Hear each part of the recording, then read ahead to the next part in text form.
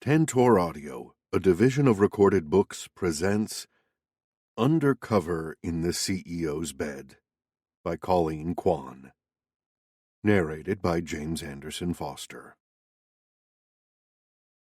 Chapter 1. As another handful of passengers exited the streetcar, Jacinta Green eased into an empty seat, slung her Nordstrom shopping bag beside her, and let out a sigh of relief.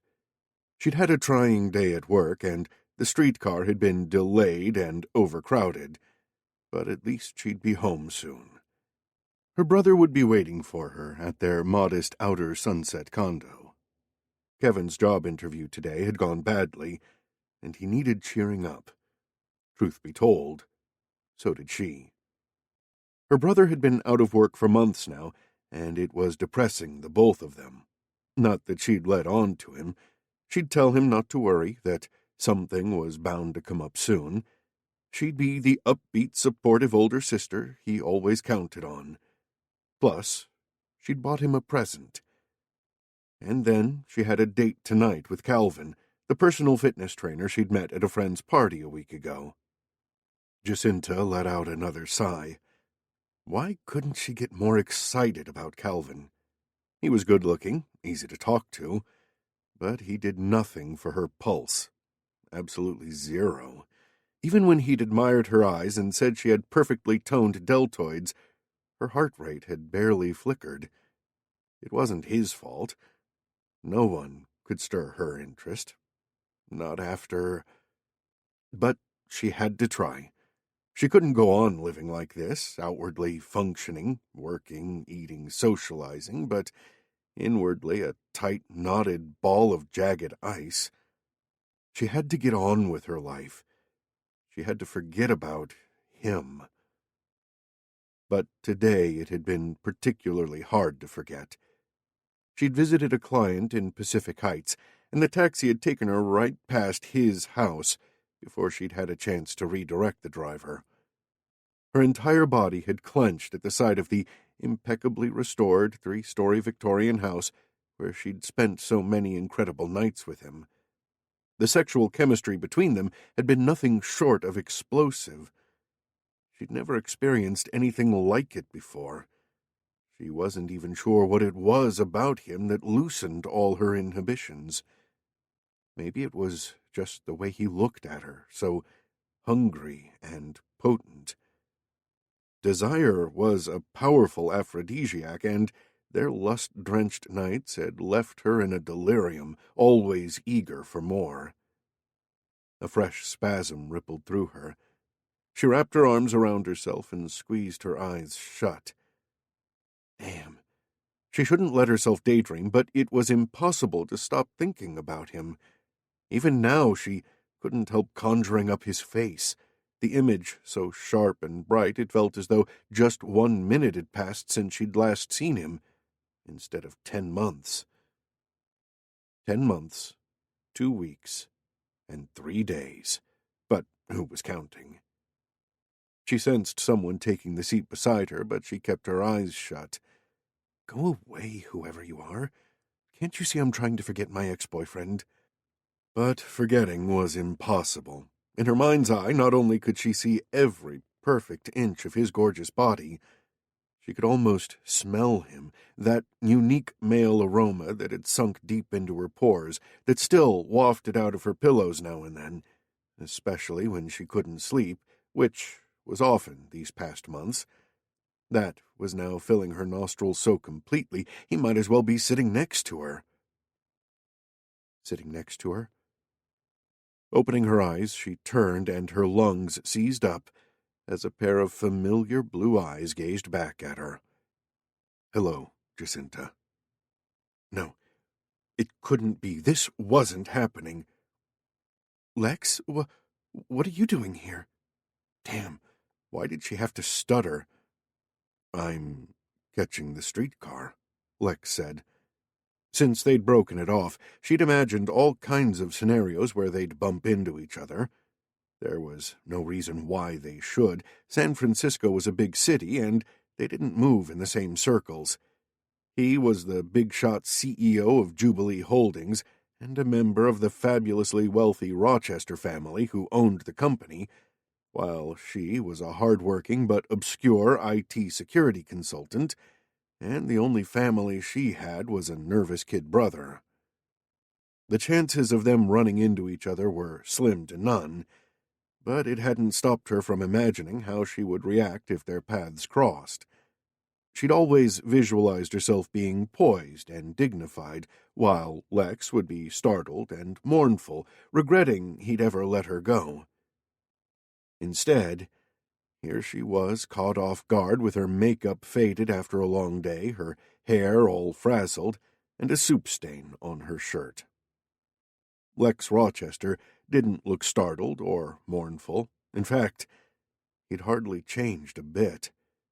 The same muscled, athletic build, the same dark-tousled hair and wolfish pale blue eyes, the same classically contoured face with the dimpled chin below firm lips. In his tailored Italian suit and bespoke shirt, Lex was as handsome and vigorous as the day she'd first met him. No pining over a broken heart for him. Lex doesn't have a heart to break, stupid. That's why she'd left him. That and the fact he'd declared it was over between them, forever. A treacherous lump wedged in her throat. "Slumming it with us wage slaves?" she managed to get out. "It's been an interesting ride." His deep voice made her ears tingle, unlocking memories of the husky, dirty endearments he'd whispered to her in the bedroom. He undid the single button of his suit jacket and stretched one arm across the back of the row of seats, exuding the self-assured sex appeal that was so characteristic of him. Her senses quivered, swamped by his presence. He was too overwhelming, too attractive, damn him. She shifted away an inch, annoyed at her weakness. She frowned as his eyes remained on her. He knew she always caught the N. Judah streetcar home at about this time. "You get on just to see me?" Despite herself, she couldn't stop her pulse from leaping. It was already thudding wildly, had been ever since she'd opened her eyes to find him sitting beside her, but now her blood was surging as if she were jogging up Lombard Street. He wants to see me again. Why? Could it be? No. She wouldn't allow herself to entertain the unthinkable. Instead of replying, he glanced about them as if concerned about eavesdroppers. He shouldn't have worried. The streetcar was half empty, and the remaining passengers were too busy with their newspapers or phones to notice her and Lex. "I wanted to talk to you," he said. "About what?" He cast around the car again. "It's sensitive. I'd prefer it if we discussed it in private." "Oh?" The air caught in her throat. From deep within her, hope came winging out like a shot of pure oxygen. She'd never thought a man like Lex would be interested in someone like her. The Rochesters were worth billions, and Lex was a bachelor oozing with an overabundance of sex appeal, whether in faded jeans or a tailored tuxedo. He could have had his pick of countless women, but he'd chosen her. He'd dazzled her, first with his charismatic looks, and then with his wit, his drive, his overwhelming confidence. Nothing was impossible for Lex. He'd captivated her and turned her whole life upside down until she was giddily addicted to him. But then she'd discovered what he was really like, and after their bitter argument, she couldn't bear to be with him anymore. She despised Lex, she told herself over and over again. They didn't share the same values. They could never be happy together, but here she was, her heart pitter-pattering and her body shaking with anticipation, because Lex wanted to discuss something sensitive with her. In private. "Let's get off at the next stop and catch a taxi back to my place," Lex said. Whoa, wasn't he being too presumptuous here? He couldn't just barge back into her life and pretend nothing had happened, that they hadn't said those horrible, hurtful things to each other. "You had me fooled for a while, but not any more," he'd flung at her. "I must have been crazy to think you'd be different." She would never forget that. She pressed her heels against the floor and tilted her nose in the air. "I can't tonight. I have a date." She couldn't help laying the stress on date, just as she couldn't help staring at him as she spoke, searching for any crack of emotion to show on his urbane face.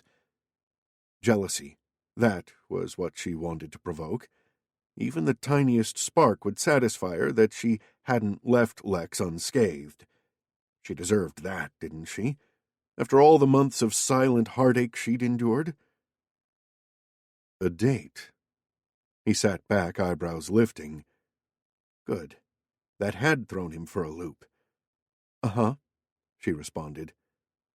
"With who?"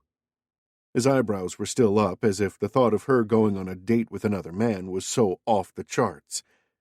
"No one you know. Not that it's any of your business. We're going for tapas. Could be a late night." "I see." His enigmatic gaze flickered over her from head to toe. "Is it serious?" Was that a flash of hurt she caught in his eyes? It didn't give her as much satisfaction as she'd hoped. "I only met him last week." The words came out baldly before she remembered that within a week of meeting Lex, she'd already spent 2 nights with him. Telltale color rose in her neck. With Lex, she'd discarded her usual prudence.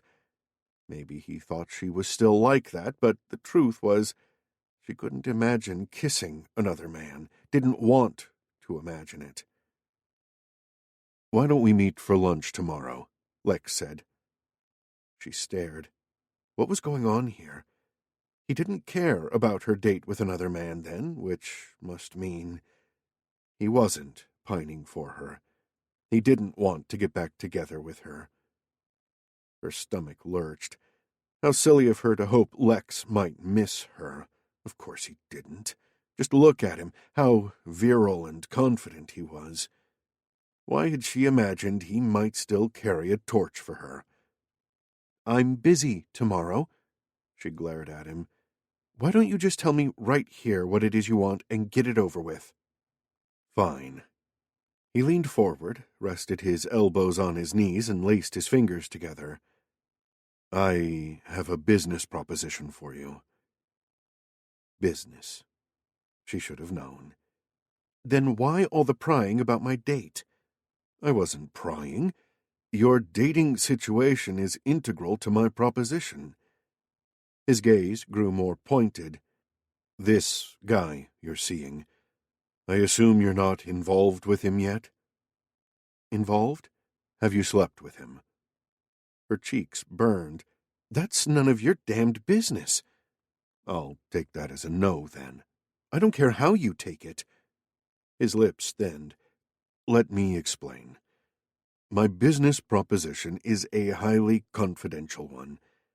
I need you to find a security leak inside my company." "Call my office and make an appointment. Cybersecurity. We're on the internet. Now, if you'll excuse—" "I don't want anyone to know I've hired you. No one at all." The expression on Lex's face stopped her in her tracks. He looked so grim, so forbidding, like there was a rage boiling behind an iron wall of self-control. When they'd broken up, he'd done plenty of snapping and snarling, but this was the first time she'd sensed such a seismic volcano simmering beneath his surface. The first time she'd detected a hint of vulnerability in him, too. "No one?" she echoed. "You can't even say we've had this meeting." Jacinta shifted uneasily in her seat. "What's with all the cloak and dagger stuff? I'm not a spy." She was an IT security consultant. She analyzed a company's systems, their information flows, their checks and balances, and she advised them on any real or potential risks.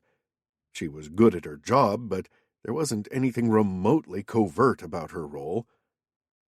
Lex kneaded one fisted hand with the other, A furrow etched between his eyebrows. Like I said, it's extremely sensitive. That's why I need complete confidentiality. I don't know, she said slowly. I'd have to tell my boss at least. He was silent for a few moments. Okay, but that's all. Agreed? I haven't agreed to anything. I'm prepared to reward you very generously for both your expertise and your discretion. He sounded like he was at the negotiating table, guarded, impassive, cold-blooded. That was how he really was.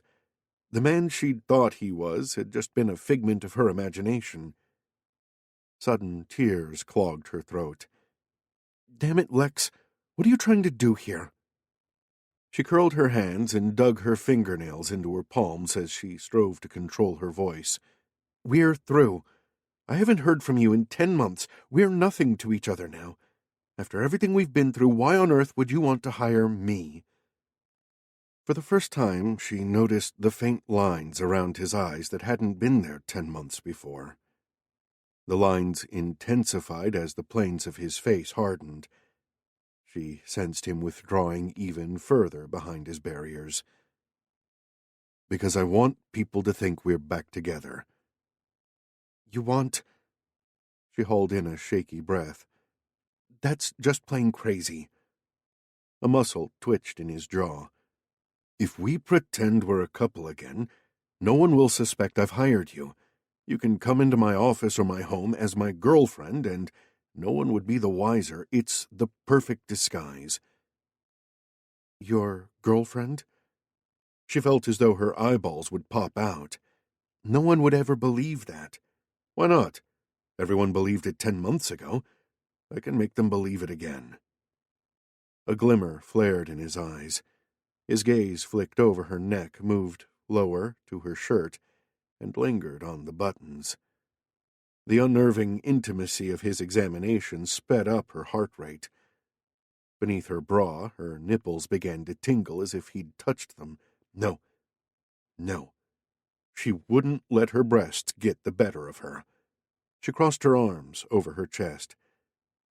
I couldn't disguise my aversion to you, no matter how much you paid me. You sure about that? What you did to Kevin was unforgivable. Her body was shaking again. She hugged herself closer. What I did to Kevin? He brought it on himself. He made a mistake, yes, but you crucified him. That's overdramatic.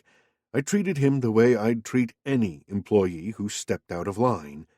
No, you went out of your way to make an example of him. She caught her breath, an acrid taste singeing the back of her mouth. She couldn't hold herself together for much longer. Any moment now, tears would leak out, and that would just prove she hadn't gotten over Lex, not one bit. She gathered her bags. I don't know why I'm even talking to you. Find someone else to fix your security hole. I'm sure there's someone out there willing to pretend she's your girlfriend. Just leave me out of it. The streetcar was approaching her stop. Thank God for that. She pushed to her feet, saying stiffly, Excuse me. Lex rose to make way for her. You know how deep my pockets are. Name your price. Don't you ever give up? The corner of his mouth lifted an inch. You know me. A shiver ran down her spine at his confidence. And you know me, she retorted. She moved into the aisle, and he stepped back to let her through, but not much. If you change your mind, he murmured as she squeezed past him, give me a ring on my cell phone. I deleted your number, she lied. Here it is, then. Before she could move, he slipped a business card into her shopping bag. Maybe it was the sudden slowing of the streetcar, or maybe it was the brush of his fingers across her wrist, or maybe it was a combination of both that made her stumble forward and bump against him. She thought he let out a soft hiss, but she could barely make out anything over the rapid thumping of blood in her ears. The sensation of Lex's solid chest pressed up against hers scrambled her already fractured wits. All she could focus on was the warmth of his body radiating beneath the soft cotton of his shirt, and the responding tremor flowing through her muscles.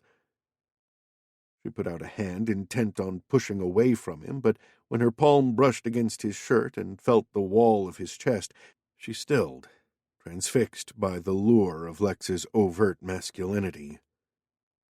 Her mind and heart had fought so hard to distance him, but her body remembered him instinctively, and the heat he'd always triggered so easily in her leaped up in instant conflagration. Her nose was inches away from his shirt. The urge to nuzzle and suck in the smell of him made her weak at the knees. A firm finger slid under her chin as Lex lifted her face to his. She wobbled in disbelief. His head lowered, his mouth tantalizingly close to hers. Was he going to... Surely she couldn't let him, but... She was paralyzed as his lips hovered an inch over hers. Jacinta? Almost drugged by his proximity, she raised her dazed eyes to his. Yes? Judging by how you're looking at me right now, I'd say you'd make a pretty good pretend girlfriend. Reality snapped back. Damn it! She was practically drooling over him like he was a powdered donut. Without a word, she pushed past him and hurried away, not daring to look back in case she saw Lex smiling after her. Pretend girlfriend. Her near swoon hadn't been pretending at all, and they both knew it. Lex looked on as Jacinta practically leaped from the streetcar in her rush to get away from him. Did she really hate him that much? Once upon a time, she hadn't been able to keep her hands off him, and the feeling had been mutual. It was still there. That urge to pull her into his arms and make her his. A second ago, he'd been this close to kissing her. God, the temptation. He still hadn't recovered.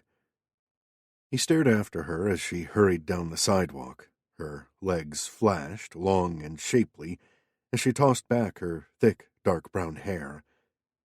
She was more breathtaking than he'd remembered. A guy turned to check her out, and Lex's fingers curled into a fist. Jackass. He shook his head. Damn. Was he jealous of Jacinta? What about the date she had tonight? Was it serious? A weird tightness formed in his chest. Swiping the back of his hand across his brow, he forced himself to sit back as the streetcar rumbled on.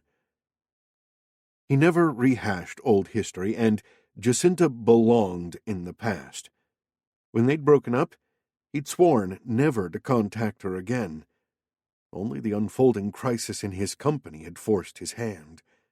He'd identified the most efficient course of action, which meant contacting Jacinta again, and so he'd done it. But he'd underestimated the impact of old memories, and seeing her in person had punched the air from his lungs.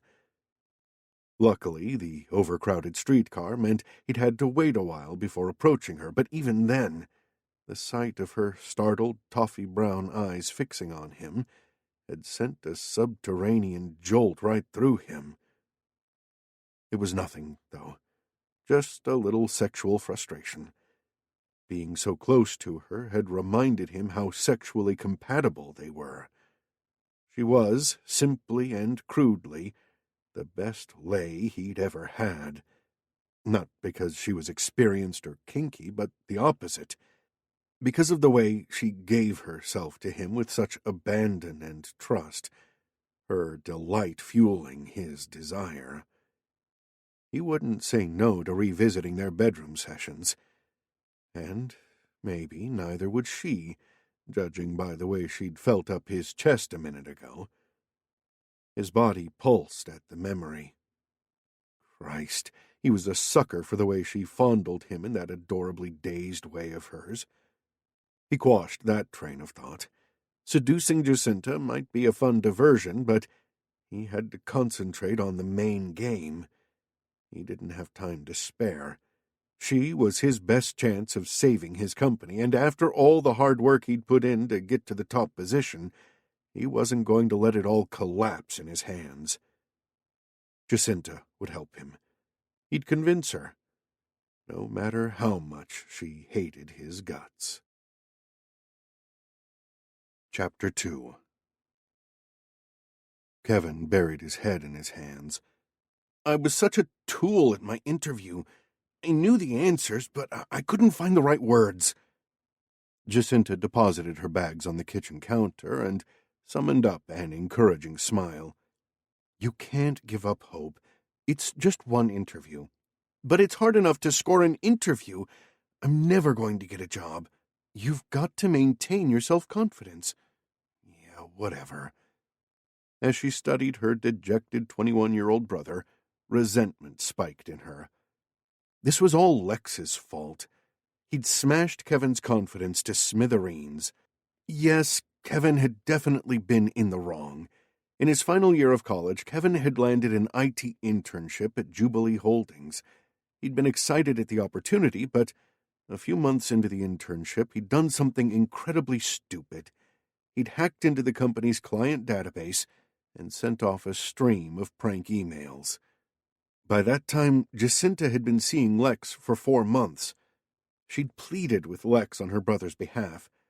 She didn't expect special treatment just because they were together, but at the back of her mind, she'd hoped that their relationship would have some influence on him.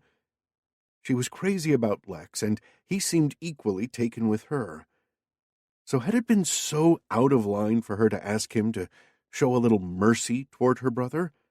He'd reacted as if she'd tried to bribe him, and then he'd gone out of his way to punish Kevin to the hilt.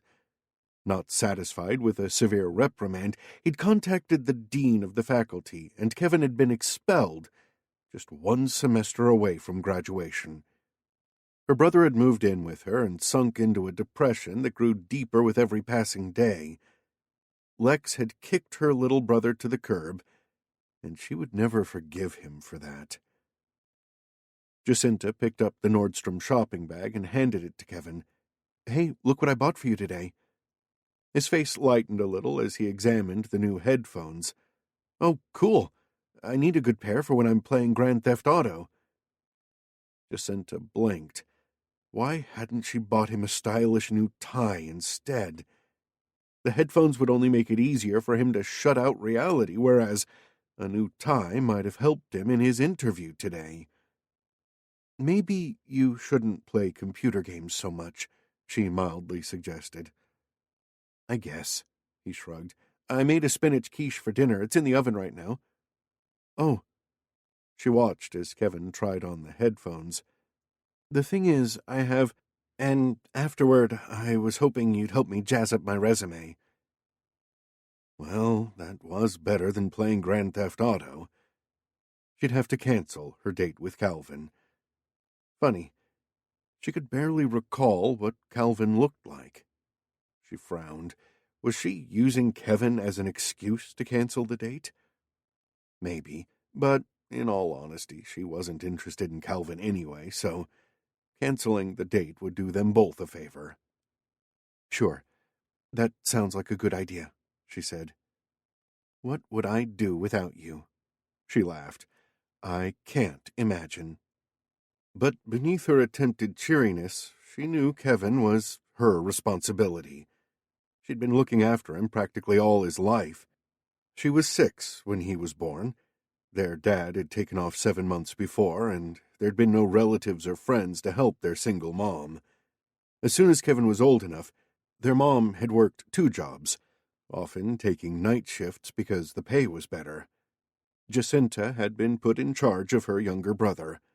He was a skinny, pale boy with behavior problems that sometimes made him impulsive, but his disadvantages had brought out all her protective instincts. But in the past year, she'd let him down. Her tumultuous affair with Lex had consumed all her attention, and she'd neglected Kevin. Now, despite all her help and encouragement, he was sliding into an even deeper funk. She couldn't let that happen. She had to do something more concrete this time. and Lex was the answer. He needed something from her, and he was in a position to help her brother. She'd almost let him kiss her today, even though she couldn't stand him. Shame on her. It was degrading to lust after a man she didn't respect. She needed to cut the cord that still shackled her to him, or she'd never be free. The realization braced her like a cool sea breeze. She would use Lex to help her brother. She'd ignore his charms, and when she was done, she'd walk away from him, head held high. The Maritime Museum Visitor Center was usually quiet on Friday mornings, which was why Lex had chosen it as his meeting spot with Jacinta. He'd adjusted his wristwatch and smoothed down his tie as he approached the museum. The faint fluttering in his stomach surprised and dismayed him. He couldn't be anxious about seeing Jacinta again. Okay, hearing her voice on the phone earlier today had given him a jolt. He'd expected her to call, just not so soon. She'd sounded businesslike as she said they should meet, and when he'd suggested an early time, she'd hesitated only a couple of seconds before agreeing. Everything was falling into place, so why did he feel antsy about meeting Jacinta? Christ, he wasn't a teenager anymore. He stopped dead when he caught sight of her in the entrance lobby. She stood in front of a huge wooden anchor, appearing absorbed by the exhibit. Her crisp white shirt and tailored navy skirt showed off her curves and long legs. She still looked like dynamite. Her thick chestnut hair was achingly familiar, and the sight of the shining mass falling down her back caused his chest to constrict. From her glossy hair down to the tips of her polished navy pumps, Jacinta looked competent and professional, but he knew from experience she wasn't always so poised, knew the kind of untamed passion that could come flaring out of her. Unbidden, a memory flashed through his brain, a memory of bending her over his office desk, of unzipping that tailored skirt and unbuttoning that crisp shirt, of her hair all tossed and wild as she wrapped her legs around his hips and urged him on in that husky, excited tone of hers. His trousers tightened as blood throbbed in inconvenient places. Hell, get a grip, man. Think of something else. Think of her face when she'd called him a mean, vindictive bastard. Yeah, that would do it. He clenched his jaw and strode forward. Jacinta. He gave her a brief nod. Let's go somewhere quiet. She raised her eyebrows at his tone. He hadn't meant to sound so abrupt, but he had to get his balls under control. Without speaking, she allowed him to usher her further into the museum. When he got a sideways glimpse of her, he couldn't help noticing the faint shadows beneath her eyes, the telltale signs of insufficient sleep. He frowned. How was your date? She started, then gave him a Mona Lisa smile. Great. Really great. He forced the scowl away from his brow. Tapas must agree with you. Oh, tapas, yes. Very yummy. I hope you didn't have any gambas. Gambas? You're allergic to shrimp, remember? Makes you break out in a rash. Her face flushed with annoyance. No gambas, she muttered. Late night, then? He couldn't help asking. Must have been. I can't even remember what time I got back. Did you sleep with the guy? The question pounded against his skull, but he'd be damned if he'd show such weakness. Too bad he hadn't slept with anyone else since Jacinta. There'd been plenty of opportunity, but every time his body had failed him before he'd reached first base. Only Jacinta did it for him. You know you'll have to break it off with this guy, he said. I don't allow my girlfriends to have lovers on the side. The flush spread to the roots of her hair, and he felt a perverse satisfaction that he still had the power to get her worked up. "You just assumed I've agreed to your plan?" Her voice dripped with ice. "I don't assume anything with you." That was the truth. She was different from every other woman he'd ever met. "But why else did you agree to meet me here?" "You haven't heard what I want. You said I could name my price." "So, how much do you want?" He narrowed his eyes at her. Jacinta had never struck him as greedy. She hadn't been impressed by his wealth, despite the expensive baubles he'd showered on her. Every last one scrupulously returned to him after their breakup. But things were different now. If she was going to help him, then she'd make him pay a fair price, maybe even an exorbitant one, just to punish him. The question was, how much? "I don't want money." She took a deep breath. "I want you to hire Kevin. Give him a job in your IT department, a proper job, not some made-up role." "No." The answer came out before he'd even had time to think about it. She blinked. "What?" "No, I won't do that. Never." "Don't you want to think about this? After all, it won't cost you much. I'll pay you $250,000. Her eyes widened to the size of saucers. $250,000? That's crazy." "No, I'll tell you what's crazy. Expecting me to take back your brother as if he did nothing wrong. That's what's crazy." "You're so unreasonable." Her eyes were flashing. Usually they were a soft honey caramel color, but now they were spitting. "What do you have against Kevin, huh?" "Come on," he scoffed, his temper rising.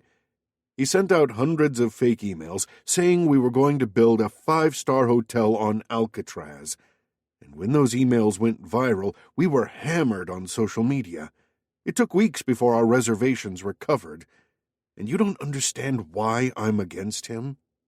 If he managed to hack into a supposedly secure database, doesn't that show he has talent?" "I don't need that kind of talent." "But it's not just the hacking." Her chest heaved up and down. "Even before that happened, you never liked him. Admit it."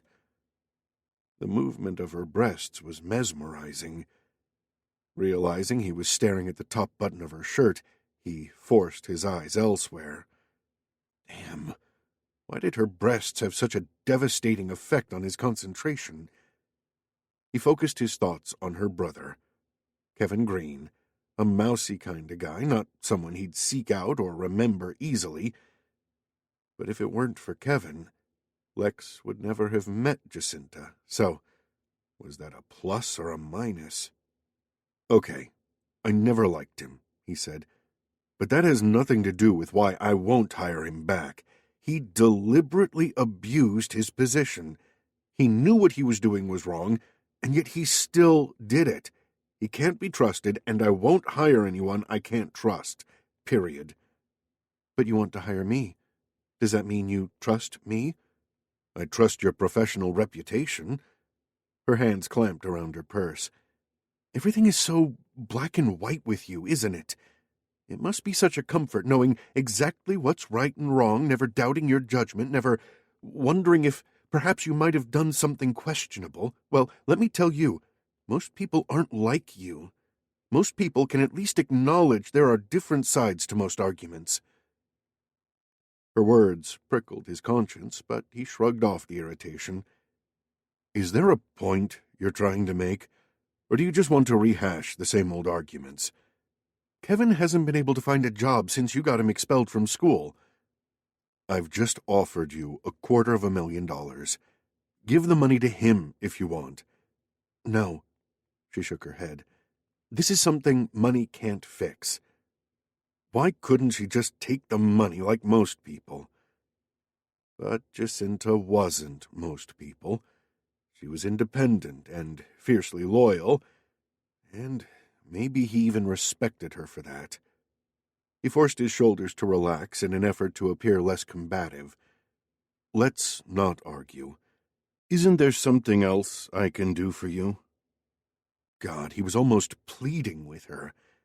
Did she realize how difficult this was for him?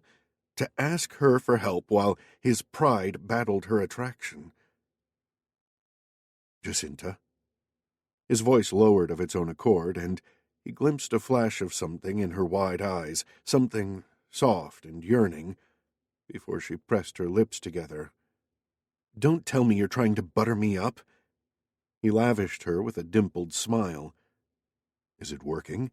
Oh, you'll have to come up with more than just Jacinta. She mimicked his husky voice. Her throaty tone had the blood coursing thick through his veins. How much more? A lot more. You'll have to stifle your ego and find Kevin a job. Lex sighed.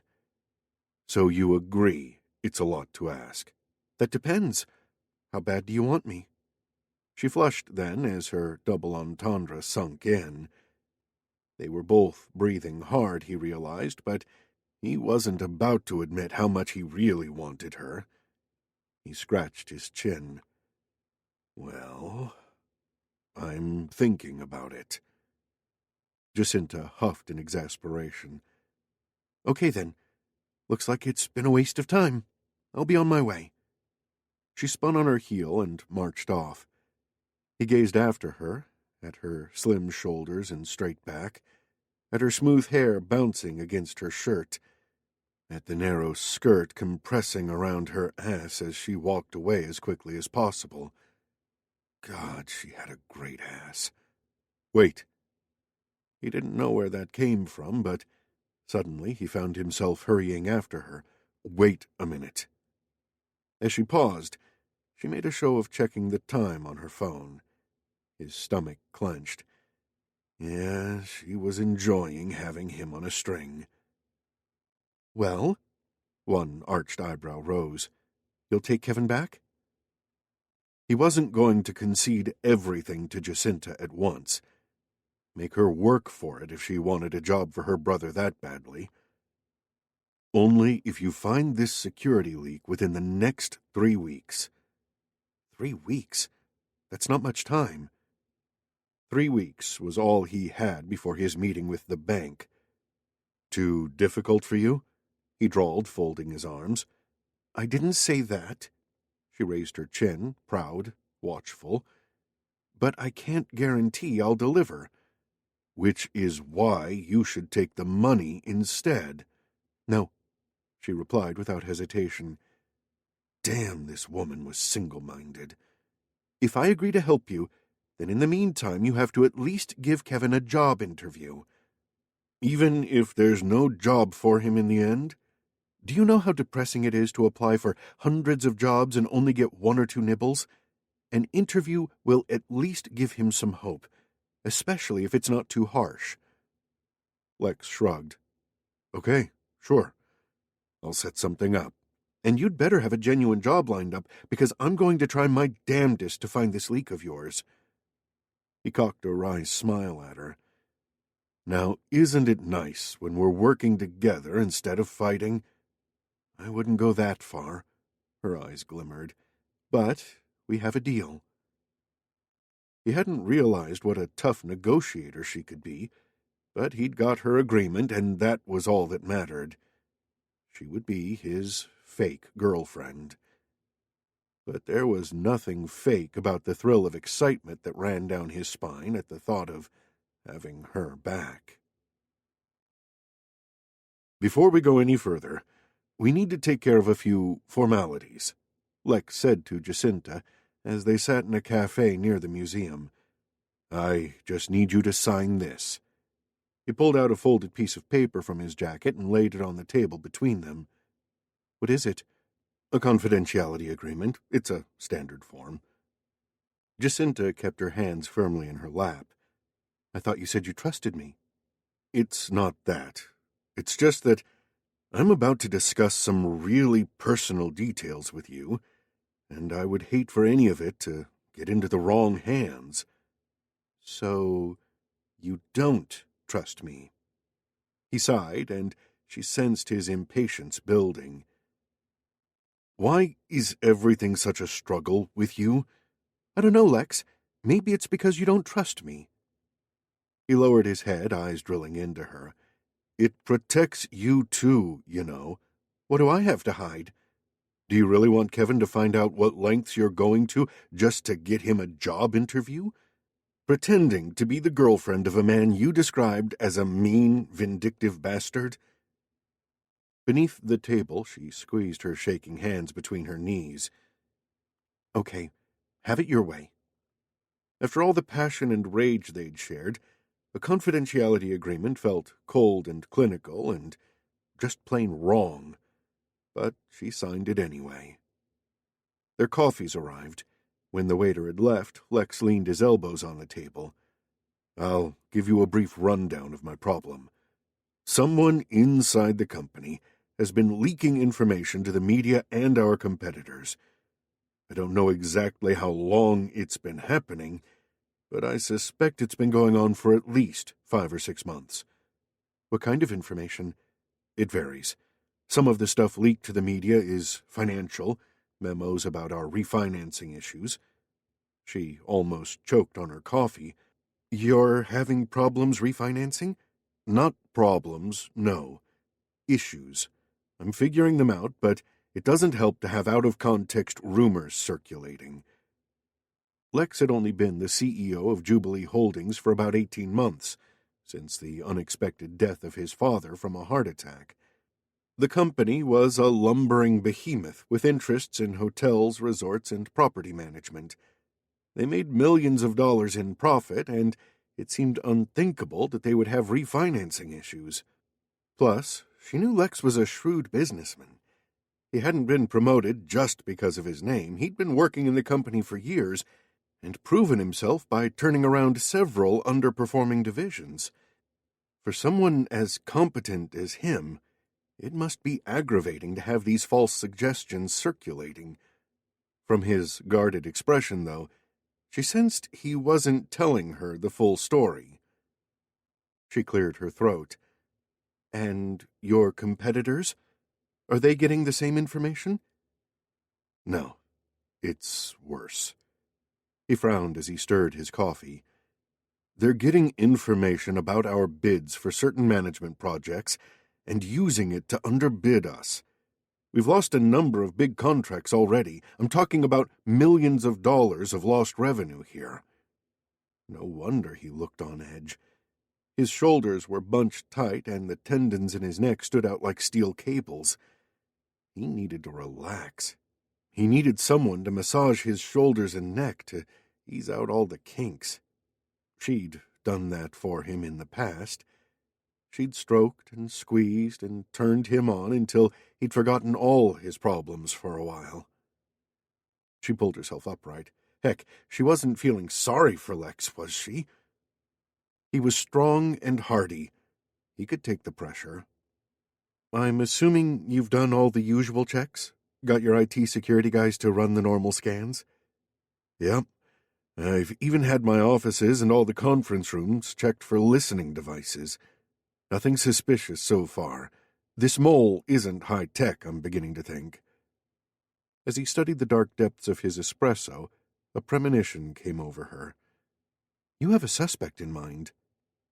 In answer, he shifted in his seat and tapped his spoon against his cup. Well? She prompted. He pushed aside his coffee to lace his fingers together on the tabletop, his thumbs pressing against each other. You've never met my family, have you? You know I haven't. In the 4 months they'd been together, she couldn't remember Lex ever mentioning the other Rochesters. At the time, she hadn't really noticed, but now it did seem odd, considering he was the head of the family company. I know you have relatives who work at Jubilee, too. Lex nodded. There's my Uncle Ralph. He was our vice president in charge of branding, but now he spends most of his time running the Rochester Foundation. Kirk, his son, is in our finance division. We're the same age. He's had some personal problems in the last couple of years.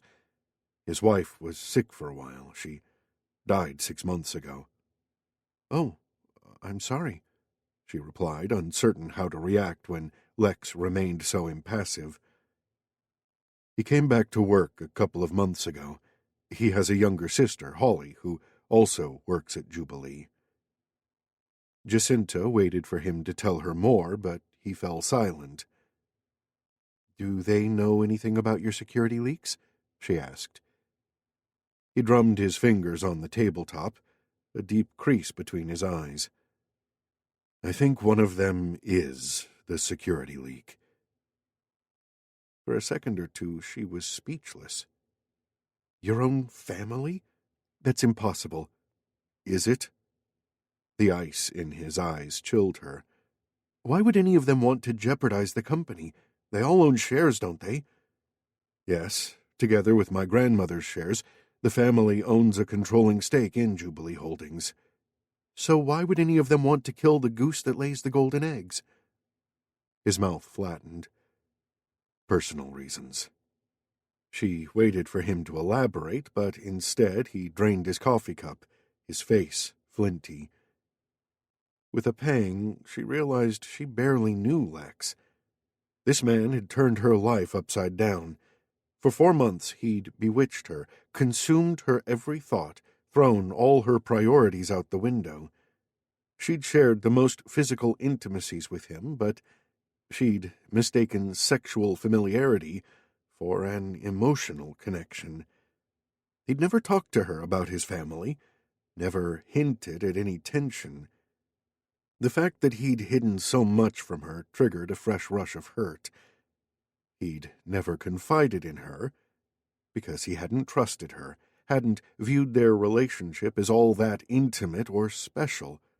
Well, she wouldn't beg him to open up to her. "You must have more than just personal reasons to suspect them of sabotage," Jacinta said. He set down his coffee cup with a thud. "Hell, of course I don't want to suspect my own family, but I don't seem to have any other choice. The last 2 leaks could only have come from one of them because they happened right after private meetings where only family members were present. We were discussing a possible sell-off, and those discussions were leaked. The meeting room we used had been scanned for listening devices, and we don't allow cell phones in our meetings. The only way that info got out was through someone who was there. Me, Kirk, Holly, Ralph. Maybe one of them did leak the information, but only by accident. They could have mentioned it to their partner or to a friend in passing. It doesn't have to be deliberate." This was no accident. A day after the meeting, I had a reporter asking me about the sell-off. Everyone in the family knows all our meetings are confidential, and besides, none of us have partners of any kind. Jacinta let out a long breath, then took a sip of coffee to give her time to order her milling thoughts. "And how do you think I could help you? Seems like you've already narrowed down the suspects. Why don't you simply confront them?" "I can't do that." "You? I don't believe it. You thrive on confrontation. This is different." He studied the tabletop. "This is my family. Things between us are tricky enough as it is." For a second, he seemed uncertain, vulnerable even. "I don't want to stir up a hornet's nest by coming out with my suspicions. They'd think I didn't trust them." "But you don't trust them." He sighed, still looking troubled. "I want to get my facts straight before I act. That's where you come in. My IT security guys have already put in software to monitor the entire company's network traffic. I have access to those logs.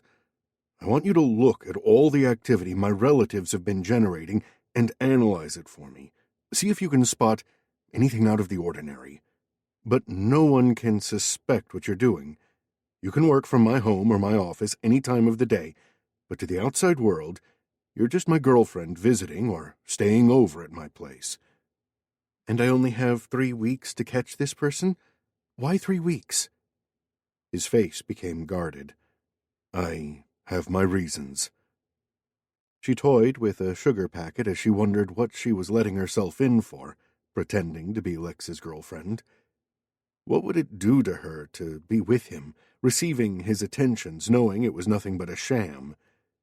And what if she forgot herself and they ended up in bed again?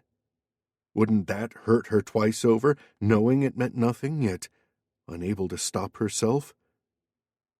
"Are you sure it'll be so easy to fool people into thinking we're back together?" she asked.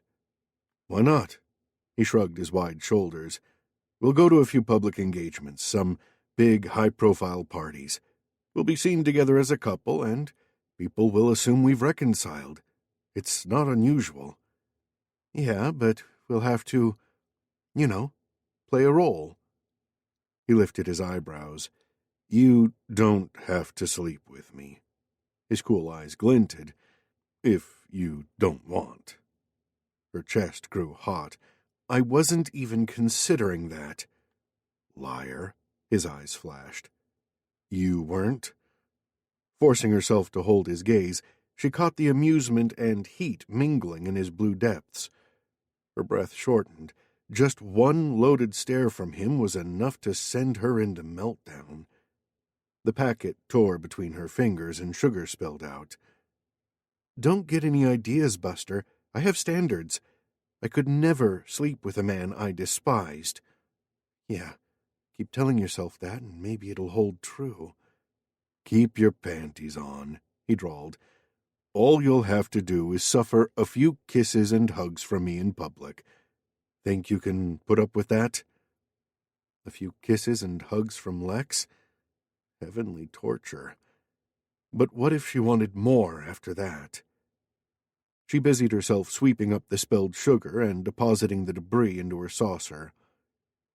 "I guess." "And no heavy petting without prior arrangement." The glint in his eyes lingered. "No heavy petting, period." "Why make such strict rules? You might enjoy it. I'm not a bad kisser, you have to admit." He was a fantastic kisser, the best she'd ever had, but pigs would fly before she'd admit that. "When do you want to start?" "Tonight. There's a big party I'm supposed to attend. I'll pick you up at 7. Wear something slinky. You know the kind of thing I like." For a moment she spluttered. How dare he talk to her like that? But then she realized he was right. If they were to convince everyone they were back together, she'd have to dress like his girlfriend. And she did know the kind of thing he liked. Slinky, provocative, but always classy. "Is that okay with you?" Lex asked. "You look stirred up." She was stirred up, all right, at the thought of dressing to please Lex, of spending an entire evening in his company after all these months struggling to forget him. But hadn't she decided this would be good for her? If she spent more time with Lex, she'd realize once and for all how incompatible they were, no matter how incredible he was in bed. This was her chance to cauterize the wound, and pull her brother out of his rut at the same time. 7 is fine with me. She pushed to her feet, suddenly longing to get away from Lex. "I'll see you tonight." Chapter 3. The doorbell rang at exactly 7, and although she'd been expecting it, Jacinta couldn't help starting. Nerves quavering, she hurried to the door and opened it to find Lex filling up her doorframe with his tall figure. Tonight, smart casual in slim-fit trousers, black shirt open at the neck, and showing just a hint of chest hair, and tapered Italian shoes. His dark hair was immaculately groomed, still slick from his shower, his freshly shaven jaw smooth and angular. The corner of his mouth twitched as he scanned her body. "I see you took my advice. I like what you're wearing." Gratification surged inside her before she squashed it down. "It'll do the job, I guess." She smoothed her palms down the sides of her ruffled halter-neck cocktail dress as the tips of her loose hair brushed against her bare shoulder blades. The soft material clung to her body, flattering her shape, the short skirt showing off her legs. She felt good in this dress, and she couldn't deny she liked Lex's appreciation. He helped her into his car, and soon they were speeding away. "How did your brother take the news about us?" Lex asked. He wasn't thrilled. That was an understatement. When she'd told Kevin she was seeing Lex again, he'd looked at her as if she'd thrown a dagger through his chest. Coming on top of his disappointing interview yesterday, it couldn't have been worse timing. I spoke to the head of the IT department, Lex said. There's an entry-level programmer job available. If Kevin sends in his resume, someone will give him a soft interview. Tell him it's been 10 months and his record has been wiped clean. Think he'll go for it? Oh, by now, I think he'd go for anything. Her spirits lifted. He's been in a deep funk for so long. Lex didn't answer, but the tightness in his jaw said it all. He had no sympathy to waste on her brother. Tell me about this party, she said. Who's throwing it? My friend Carl. You remember him. He works at Jubilee, too. Jacinta had met Carl a few times. He was an easygoing man, an old school friend of Lex's, who now held a top-level executive position at Jubilee Holdings. Attending his party as a couple would definitely set the gossip flowing. Carl would spread the news of their reconciliation right through the company. He wouldn't be able to help himself. And Carl knows nothing about your leak suspicions? She asked. No, nothing. So, Lex couldn't bring himself to trust one of his oldest friends. Maybe because his family was involved. He'd only revealed his suspicions to her because he'd had no choice. But to everyone else, he'd remained silent. Maybe he didn't want to badmouth his relatives behind their backs, even if he didn't get along with them. Maybe he was more family-focused than he let on. She was still mulling this over when they arrived at a large, brightly lit house, already heaving with a crowd of people. As they stepped inside, Lex's hand came to rest on the small of her back, a familiar gesture from the past which, as always, sent an electric spark rippling down her spine. She'd barely collected herself when Carl came rushing over, his face flushed and eager. "Great to see you again, Jacinta." He gave her an extravagant hug, then turned to pump Lex's hand. "Fantastic news, buddy." Jacinta raised her eyebrows at Lex in silent query. He lifted his shoulders. "I sent Carl a text earlier saying I was bringing you tonight. I guess that's what he's referring to." "Best news I've had in months." Carl grabbed a couple of cocktails from a passing waiter and pressed them onto Lex and Jacinta. "As you can see," Lex said to Jacinta, "Carl is easy to please." "Brooke?" Carl beckoned to his wife, who had just entered the room. "Lex and Jacinta are here." Brooke came up to greet them, and, after a few minutes of chit-chat, she drew Lex away, insisting she had to introduce him to someone. As the press of people thickened around them, Carl ushered Jacinta to a secluded corner in the living room. "I'm glad you two are back together," he said more quietly when there was no one within earshot.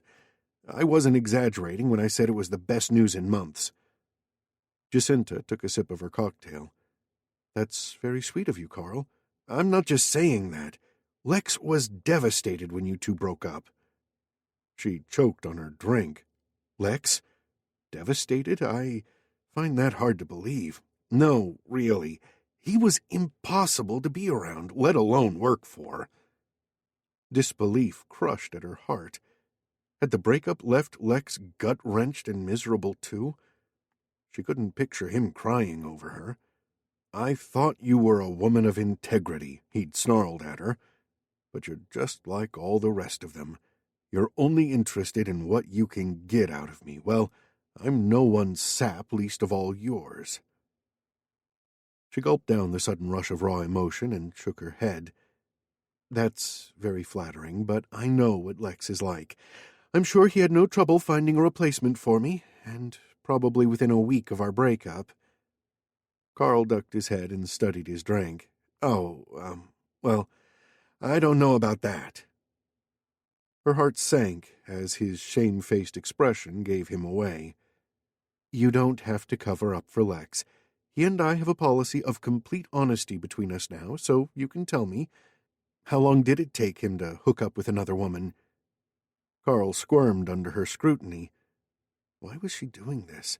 Why was she torturing herself imagining Lex with another woman? I can't remember exactly, Carl muttered. But you know what Lex is like. Women come on to him all the time. Jacinta's heart squeezed tighter. She didn't want to know, she really didn't, but... So, there've been quite a few, then? His face contorted again in embarrassment. No one special. Oh, damn.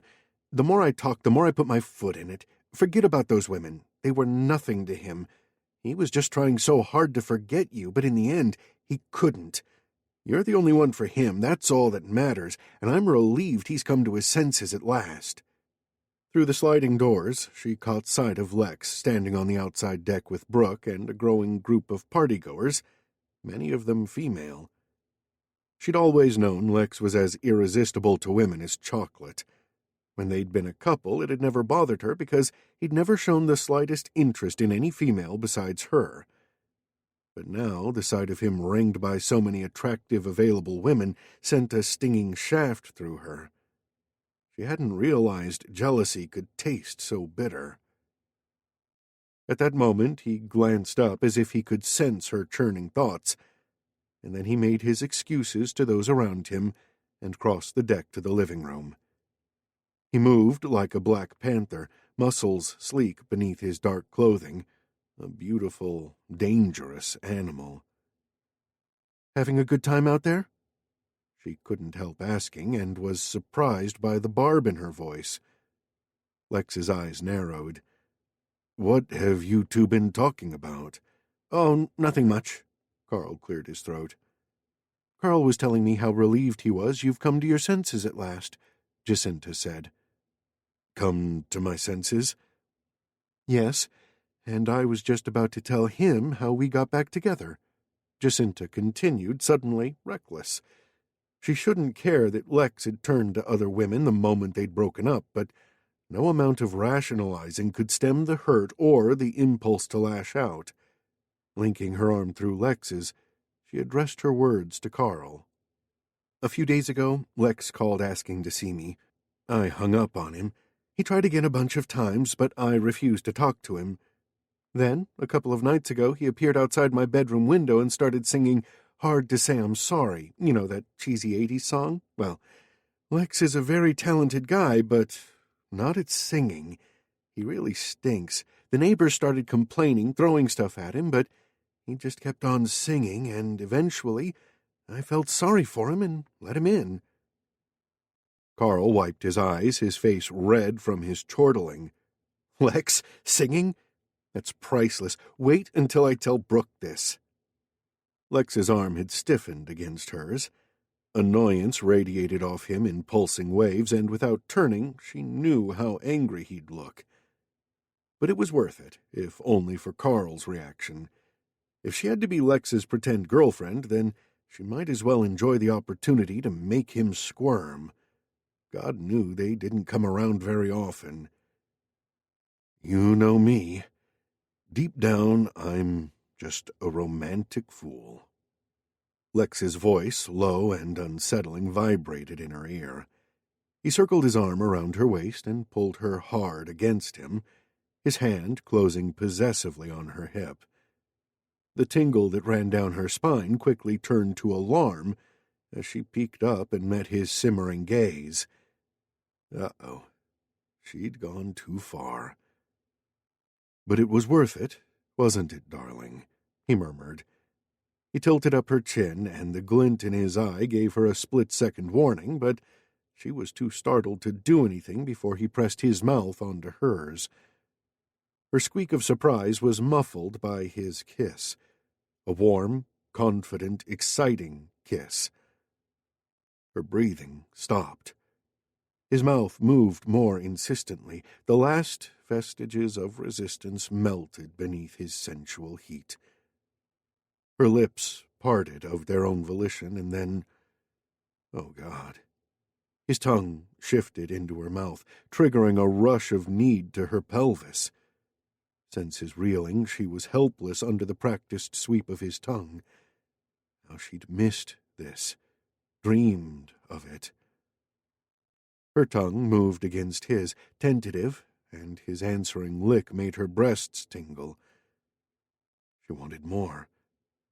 She wanted, gasping, she somehow wrenched herself free. How dare you? She'd been about to splutter before Carl's bemused expression swam into her vision and brought her up short.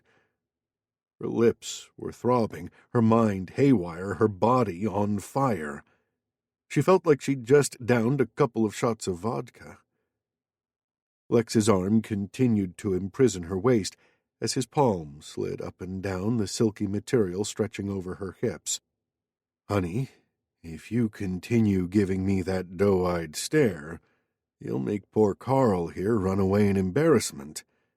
"Oh, don't mind me, you two lovebirds," Carl chuckled. "You hear that?" Lex's lips brushed her hair. "Carl doesn't mind." A fresh group of partygoers surged into the living room and diverted Carl's attention. The room was getting crowded and stuffy. Lex ushered her out onto the deck where they joined another group. She thought he would release her, but he kept his arm around her. She wiggled her hips, only for his hand to shift up to her waist, his grip sure and solid. Through the filmy stuff of her dress, she could feel every inch of him impressed against her length.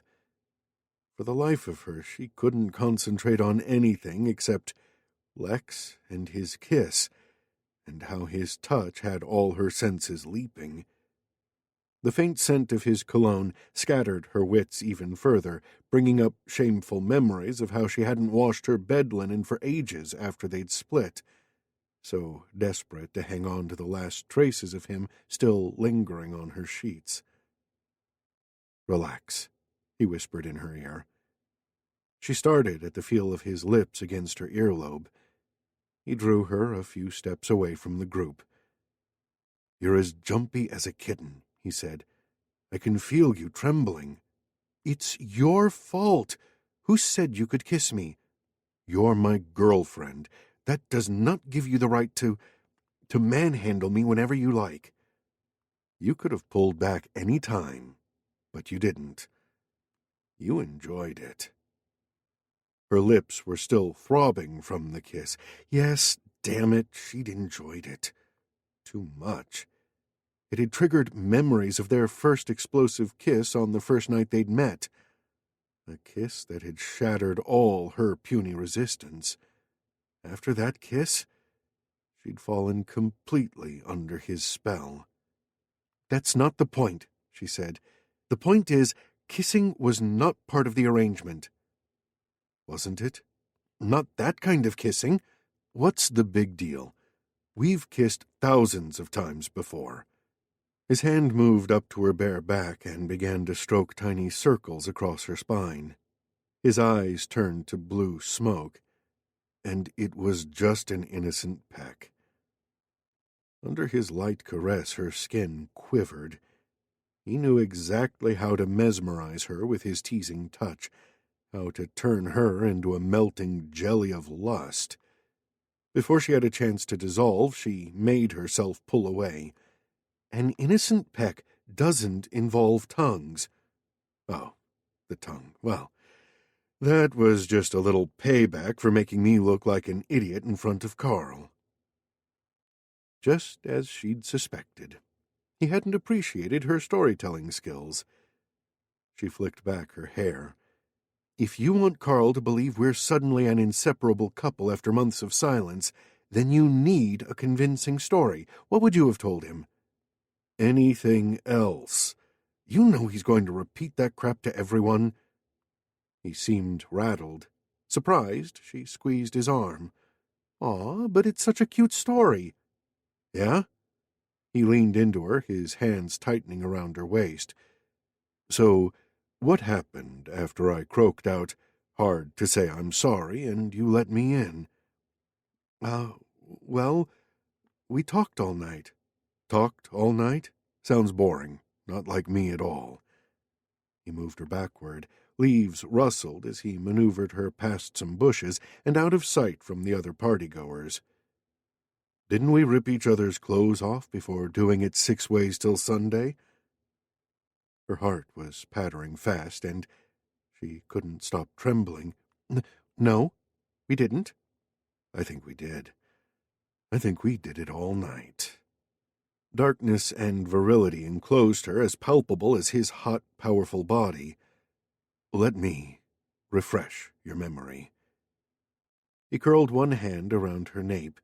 Then he dipped his head, and although she had time to pull away, she didn't. She just stood there, transfixed with anticipation, as his mouth descended on hers. This was no sweet, romantic kiss, but controlling and ravenous. Pushing her up against a brick wall, he plastered himself over her, his free hand grabbing her ass. His roughness was still such a turn-on, God help her. She heard herself moaning against his mouth as her insides turned to mush and excitement streaked through her. She couldn't resist folding her arms around him, splaying her hands across his wide back to press him closer. His tongue tangled with hers before he daisy-chained a line of kisses down her throat. The thrill of his lips nipping at her skin had her arching into him. Somewhere in the recesses of her mind, a faint voice warned her to stop, but how could she end what her body so desperately craved? His hands. Oh, there was such magic in his broad, sure hands. They caressed her ass and hips before moving up slowly over her bare back, each confident stroke sending fresh heat through her. With his mouth and his hands he ravished her, his thigh thrust between her legs, pinning her to the wall. Material crinkled, and then he slipped both hands under her halter top to cup her breasts. "Oh, yeah," he murmured into her neck. "I remember these." She couldn't breathe. She was on fire. In his hands her breasts felt heavy and aching and wonderful, and she felt herself filling with heady sexual power.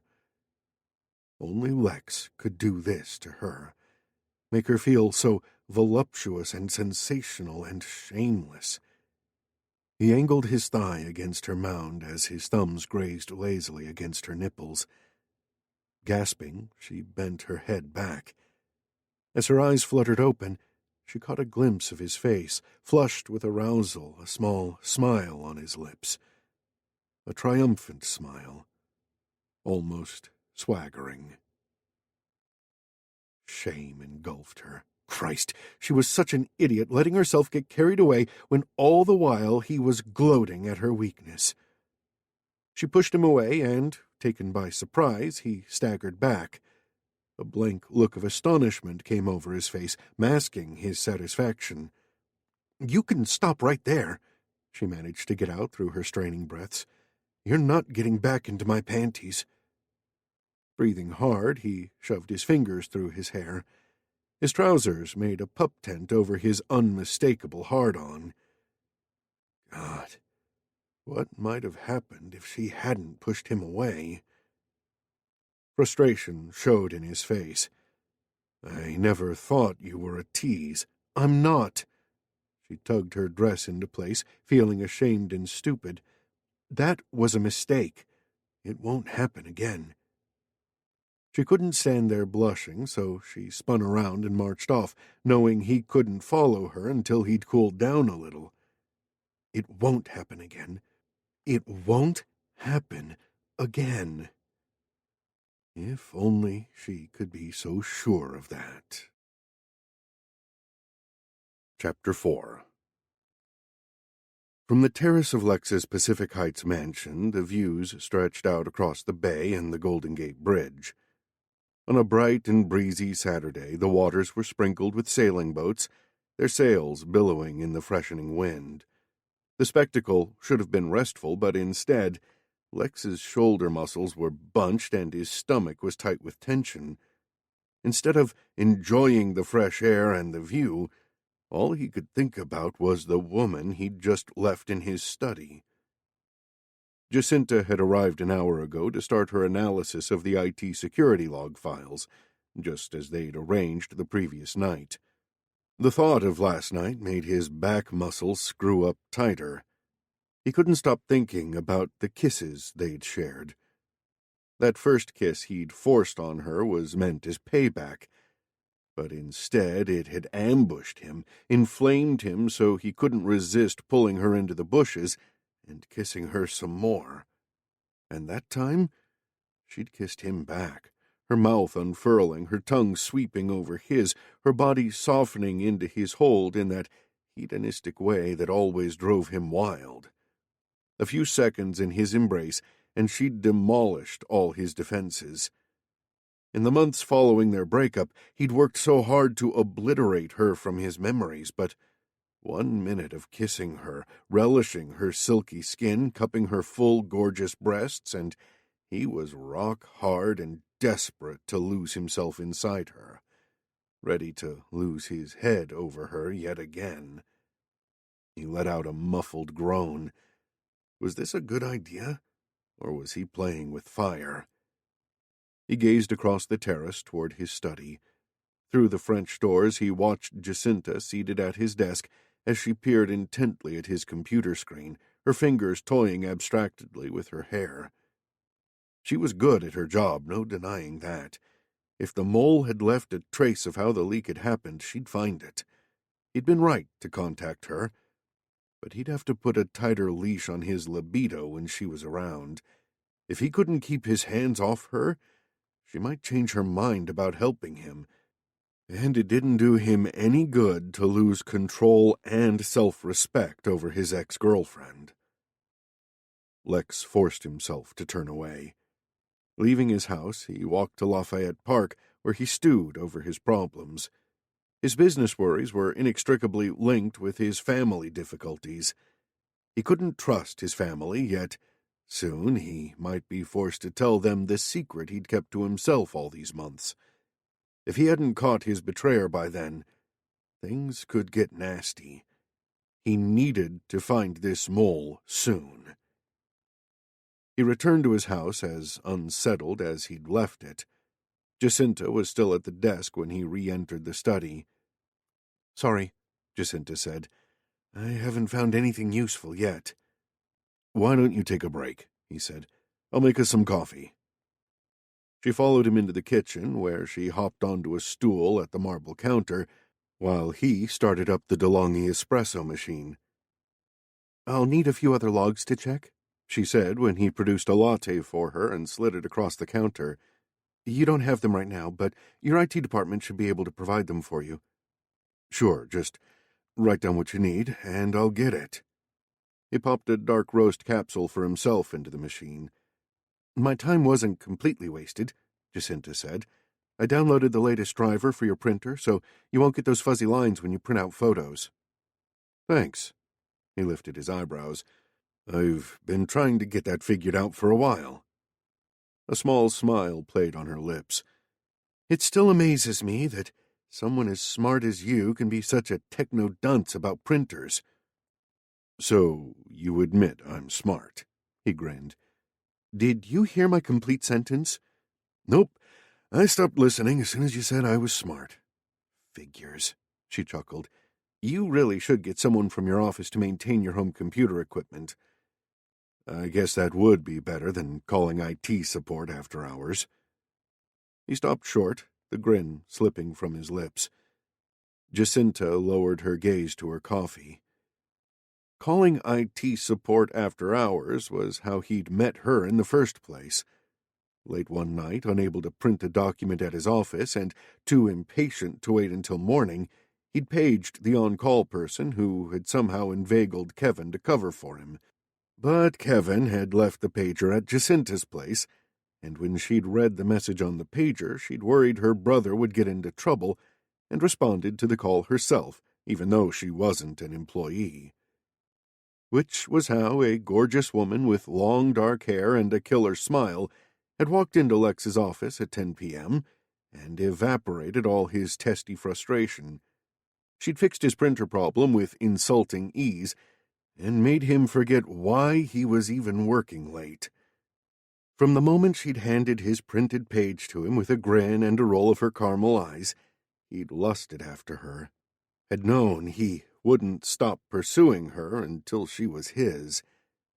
Luckily, she was just as hot for him, and soon she was where he'd first envisioned her, in his bed, all his. She wasn't his anymore, but damn, it was hard to erase the memories. "So, your boss is okay with you helping me out?" he asked as he turned back to the coffee machine. "He's not thrilled I've pushed back some of my deadlines," she shrugged, "but he'll survive. You're too valuable to them. I remember the kind of hours you put in." He picked up his coffee and joined her at the kitchen counter.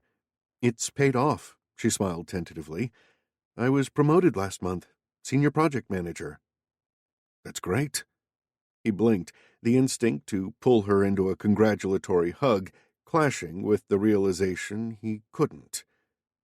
He cleared his throat and downed some coffee.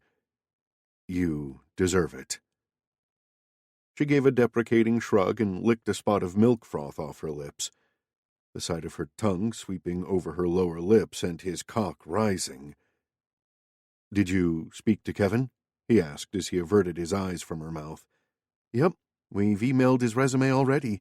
He's so eager to make amends." The sight of her pensive expression made him shake his head. "You're too close to your brother. You coddle him too much." Her mouth settled into a familiar, stubborn line. "We love each other. Is that such a crime?" "You love him. I don't see much quid pro quo happening." A trace of color rose in her cheeks. "When I was in college, he worked part-time jobs, looked after all the household chores so I could focus on my studies. We had no one else, but it didn't matter because we could rely on each other." She pushed her hair away from her face. "But I guess you can't understand that since you don't trust your own family." If he'd had a sibling, maybe that would have made a difference. He didn't want to admit it, but he envied the bond between Jacinta and her brother, even though she was blind to Kevin's faults. "Have you ever considered that you're hindering Kevin instead of helping him?" he asked. "If you forced him to survive on his own 2 feet once in a while, it would do him good." "Tough love? Is that how you were brought up?" "I wasn't cushioned from all my failures, if that's what you mean." When he was 12, he'd been sent to boarding school. To make a man out of him, his father had said. A man fit to run the Rochester empire. Toughness, yes, he'd gotten a lot of that from the old man. Love? That was debatable, and in any case irrelevant now, his father being dead this past year and a half. "Kevin's not like you, or most people." She toyed with her empty coffee cup. "He's sensitive, emotional, sometimes irrational." "Irrational, you can say that again. Why else did he send those fake emails?" He hadn't meant to drag that out again. They'd argued so bitterly over it already, but he couldn't help himself.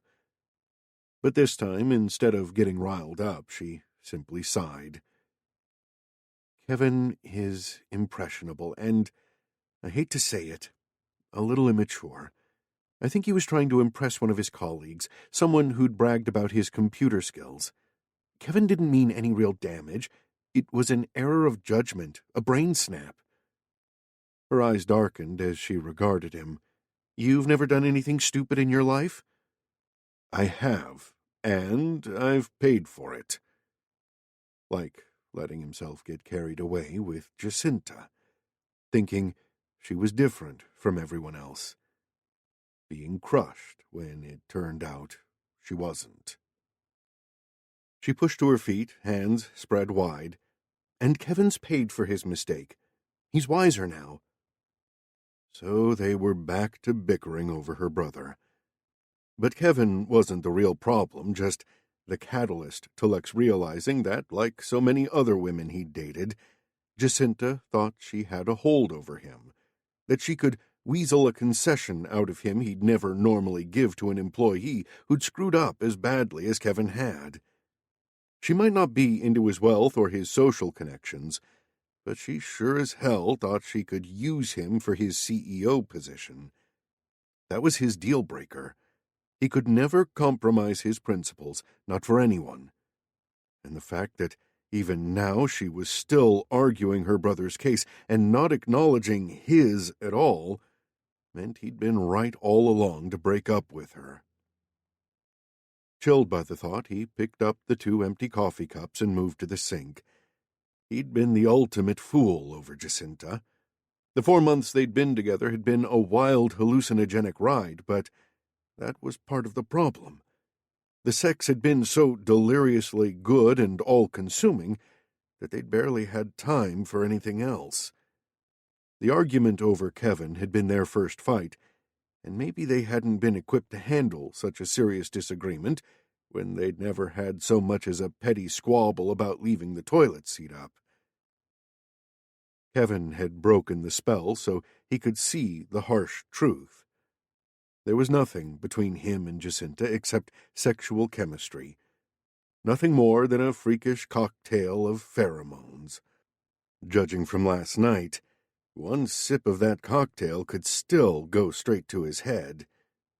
Was it the same for Jacinta? Or was it possible she'd put on an act? Damn, that was hard to believe. He was almost 100% convinced she hadn't faked her reaction to his kisses last night. But then again, she'd pretended so easily in front of Carl, telling him that bullshit story about how they'd reconciled.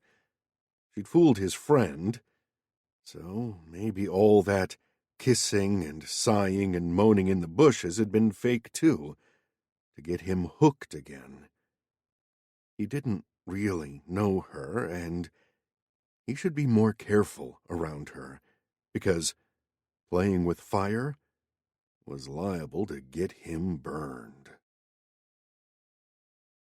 Chapter 5. Love Through the Ages was the kind of art exhibition Jacinta would once have looked forward to seeing, but now the huge advertising banners fluttering outside the Museum of Modern Art made her wince. Tonight had nothing to do with love. It was only another opportunity to be seen in public with Lex. The Rochester Foundation was a major sponsor of the exhibition, and Lex's Uncle Ralph was bound to be here at the opening party, which was all the more reason to attend the opening that Saturday night, Lex had said. As they approached the entrance to the art gallery, Jacinta spotted a couple of photographers and stopped in her tracks. "Are they going to take pictures of us?" "Why not?" Lex replied. "What will they do with the pictures?" "I don't know. Put them on the internet? Publish them in a newspaper?" When she and Lex had been together before, they hadn't attended these big public events, and she hadn't minded because she wasn't into upscale receptions. But tonight's event was a reminder that Lex came from a very different world than hers, a world of billionaires and socialites where the Rochester name was prominent, whereas she was a nobody. She was usually comfortable with her status in life, but this swanky exhibition only highlighted the gulf between her and Lex. She drew in a breath and patted down her skirt. At least she looked her best in a minimalist black shift dress adorned with just a chunky silver necklace. "Okay, then. Here goes nothing." As they walked within range of the cameras, Lex took a hold of her hand, threading his fingers through hers so there was no escape. Her heart jolted, and a split-second tug-of-war ensued in her head. The feel of his hand was so seductive, but could she touch him again? "Hang on," she reasoned. "This was all for the camera's sake." Lex drew her next to him, and the camera flashes went off. "Smile," he murmured, grinning suavely at the photographers.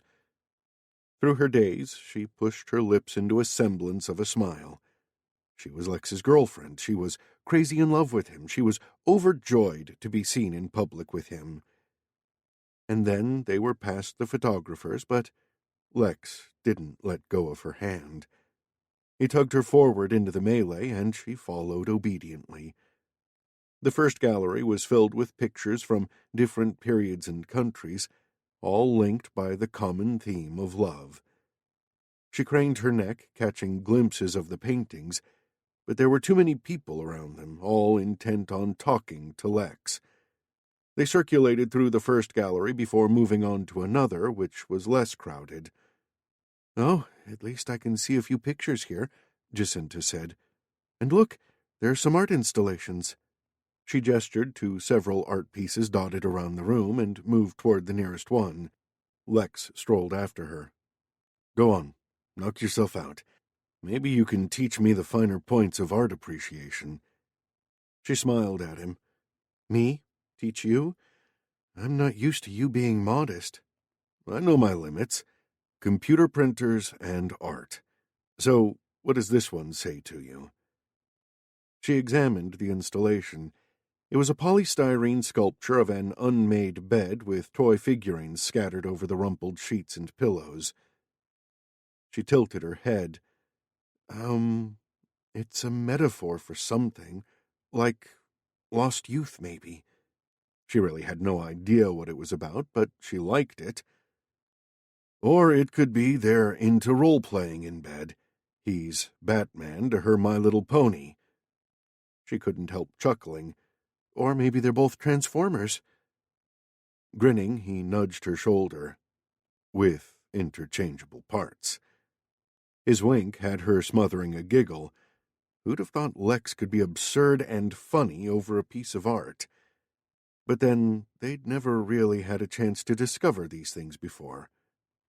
"Lex," a voice spoke up from behind them. "I didn't think you'd be coming tonight." A tall, spare man, dressed in a gray suit and mauve bow tie, strolled up to them, his gloomy face not exactly welcoming. "Not really your thing, I'd have thought." The humor disappeared from Lex's expression. "I thought it would be interesting." He drew Jacinta forward, keeping his arm linked with hers. "Ralph, this is Jacinta Green. Jacinta, this is my Uncle Ralph." "Hello there." Ralph barely cracked a smile as he acknowledged Jacinta, his cold gaze traveling over her in a manner that felt vaguely insulting. Was she not dressed appropriately? "What do you think of the exhibition?" Ralph fixed her with a beady stare. "We were just looking at this piece." She gestured toward the polystyrene sculpture. "It's quite, entertaining." "Entertaining?" Ralph grunted derisively. "Not very entertaining to see a piece of throwaway plastic foam masquerading as serious work." Lex frowned. "It's not going to be everyone's taste, I agree, but it has its merits." "Can't see it myself," his uncle sniffed. "Amazing what passes for art these days. Most of the stuff here is just populist trash." Jacinta felt Lex's arm stiffen against hers. "The curator and the director seem happy with the public's response so far," he said. "Waste of good money pandering to the masses' bland taste." Ralph straightened his bow tie. "For the same price, I could have bought something truly spectacular for the Rochester Foundation Gallery." "Our gallery doesn't have the space for more acquisitions," Lex said, still frowning. His uncle wrinkled his lips in a disdainful grimace. "Then we should expand. I'd rather spend money on our gallery than subsidize these low-brow events." Lex's arm vibrated again. She could practically feel his patience running out. "Ralph, we've been through this already. We agreed that a certain percentage of the Foundation's budget should be set aside for modern exhibitions to highlight new artists. I only agreed under duress. You know I don't approve." With an indignant harumph, Ralph stalked off. Jacinta glanced at Lex. A muscle ticked in the wall of his cheek. What was that all about? Lex made an impatient gesture with his hand. My uncle is something of a purist when it comes to art. He thinks anyone who disagrees with his taste must be a hillbilly. The Rochester Foundation has its own gallery and collection which Ralph oversees, and he'd rather pour all the money there than support up-and-coming artists. Why is he here at all, if he hates this sort of art? Because he's the head of the Rochester Foundation. It wouldn't look good if he didn't put in an appearance. But if he's in charge of the foundation, why did he make it sound as if you'd forced him to sponsor this exhibition? It's a long story. He pushed his hands into the pockets of his pants, his expression closing up. For a second, she considered pressing him, but quickly changed her mind. If he didn't want to talk about his problems with his uncle, she wouldn't pry. But as they moved around the gallery, her uneasiness wouldn't go away. Whatever the cause for the rift between Lex and his uncle, was it deep enough to make Ralph betray Lex? Lex appeared unaffected by his uncle's brusqueness. They moved into the main lobby where drinks and canapes were circulated. A glass of wine helped to ease the kinks from Jacinta's back. The tension generated from standing at Lex's side and smiling at everyone, all the while conscious of his arm around her waist, had left the muscles in her back in a permanent knot. In the whirl of cameras and people, she'd lost sight of what exactly she was supposed to be faking.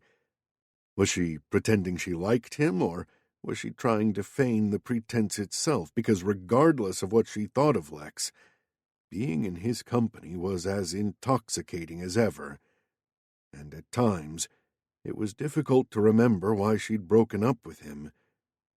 Each time she spoke or smiled at Lex, she had to weigh in her mind whether she was giving herself away, and each time he touched her bare arm or leaned in to murmur in her ear, his lips caressing her cheek, she had to remind herself that he was just doing it for effect.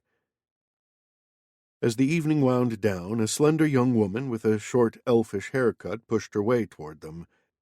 By this time, Jacinta was used to women approaching Lex, but unlike the others, this woman's smile was tight and her eyes were guarded. "Hello, Lex," she said, her voice cool. Lex nodded at her. "Hi, Holly. Good to see you."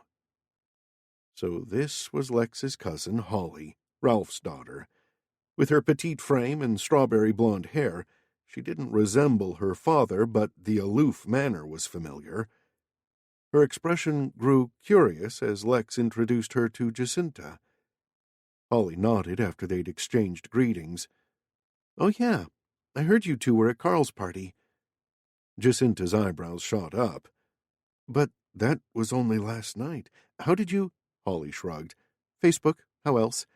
Saw some interesting photos, too." Her smirk jarred Jacinta's nerves. What had Holly seen? As her irritation simmered, Lex rubbed her back as if he could sense her annoyance and wanted to soothe it. "We had a good time," he said smoothly. "So I heard." Holly pushed the bangs out of her bold eyes. "You know, I also heard you and Jacinta were an item a while back." Lex didn't blink an eyelid as he replied, "We were, yes, and now we are again. Is that what you wanted to know?" Holly shrugged. "Hey, whatever floats your boat. I never realized you were that committed to recycling, Lex." "And I never knew my personal life was so fascinating to you." Holly stuck her chin in the air. "I don't care. But you've heard that old saying, 'Fool me once, shame on you. Fool me twice.'" He leaned toward Jacinta and murmured, "As you can see, Holly doesn't believe in pulling her punches." Holly's face tightened. "Neither do you, cousin." "Must be a family failing," Jacinta chipped in, uneasily aware of the antagonism pulsating out of his cousin. Were all the Rochesters this intense? "Oh, absolutely. Things are always fiercely discussed in our family." Holly eyed Jacinta with growing speculation. "You haven't met my brother Kirk, have you?" "No, I've only met you and your father tonight. Well, he'll be at Nana's birthday party next weekend. Holly paused, darting a calculating look at Lex. You are bringing Jacinta to Nana's shindig, aren't you? Nana would never forgive you if you didn't. Of course, Jacinta's coming to the party. He gave Jacinta a blank stare. Aren't you, hon? Her mind worked furiously as she tried to figure out what he expected her to say. Yes, I can't wait, she eventually replied. I'm still working out what to wear. I'm sure Lex wouldn't mind if you gave his credit card to work out, Holly purred. After all, he wouldn't want you to feel out of place. Jacinta blinked at the catty remark, but after a moment's reflection, realized that most of Holly's prickliness was directed at Lex, not her. Don't worry about Jacinta, Lex said. She looks like dynamite whatever she wears. He laid his arm loosely around her waist and gave her a squeeze. She's got the figure to carry off anything. She started to blush before she remembered he was only saying that for the benefit of his cousin. Holly folded her arms across her meager chest and directed her frown at Lex. Have you read my report on the Marsden Project yet? Sure. It all seems reasonable, Lex said evenly. His cousin narrowed her eyes. Yeah? It's going to cost you a lot of extra money to fulfill my recommendations. Yes, well, you have to spend money to make money. Looking taken aback, Holly darted a glance at Jacinta. Wow, you must be packing some serious girl power there. Usually he'd be grilling me over every last detail. I'll go while he's still being a pussycat. She gave them a brisk nod before moving off. As soon as she was gone, Jacinta pointedly raised her eyebrows at Lex. Your Nana's birthday party? When were you planning on dropping that bomb? I was going to tell you, it just slipped my mind. He slanted his eyes at her. It's a weekend party at my Nana's place up in Napa Valley. She's turning 90. 300 guests are invited. Alex Connolly is going to sing for her. The mention of the world-famous crooner made her do a double take. The Alex Connolly? He's coming all the way from wherever just to sing at your grandmother's party? She loves his singing. He shrugged as if hiring an international singing superstar was an everyday occurrence. And we can afford it. The Rochesters could afford anything. Meanwhile, it hadn't been too long ago that she and Kevin had existed on ramen noodles. Then her brain backtracked a few seconds. Wait a minute. Did you say weekend party? Yeah. We go up on Saturday morning. Won't take us long in the helicopter. Other relatives will be arriving as well on Saturday. It's family only that day. Sunday's the main event. A garden party, and then we return home on Monday. So I'd have to take that day off then. A half day at least. Is that a problem?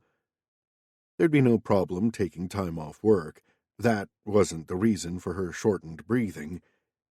She glanced around them, but there was too much chatter in the gallery for them to be overheard. She dropped her voice. Would we have to share a bedroom? His eyelids lowered, hiding the expression in his eyes. Yeah. So? I'm not sharing a bedroom with you. She hated how jittery she sounded, hated what the idea of sharing a bedroom with Lex was doing to her, sending her blood spiraling, her imagination freewheeling. My grandmother has a big place, but there'll be a whole crowd of relatives spending Saturday night, so there won't be any spare rooms. And besides, no one would ever believe we're a couple if we don't share a room. We could stay somewhere else, a hotel nearby. Nana would feel insulted. The trapped feeling intensified. She tried to step back, but the crowd behind hemmed her in. I can't come then. You don't need me at this party, do you? Lex scrutinized her for a few moments, then, hooking his hand around her elbow, he pushed a way clear for them through the throngs. They left the gallery and descended the stone steps before he spoke.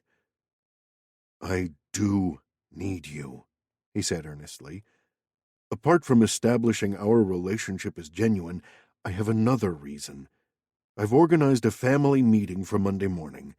My grandmother has trouble traveling to San Francisco, so since we'll all be gathered in Napa, I thought it would be a good opportunity to discuss some business. You can help me. By spending time with my relatives, you might get some idea of who's responsible. The trouble is, I'm too close to everything. I don't have the proper perspective, but you might pick up things I wouldn't. Everything he said made sense, but it wasn't logic that had her insides knotted in panic. She was still vulnerable to Lex's sensuality. Just look at how she'd crumbled at his touch at Carl's party. Spending an entire weekend with him would test her resistance to the hilt. On the other hand, if she had a chance to find out who the mole was, then she'd be a fool not to take it, because then she'd fulfill her part of the bargain. She'd be done with Lex forever, and Kevin would at long last get a job. Wasn't that worth the risk? Okay, she said. I'll go with you. You don't have to look so grumpy, Lex said as they began to walk back to the car. It's not all bad news. You'll be giving my credit card a workout, remember? I can buy my own clothes, thanks very much. Hey, I wouldn't want you to spend too much money on my account. You're my girlfriend. Why wouldn't I want to splurge on you to look good for my Nana's birthday party? Fine, she exhaled softly. What kind of clothes will I need? Designer ones. That won't come cheap. I might give you a heart attack when you see your credit card bill. You can try. He looked her up and down as though calculating her measurements. We'll go on a shopping spree this week. We? Yes. Isn't that the sign of a devoted boyfriend, schlepping from one boutique to the next, giving you helpful fashion advice? Are you sure you can spare the time from your busy schedule? For you, always. His teeth gleamed in a mocking smile. Besides, if you show up at my office, it'll reinforce the girlfriend impression, plus you'll have a chance to look at the other security logs you requested. Come over Tuesday at lunchtime. I'll clear my schedule for the afternoon. She nodded and rubbed her upper arms in an effort to get rid of a weird, goosebumpy feeling. Lex was going shopping with her, and he was taking her to meet his grandmother and the rest of his family. Things he'd never done when they were together. Things he was only doing now because he wasn't her boyfriend. She had to remember that. Chapter 6. Tuesday afternoon, Jacinta arrived at Lex's office. There were 2 desks in his reception area, one for each of his personal assistants. At the desk closest to Lex's door sat a middle-aged woman, her plain, unadorned features matching her matronly gray suit. "Hi, Nancy," Jacinta said, feeling as always that using the woman's first name was being too forward. According to Lex, Nancy Bird had been with the company for longer than anyone could remember. Nice to see you again." The assistant eyed Jacinta over her steel-rimmed spectacles, her lips stretching into a polite smile. "Hello, Ms. Green." The woman had never been less than civil to her, but now Jacinta wondered if there was a hint of skepticism in the assistant's manner. More than anyone else, she would be aware of Lex's movements, would know if he suddenly started acting out of character. Maybe she wasn't completely convinced of Jacinta and Lex's sudden reconciliation. "I'm here to see Lex," Jacinta said in a voice that felt unnecessarily loud. "Of course," the woman replied blandly. "Go right in. He's expecting you." Jacinta pushed through the door to Lex's office. "I don't think Nancy completely buys that we're back together," she said as Lex rose from his desk. She seemed a bit stiff. "Don't mind her. She's only peeved because I've canceled so many appointments today and caused her a lot of reshuffling." He walked around his desk toward her. Did you get the flowers I sent you? Yes, thank you. She flushed. The 4 dozen long-stemmed roses had caused a stir at the office. You made quite a statement with those roses. Everyone at work wanted to know who'd sent them. I've told some of my other friends about you, and they're all kind of surprised we're back together. Tell them I'm taking you to Rollins tonight. I managed to wrangle a table. Rollins was an upscale restaurant more famous for its clientele than its food. Rollins? Why there? To show everyone I'm serious, especially your friends. Jacinta sighed. She hated lying to them, but this was her choice, so she'd have to put up with the pretense. Oh, yes. What a hardship it was receiving beautiful roses and going to dinner with a handsome man. Should I go through the logs now, or after the shopping? She asked. Let's do it now. He gestured toward his high-backed leather chair. Do you want to take my seat? She sat down, unsettled by the familiarity of his office and the residual warmth in the chair left from Lex's body. She peered at the desk.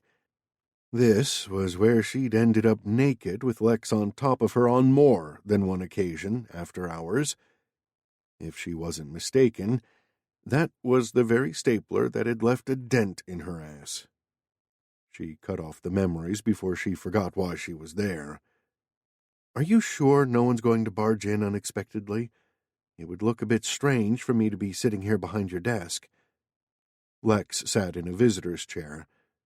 With Nancy standing guard outside, no one's going to come in without plenty of warning.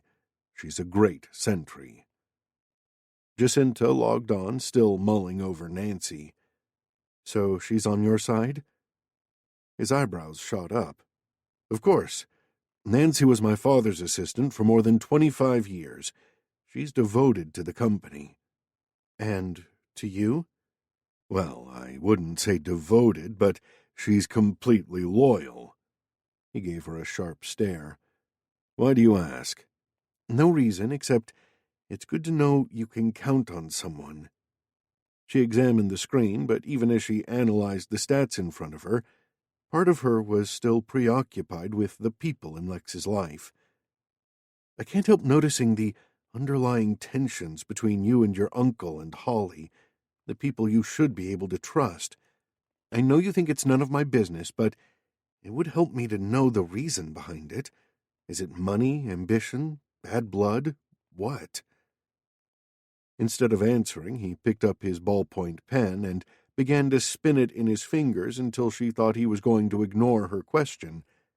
But finally, he said, With Holly, it's a pretty straightforward case. She's always been ambivalent about the family wealth. She claims being a Rochester has screwed up a lot of her relationships. In college, she joined a protest group that wanted to halt one of our projects, a project my father had put me in charge of. She and her friends broke into the site, wrecked a lot of expensive equipment, then chained themselves to some heavy machinery.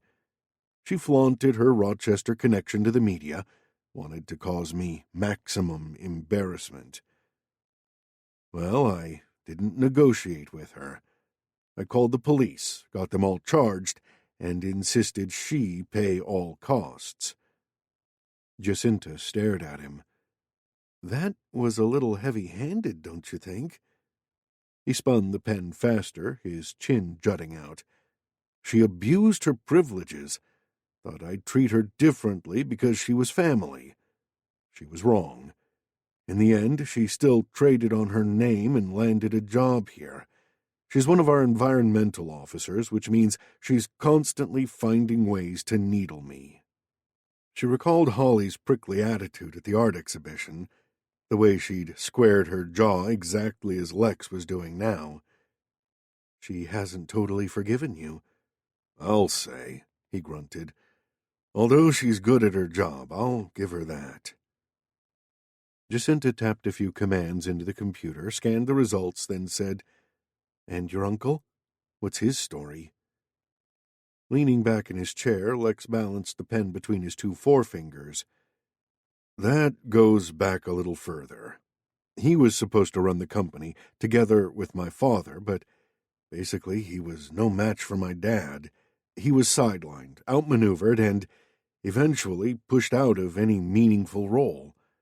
As a concession, he was made a vice president of branding, and later he got the foundation. Wow, that sounds so ruthless. That was my dad. Ruthless, charming, arrogant. He paused, his expression brooding. His memories of his father didn't seem to be happy ones. A sudden shiver ran down Jacinta's back. Not once had Lex ever discussed his father with her, even though Philip Rochester had died not long ago, and Lex had taken over his job. On the bookcase beside the desk were several framed photos, but they were all of Lex with his friends. None that seemed like family pictures, except one that showed Lex with a white-haired, sweet-faced woman who could only be his grandmother. Ralph doesn't have a head for business anyway, Lex continued. He was always more interested in the arts. And he resents you because of what your father did to him? He tossed the pen up and grabbed it in his fist. No, he resents me because after I became CEO, I found out he'd been blowing his budget for years, and my father had been covering for him all this time. He assumed I'd do the same thing. He assumed wrong. Lex's knuckles whitened around the pen. I insisted he stick to his budget. He thinks I'm just a soulless bean counter. His taut face made her stretch her hand out toward him. Just in time, she realized what she was doing and let her hand sink to the desk. Well, she began tentatively, perhaps your dad felt guilty about ousting his brother, and that was his way of making amends. I guess that's one way of looking at it. He lifted his head. I never thought of that. My dad was never known for his softness, especially not toward any family members. Was he hard on you? The question tumbled from her lips before she could think. She hesitated, his narrowing eyes making her uncomfortable. I mean, when you were growing up. He wanted me to succeed, not just do well, but exceed all expectations. Sometimes it was difficult to please him. He folded his arms on the desk, nodding toward the computer. Found anything there? She pulled her focus back to the screen.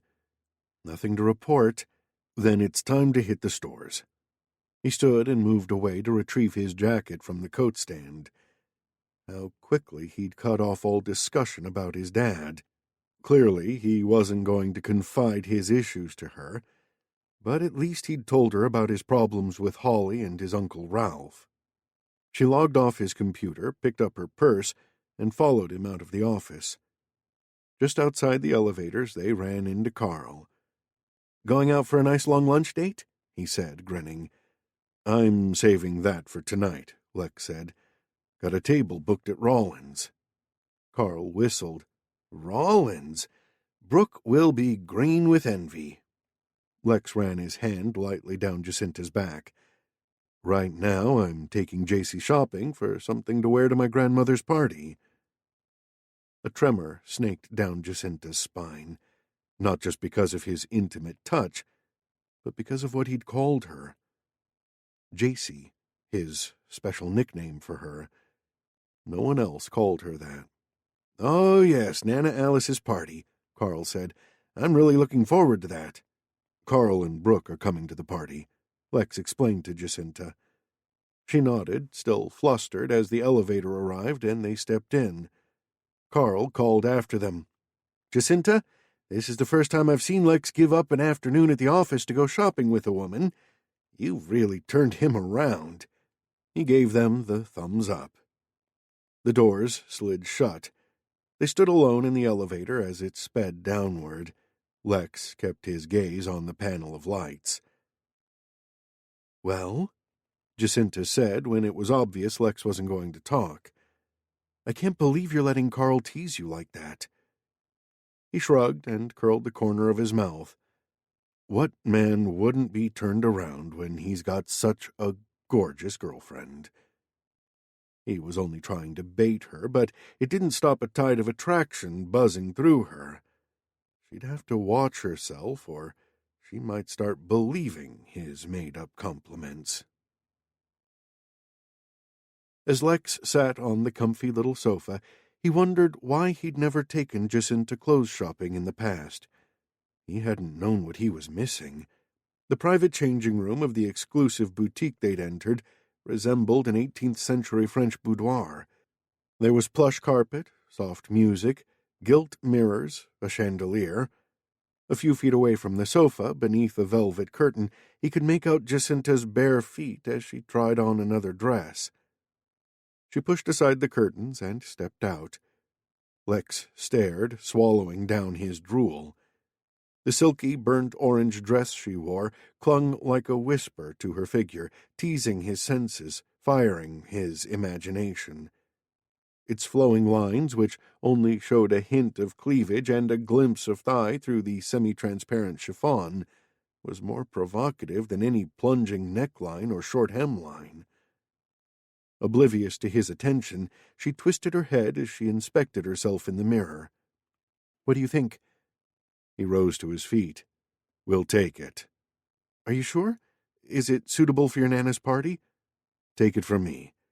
That dress is hot." She shook her head, her expression uncertain. "Lex, you're not listening. I need a dress that will help me fit in with all your high society relatives." "Of course you'll fit in. I don't understand why you're worried." "Isn't it obvious? You and I, we come from such different worlds. I don't want to look out of place at this weekend party." She was genuinely concerned, he realized with a jolt of surprise. He moved behind and touched her shoulder, trying to suppress his libido in order to reassure her. "Jacinta, stop worrying. To me, you've always had a natural grace and style that money can't buy." She lifted her head, meeting his gaze in the mirror as a smile illuminated her face. "You mean that?" "Of course. Haven't I ever told you that?" Her eyes warmed. "No, never." "You're a natural. You'll fit in anywhere. When we were dating, you never took me to any ritzy parties. Not because I didn't think you'd fit in, but because we were having too much fun on our own." Her lips edged up. "I guess that's true." Stepping closer, he folded his arms around her waist and murmured into her hair, "Look how much fun we're having right now." She inhaled quickly. What are you doing?" The citrusy scent of her hair was going to work on him. He could feel her body taut and vibrating in his arms, her fingers on his wrists, but she didn't pull away. He stroked her waist, blood surging through his veins. "What do you think?" The gruff need in his voice surprised him. He hadn't realized until then how much he'd been lusting after her. "You've been prancing in front of me half naked for the past hour. There's only so much temptation a man can handle." She plucked at his hands, but made no attempt to free herself. "You're the one who insisted on coming into the changing room," she answered breathily. I never realized what a turn-on it could be." He drew circles over her torso, his leisurely pace at odds with the hammering inside him. He trailed his hands upward over her tight rib-cage until they were almost cupping her breasts. Almost, but not quite. "You shouldn't be doing this," she murmured, sounding agonized. He felt her shiver, heard the tiniest moan escape her lips. "Look at yourself in the mirror, JC, and tell me I shouldn't be doing this." Their gazes met in the reflection. Her eyes were dark and bright, her cheeks rosy, her breathing unsteady. The need she couldn't hide filled him with a sense of power and restraint. If he spun her around and kissed her, she would say he'd forced it on her, and she'd be able to deny her own desire. But if he tantalized her enough, he could make her admit that she wanted this as much as he did, and then there'd be no argument about breaking their agreement. "Just say the word," he said into her hair, "and I'll stop." If he was strong enough. Still, she remained mute. The soft material rustled as he stroked the lower swell of her breasts, before he drifted his fingers across the tip of her mounds. His hands shook when he registered her pert nipples, stiffening to attention. Holy Moses, he was stiffening to attention himself. "You like that," he said, stating the obvious. In reply, she merely whimpered. He repeated the movement, and a shudder ran through her. He could feel her defenses weakening, her body ripening, opening. Need swelled in his groin. With his other hand, he explored her thigh, scrunching up the silky fabric to expose her smooth flesh. For a second, he thought she'd object, but he saw she was too far gone. Her head lolled back against his shoulder as she guided his hand toward her breast, her thighs wriggling in time to his wandering fingers. For a second, he was spellbound by her reflection.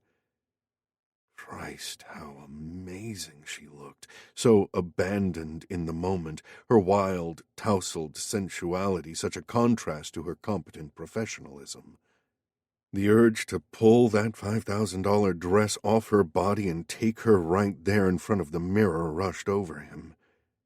He pushed the dress higher, his fingers reaching a soft, damp triangle of cotton between her legs. "Thanks," she moaned, so softly he almost missed it. I...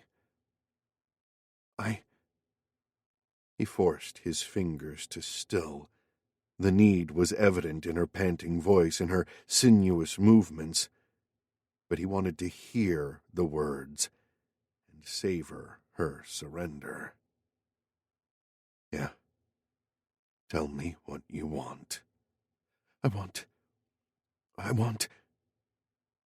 Still, she didn't utter the words he wanted to hear. Damn, she was stubborn. But so was he. He let his fingers drift away from her panties, saw the frustration flash in her eyes. Without warning, she grabbed his hand and pressed it between her thighs. "This," she hissed. She was so smoking hot. He could hardly breathe, he was so riveted by her boldness. Her hand guided his, showing him how she wanted to be touched. But he didn't need any reminding. He took over, cupping her greedily and using the friction of her panties to pleasure her. Her eyes turned to hazy toffee, and he knew she wanted more. Swallowing, he pushed aside the cotton as his fingers followed her heat. His head spun. As he eased a finger into her wetness, she moaned his name, sending a thrill down his spine. His pounding erection pressed urgently against the curve of her ass. He stroked her softly and slowly, his body shaking with the struggle between lust and self-control.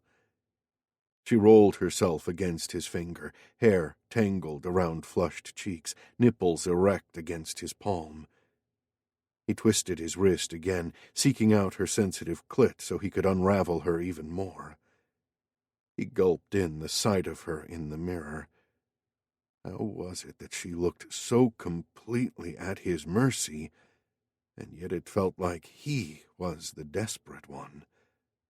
Desperate to string out her pleasure, eager to watch her as she climaxed under his caressing fingers. Any moment now, she wouldn't be able to stop herself from coming. A brisk tap at the door shattered the dream. "Hello?" the shop assistant trilled.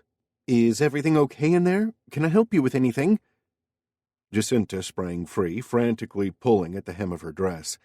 Strands of mussed hair clung to her cheeks and neck. Her eyes were dazed and panicked. Lex had to take a few breaths before he trusted his voice.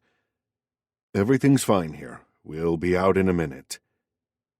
By the time he'd finished speaking, Jacinta had ducked behind the velvet curtain again. Hey, where are you going? He stepped toward the curtain, lowering his voice. Let's finish what we started. Heat roused him again as he recalled how close he'd gotten her to orgasm. Just give him 60 seconds and he'd make every one of them count. No, I can't, she said, her voice muffled. Why don't you wait for me outside? For a moment he considered following her behind the curtain before sanity prevailed. He glanced down at the throbbing bulge in his trousers. Yeah, in a minute. He should be grateful the store assistant had interfered at the right time. He hadn't meant to go that far with Jacinta, but there was just something about her that infiltrated his self-discipline. Something unique. Suddenly, she sighed. Why does this always happen with us? We seem to have no sense of propriety. Yeah, what they shared was pretty explosive, dangerous, too, but so intoxicating. I'm not complaining.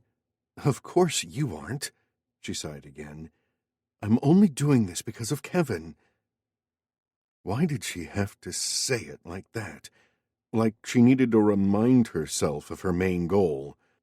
I hear his interview is set up for next week, he said.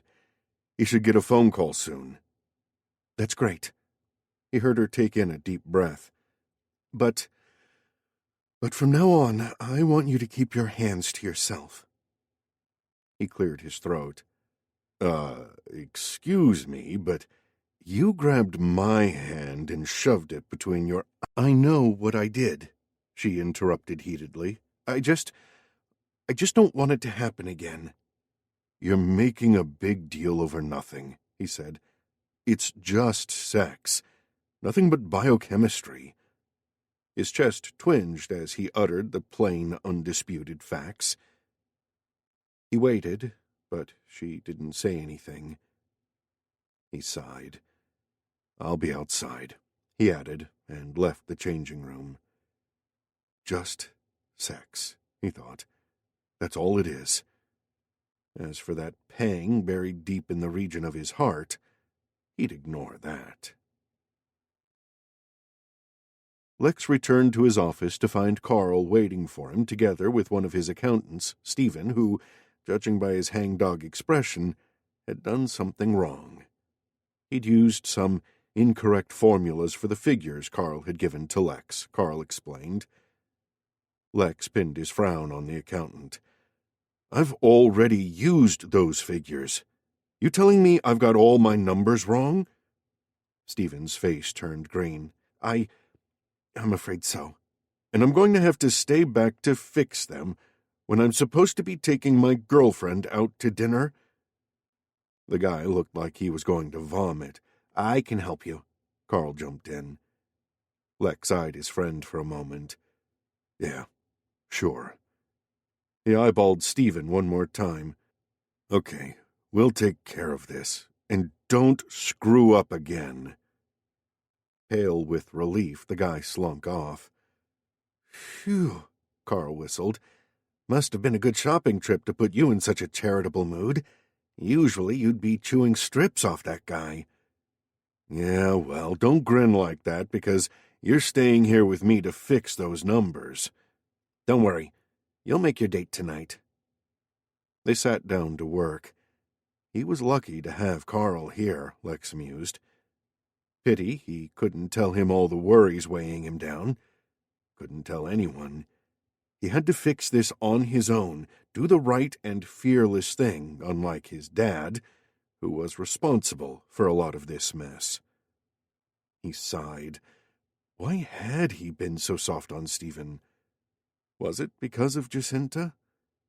He scoffed at the idea and focused his attention on his work. "You're humming," Carl said after a while. "Huh? No, I'm not. I don't hum." "You were just then." Carl grinned at him. "Sounded like 'Hard to Say I'm Sorry.'" He sang a few lines. "See?" Damn it. He had been humming that damn song. It had been stuck in his head for days. "Thanks, Jacinta."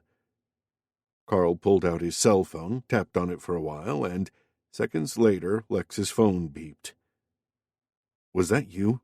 Lex picked up his phone to read the message. "I sent you the lyrics of your song, just in case you screw up and need to sing it again." Lex scowled. "You're such a pal." "You're welcome, buddy." "It's great news," Jacinta said to Kevin. It was Friday evening, and earlier that day Kevin had been asked to an interview at Jubilee Holdings on Monday. "I hope I don't let you down," Kevin said. "You're going to do great. If I get this job, I don't have to see Dr. Portland anymore." "Well, we'll talk about that later."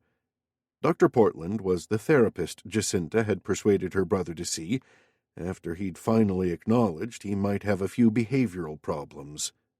Progress had been slow, but she didn't want him to stop altogether. He needed professional help as well as sisterly support. "Let's go out and celebrate," she added. "Great idea." Kevin rubbed his hands together. "But it's Friday night. Aren't you seeing Lex?"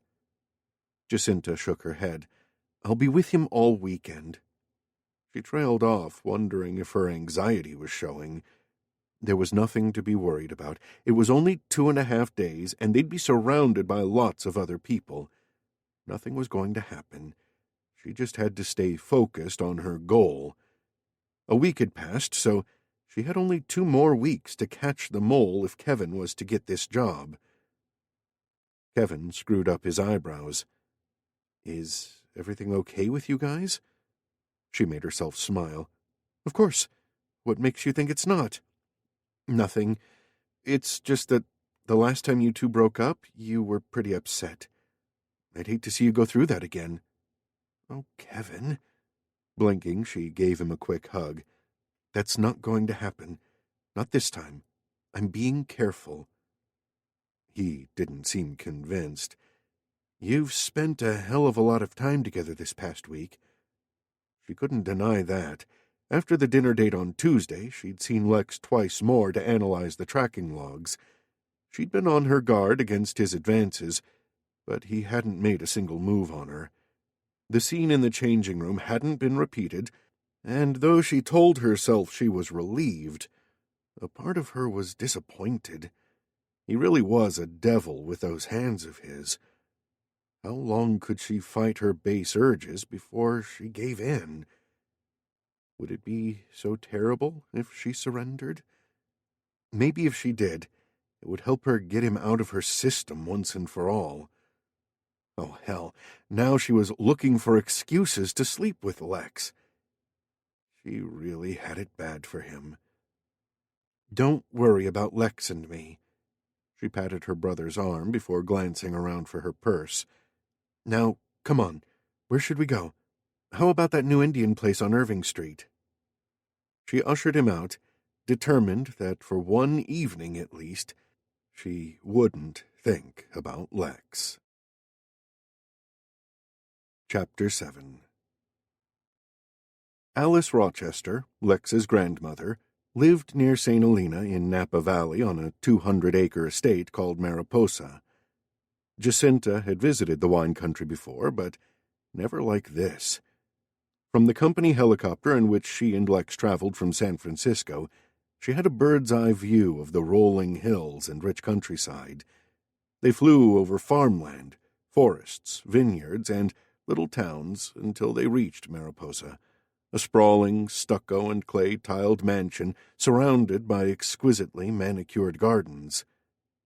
The helicopter landed in a nearby paddock where a Land Rover waited to take them and their luggage up to the house. They drove up a gravel driveway that wound its way through formal gardens, framed by box hedges and stands of mature trees. Lawns as green and smooth as a billiard table rolled down to the edges of a lake. Jacinta could barely take it all in. "It's so beautiful here," she murmured. Even Lex, who had never struck her as impressionable, seemed to be affected by their surroundings. "Yes, it's something, isn't it? I spend a lot of summer vacations here." They drew up outside the Mission Revival-style mansion. The driveway was packed with delivery vans, while people scurried back and forth with crates and supplies. Above a tall row of hedges, the top of a vast gazebo tent billowed out. Lex had already briefed her on the party arrangements. His grandmother was renowned for her charity work, and the guests at the Sunday garden party would include plenty of socialites and business people, a few celebrities, the odd judge, and some politicians. As they walked into the house, Jacinta smoothed down the seat of her brand-new linen pants and said to Lex, "Should I know about any unresolved issues between you and your grandmother?" "Nana Alice couldn't hold a grudge against anyone. She's the sweetest person I've ever known." "That's a relief," Jacinta mused. They entered a cool, lofty hallway with terracotta tiles and a staircase sweeping up to the upper floors. A neat middle-aged woman greeted them with a smile. Lex introduced her as Hazel, his grandmother's housekeeper and friend. Hazel told them to go through to the conservatory, adding that she'd take care of their luggage. "Hazel's been with my grandmother for decades," Lex said, as he steered Jacinta down the hallway and opened a door. "Here we are." He ushered her into a huge space suffused with light.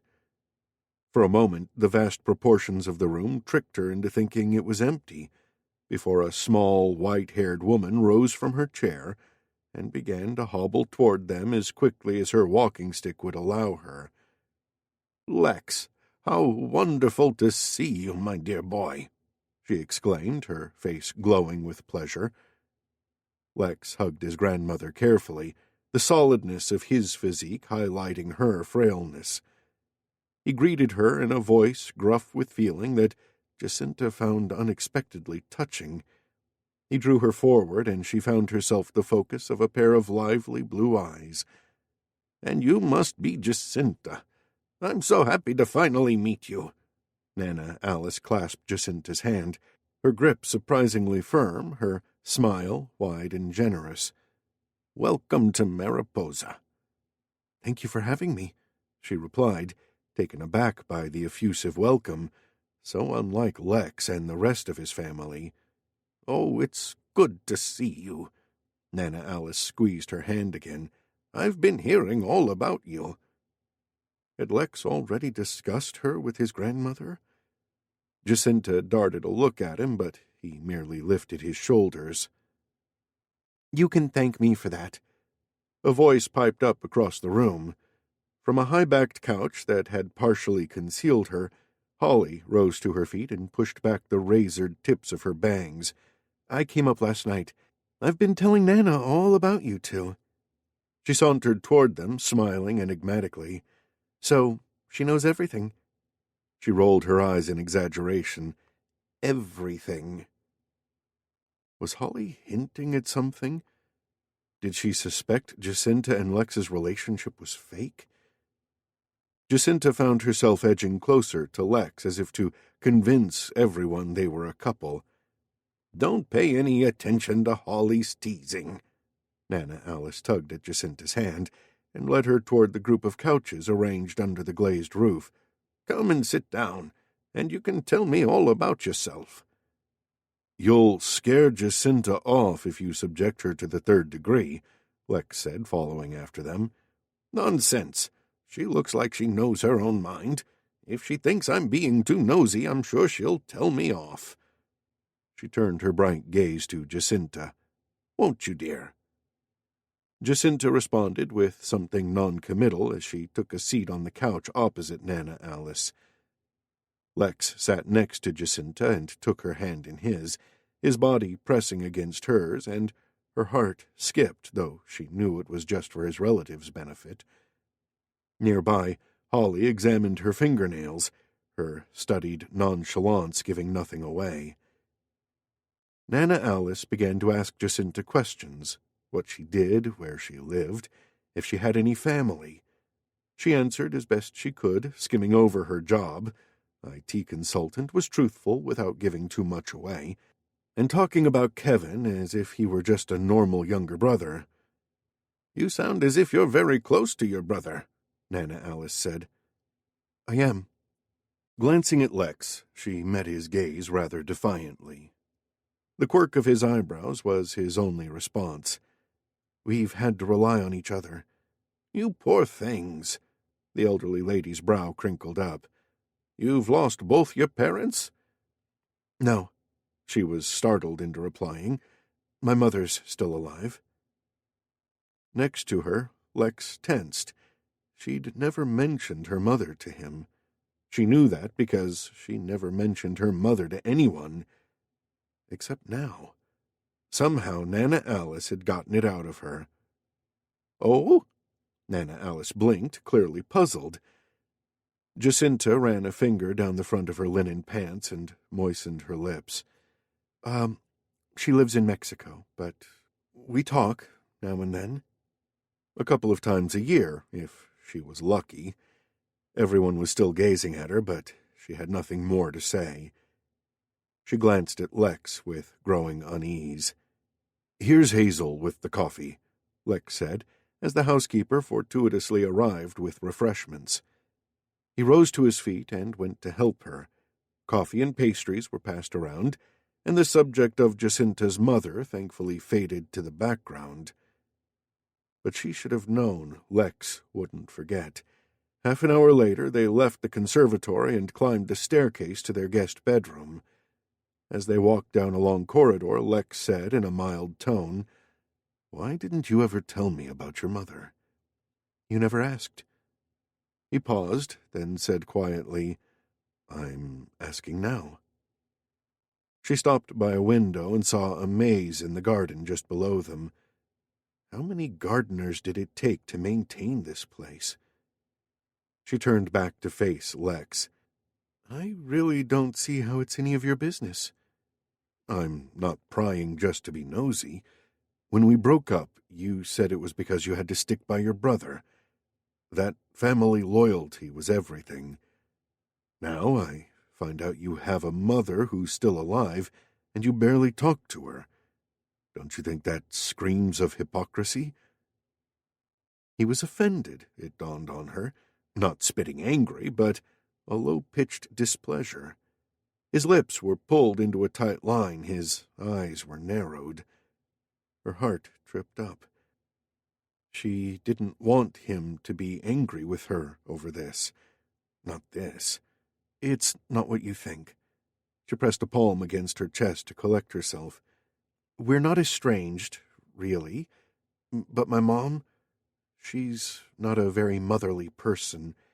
She worked herself to the bone to provide for us. That was how she showed she cared.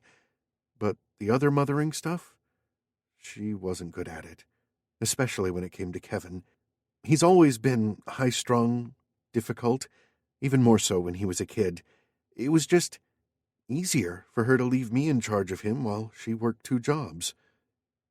"Why is she in Mexico?" Lex asked. "When I finished high school, she decided to treat herself and take a vacation. She met someone there, an expat, and now they have a winery in the mountains." "So you were still a teenager when you were left to take care of yourself and your brother." Jacinta winced. She opened her mouth to protest. "No, it wasn't like that. Mom did her best. She deserved some happiness after all those years struggling alone. She didn't mean to leave us." But the words wouldn't come out. For so long she'd been defending her mother, silently in her mind, but now she couldn't. Lex had expressed the truth so bluntly she couldn't deny it. "Don't say that," she muttered. "Sorry, I didn't mean to criticize your mom, but, well, you're being way too generous toward her. She shouldn't have foisted her responsibilities onto you." I didn't mind. A spiky lump formed in her throat. All the resentment she'd suppressed, resentment she'd barely acknowledged until now, suddenly rose up and gagged her. The garden below her blurred as her eyes misted up. Lex said something she didn't catch, and then his arms encircled her and drew her into his chest. She didn't even think of resisting, just leaned her forehead against his shoulder and allowed his presence to envelop her. The resentment subsided. It felt so good to be held like this, to rest in his arms and let go of everything. You don't have to pretend it was okay, Lex murmured against her hair. Not to me. He was right. With Lex, she didn't have to maintain the facade, but years of habit were difficult to break, so she remained silent in his arms. Down below, two figures moved across the lawn toward the maze, Nana Alice and Holly. They stopped and looked up at the house, looked up at them. Nana Alice waved and smiled. Holly smirked. Of course, they could see her standing here with Lex's arms wrapped around her. They must look like a pair of starry-eyed lovers. She squirmed and went to free herself, but Lex held her firm. You don't want to ruin a good impression, do you? He lifted one hand to wave back at the two women in the garden. Holly gave them a thumbs up. Jacinta didn't know if that was meant ironically, so she stopped wiggling in Lex's embrace. When the two down below had moved off, he slowly released her. For the record, she said, my mom does make an effort to keep in touch with me and Kevin. And I'll bet each time she calls you say everything is just fine and not to worry. Everything is fine. Now, can we drop the subject? Okay. He gestured to a side passage. We're staying through here. The corridor led to a separate suite away from the rest of the house. She walked into the room and found an oasis of tasteful calm. The bedroom and its furnishings were a symphony of restful shades in taupe, cream, and chocolate brown. Tall windows looked out on a panoramic vista of lush gardens and rolling countryside. A king-sized bed, draped with crisp Egyptian cotton and piled high with pillows and cushions, dominated the center of the room. What a lovely room. She couldn't stop staring at the bed. It looked enormous and amazingly comfortable. There's an ensuite bathroom and a walk-in closet. He gestured at their suitcases, which had been deposited at the foot of the bed. Do you want to unpack? Yes, I'd better hang up those new clothes before they get too creased. She tried to ignore the bed as she moved to her suitcase. Hazel can get them pressed, if you want. Oh, no. I couldn't do that. She must have more than enough to do. His lips twitched. You don't have to sound so outraged. We have plenty of staff here, all of them paid well to do their jobs, which can and does include ironing. Feeling a little gauche, she unzipped her suitcase and lifted out a few things. I'm not used to someone else doing my ironing, that's all. You don't find it easy asking for something for yourself, do you? You don't either, she shot back. I disagree. I have something to ask of you right now. Something just for me. The drawl in his voice hitched her breathing. Between them, the bed stretched high and wide and inviting. Involuntarily, her gaze flickered over the sheets before lifting to clash with his. The simmer in his eyes set her blood fizzing. You ask? She clutched a dress to her chest. That'd be a nice change. He shook his head slowly, the blue sizzle of his eyes trapping her. I've never done anything without your consent, as that episode in the changing room proved. The sparkle in her blood spread to her breasts, making her nipples peak. She gulped. What exactly are you asking? His eyes cooled a fraction. We're going to be spending a lot of time together this weekend. To make things easier, we should try to put the past behind us. Hadn't she tried to do just that for months and months? The heat in her body ebbed a little. It's not easy to forget. Not easy to forget the wonder of his kisses, the joy of sex with him, and the pain he'd left behind. A myriad of expressions flitted across his face, and she sensed he was feeling the same confusing gamut of emotion she was. He lifted his chin. "I'm sorry." She scrunched the dress even tighter. "For what?" "For the way things ended between us." Her heart flipped like a hooked fish. Lex continued, "I knew we were over, but in the heat of the moment I let myself get carried away. I shouldn't have lost my temper the way I did. I apologize for that." She gulped, her throat tight and sore. This was a new side to Lex she wasn't used to. Reflective, conciliatory. "We both got carried away." "Yeah." He gave her a wry smile. "I guess we're both passionate people." Passion, yes. They had plenty of that in common, but for her, he was the only man who could inspire that sort of passion. Was it the same for him? Had he felt the same devastation and loss after the breakup? Carl had hinted he had after the initial scorching anger had died down. Lex plumped himself down on the bed and leaned back on his hands. "So, we're good then?" She stiffened at his breezy cockiness. Typical Lex. So sure she'd agree with him. Let's play nice, because it suited him. And if she allowed him to seduce her, that would be just a little bonus for him. Well, she had to admit, his sexual charms hit her right in the G-spot, and the way he was lounging so provocatively on that bed made her body thrum. But she wasn't going to let herself get carried away again. "Yeah, we're good."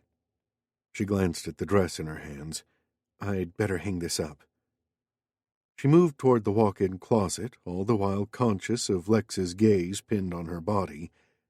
He was still on that bed, that plush, comfy bed they'd soon be sharing. For 2 nights she'd have his body just inches away from her.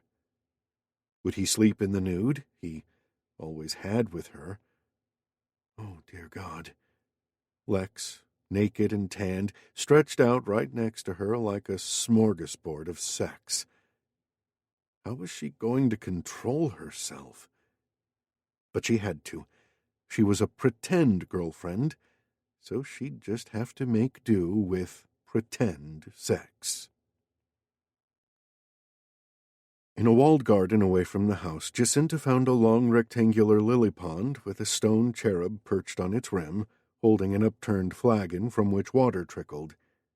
Iridescent dragonflies hovered over the water, while orange and white koi drifted under the lily pads. The tranquility should have soothed her, but she couldn't get rid of her jitters. The impending party, her meeting with Nana Alice and Holly, and the prospect of being with Lex the entire weekend and having to maintain her guard, all combined to play on her nerves. The crunch of feet on gravel interrupted her. She swiveled around to see Holly nearby. The young woman sauntered forward. "Hi there. Hope I'm not disturbing you." Jacinta shook her head. "Of course not. It's so peaceful here." It was a shame she couldn't absorb some of it for herself. "I don't blame you for wanting some peace. It's all systems go at the house with boring old relatives arriving by the hour." Holly slanted her gaze at Jacinta. "Lex not with you?" He had some work to finish. It was true. When she'd emerged from the walk-in closet, he had unpacked his laptop on the desk by the window, and when she'd mentioned she was going out for a walk, he had replied he'd be busy for a while. Holly rolled her eyes. "Figures." Jacinta must have let something show in her expression, because Holly leaned forward, her tone apologetic. "Sorry. How rude of me. I didn't mean to insult him in front of you, but, well, isn't that just typical of my cousin? The first time he brings a girlfriend here, he leaves her to wander about on her own while he buries himself in work. I'm the first? As far as I know. Holly widened her eyes. Why do you think Nana was all over you like a rash? She'd never admit it, but Lex is her favorite grandchild, and she'd do anything to see him settle down. Jacinta almost choked. Lex settle down? The idea was ludicrous. What did you tell her before we arrived? Don't worry, I said all the right things, that you seemed like a lovely person, and Lex was really into you that night at the art exhibition. She threaded her fingers through her hair, a coy expression on her face. And what did Lex tell you about me? I bet he said I'm a pain in his ass. Well, Jacinta mumbled, taken aback by Holly's brashness. Ha, I knew it. Lex and I are like oil and water, but I don't hold any grudges. Honest. Did she mean that? Or was she just saying it to deflect suspicion? Holly was sharp as a tack, gutsy enough to pull off the betrayal, and smart enough to cover her tracks. She wouldn't give away anything easily. Jacinta decided to borrow some of Holly's forthrightness. So you aren't still upset about the way he got you arrested and thrown into jail? Holly let out a laugh. Yeah, I was mad as hell at first. I didn't think he'd go that far, but he called my bluff. She shrugged ruefully. I overplayed my hand. Lex has a tendency to go extra hard on anyone who might seem to use their connections to influence him, especially family members. I couldn't expect an easy ride just because we're related. In fact, he went out of his way to make an example of me. He's freaky like that. Jacinta's stomach clenched. How familiar Holly's words sounded. Lex had shown as much mercy on Holly as he had on Kevin. He had singled Kevin out because he'd wanted to emphasize he wouldn't be swayed by his relationship with Jacinta. Wanted to demonstrate that all his dealings were way above board. Well, at least he'd been consistent. No, I don't hate him for that anymore, Holly continued. I acted like a brat, and I deserved what I got. She scooped up a handful of pebbles and began to throw them one by one into the lily pond. But you should know, I don't like the way he's treated my brother. He's been so unfair to Kirk. I haven't met Kirk yet, Jacinta said. He'll be here soon. And my dad. Holly scowled as she lobbed another pebble at the pond. Lex has been trying to push Kirk from the company because he feels threatened. He's doing to Kirk what his father did to mine. There was more than a hint of melodrama to Holly's words, Jacinta decided. She knew nothing about the relationship between Lex and Kirk, but she doubted very much that Lex would feel threatened by anyone. I don't know much about the situation, but is that really what's going on? She asked mildly. Holly's cheeks went pink. I can figure it out. Lex has been telling Kirk he doesn't need to come in to work, that he's got it all covered. Jacinta frowned, puzzled. But isn't that because of his wife passing away? Well, that's Lex's excuse, of course. It's a valid reason. Why would your brother... Lex is just pretending to be concerned, when in reality he's using Kirk's absence to move his own stooges into place, like that Carl friend of his. If Kirk doesn't watch out, there'll be no room for him. Holly threw away the last few pebbles in disgust and dusted her hands. I still don't see why Lex would do that. Irritation rose in her. What did Holly know? She was biased and overdramatic. She had no idea what Lex was really like. The Lex Jacinta knew would never stoop to petty jealousy. Holly's face glowered. It's obvious, isn't it? Kirk stole Lex's girlfriend and married her, and Lex has never forgiven him. That's why. Jacinta stared at Holly. Kirk's wife was Lex's ex-girlfriend? Yes. Holly squinted at her, the scowl evaporating. You didn't know about Allison? She was one of the Hancocks. Those Hancocks. The ones that own a third of California. Jacinta didn't know about any of Lex's past girlfriends, but everyone knew who the Hancocks were. Another billionaire family like the Rochesters. She could just imagine what Allison Hancock must have been like. Sophisticated, elegant, assured of her place in society. Had Lex been in love with Allison Hancock? Was that why he resented Kirk? The idea of Lex being in love with someone else, someone so rare and refined, brought a cramping pain to her sides. Conscious of Holly's curious stare, she quickly composed herself. I didn't know. Lex doesn't talk about that kind of thing. Holly bit her lip. I guess that was sort of tactless of me. It happened years ago. But Holly had suggested it still rankled with Lex, that the real reason for the lack of trust between the cousins was because Kirk had stolen the woman Lex loved. I should ask Lex about it sometime. Holly sucked in her cheeks. He'll probably call me an interfering busybody, but yeah, I think he should tell you. There shouldn't be any secrets between you.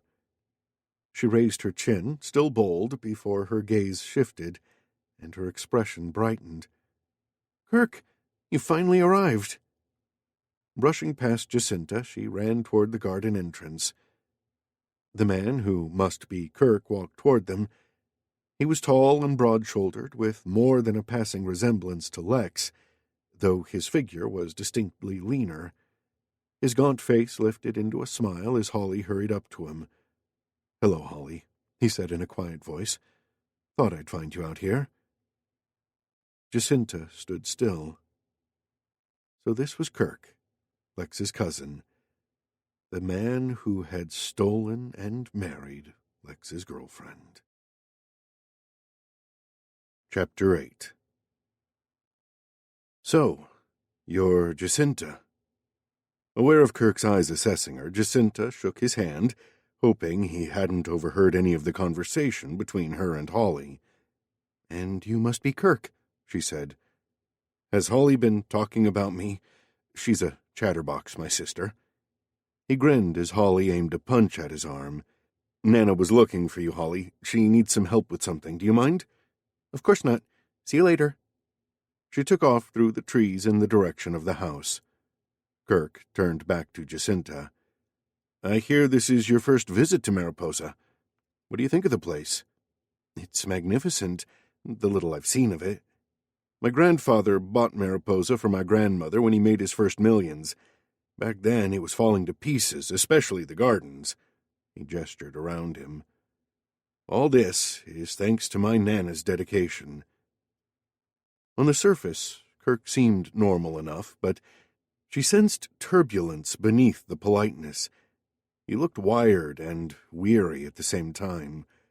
A muscle in the corner of his eye twitched every now and then, and his skin was stretched and pallid, with dark circles beneath his eyes as if he hadn't had a good night's sleep in years. Would you like me to show you around? He asked. I wouldn't want to bother you so soon after your trip. It's no problem. But you look tired. She broke off, aware she'd wandered into a minefield. Of course he looks tired. He lost his wife not long ago. You mean these big bags under my eyes? I think they're permanent. No, I didn't mean to imply— He waved her off with a wry smile. Only kidding. We Rochesters aren't the easiest of people to meet, I'll admit. Knowing Lex, I guess I should have been forewarned. Let me make it up to you by showing you around some of the gardens. I'd like that. They made their way through the gardens, and as they rambled, Kirk told her more about the history of Mariposa. His conversation was cordial, but she felt him still sizing her up. How is Lex, anyway? Kirk suddenly said. I see him around the office, but we don't get much one-on-one time. Is he okay? She was instantly alert.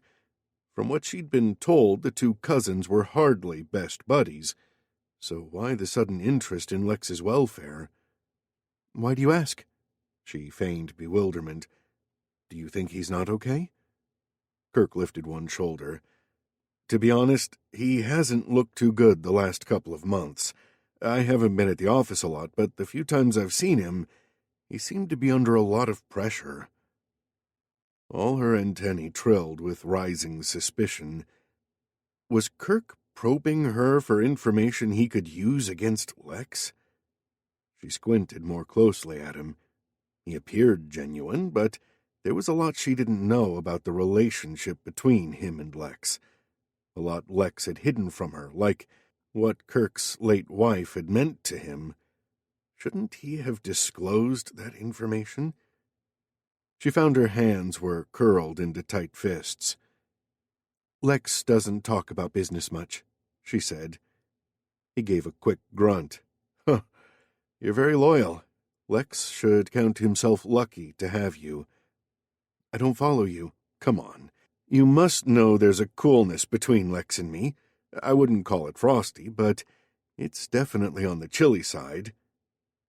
Were all the Rochesters this blunt with virtual strangers? Or was it because they saw her as Lex's girlfriend? The thought of Lex made her frown.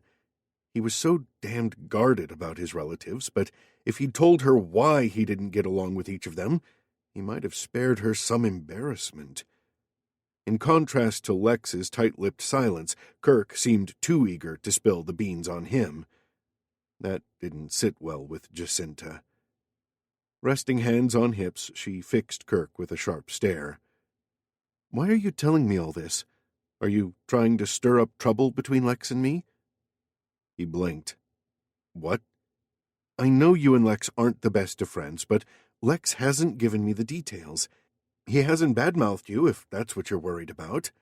I wasn't trying to... Kirk began before he heaved a sigh.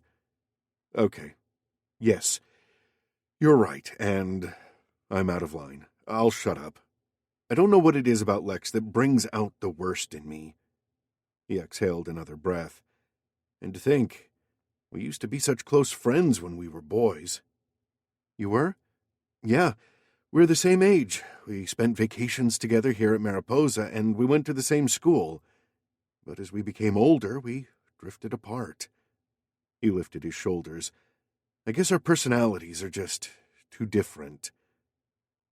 And then there was Allison, his late wife and Lex's ex-girlfriend, but she couldn't ask about her.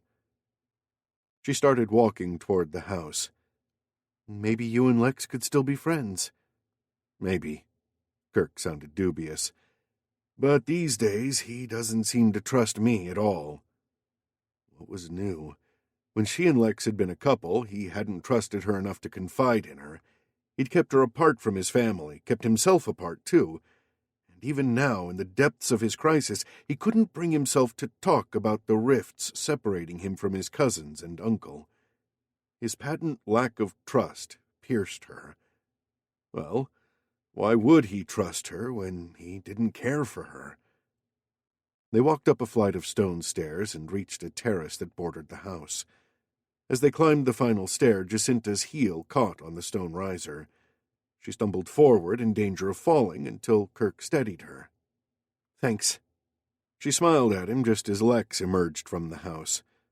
Kirk's hand dropped away from her arm as Lex strode over, his shoulders straining against his shirt. Are you okay there? Yes, fine. She blinked at him, surprised by the stiffness in his expression. Kirk here just saved me from an embarrassing faceplant. Hey, Kirk. Lex nodded at his cousin, his lips lifting into something that resembled a grimace more than a smile. I see you've already met Jacinta. That's right. I showed her around the garden. Lex's gaze flicked between his cousin and Jacinta. Oh? I was going to take Jacinta on the tour. It was no big deal. I'm sure it wasn't. The top button of Lex's shirt looked in danger of popping off. He drew her to him, draping his arm ostentatiously around her shoulders. It was a deliberate move for his cousin's benefit, she was sure, The kind of Neanderthal tactic that usually didn't impress her, but this time she didn't know what to make of it. She cleared her throat. "Do you think I could get a cold drink from somewhere? I'm parched." Lex pressed his weight into her. "Let's go inside. There's a cold buffet in the dining room." Still holding her, he steered her into the house. Lex stayed silent as they reached the dining room. There was no one else in there.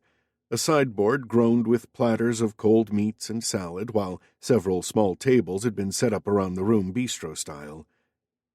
He shouldn't have been so short with Kirk, but the sight of him holding Jacinta so closely had stirred up a powerful sensation in him, and he'd grabbed her almost instinctively.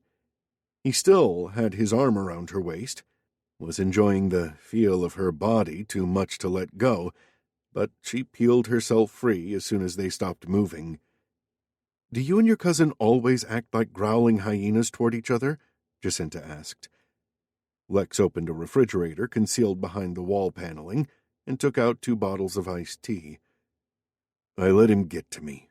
I shouldn't have." He handed her one of the bottles. "Do you want anything to eat? It'll be a while before we have dinner." "You haven't answered my question." "You obviously know the answer already, so why ask?" He picked up a plate, stabbed a piece of ham, and dropped it onto his plate. "I want to hear it from you." She pursued him as he added coleslaw to his plate. "Tell me why you and Kirk don't get along." He moved to a table in the corner and pulled out a chair for her. Kirk was the one person who might have cottoned onto the secret Lex was hiding, if he hadn't been occupied nursing and then grieving his late wife. Was he the mole? What had he and Jacinta talked about on their private walk? The questions made him chomp harder. "Well?" she prompted as he continued to eat in silence. "You want me to help you find who's leaking information. If you suspect your cousin, then you have to tell me why." "It's a long story." Lowering her voice, she said, "If it helps, I already know about Allison Hancock." He blinked at her before slowly setting down his knife and fork. "And what, exactly, do you know?" Jacinta squirmed. "Well, she was your girlfriend first, but she married Kirk instead." "That's right." He contemplated his half-finished meal as he thought about Allison. "I always wondered whether Kirk married Allison just because she went out with me first." Jacinta's eyes grew round. "Did that sound like a cheap shot?" Lex pushed aside his plate, his appetite gone, and leaned his arms on the table. "Kirk and I were always competing against each other. It started at school and never stopped. If I excelled at math, then he had to beat me in English. If I became captain of the football team, then he had to be head of the basketball team. If I landed a big deal, then he had to land an even bigger one." "And vice versa?"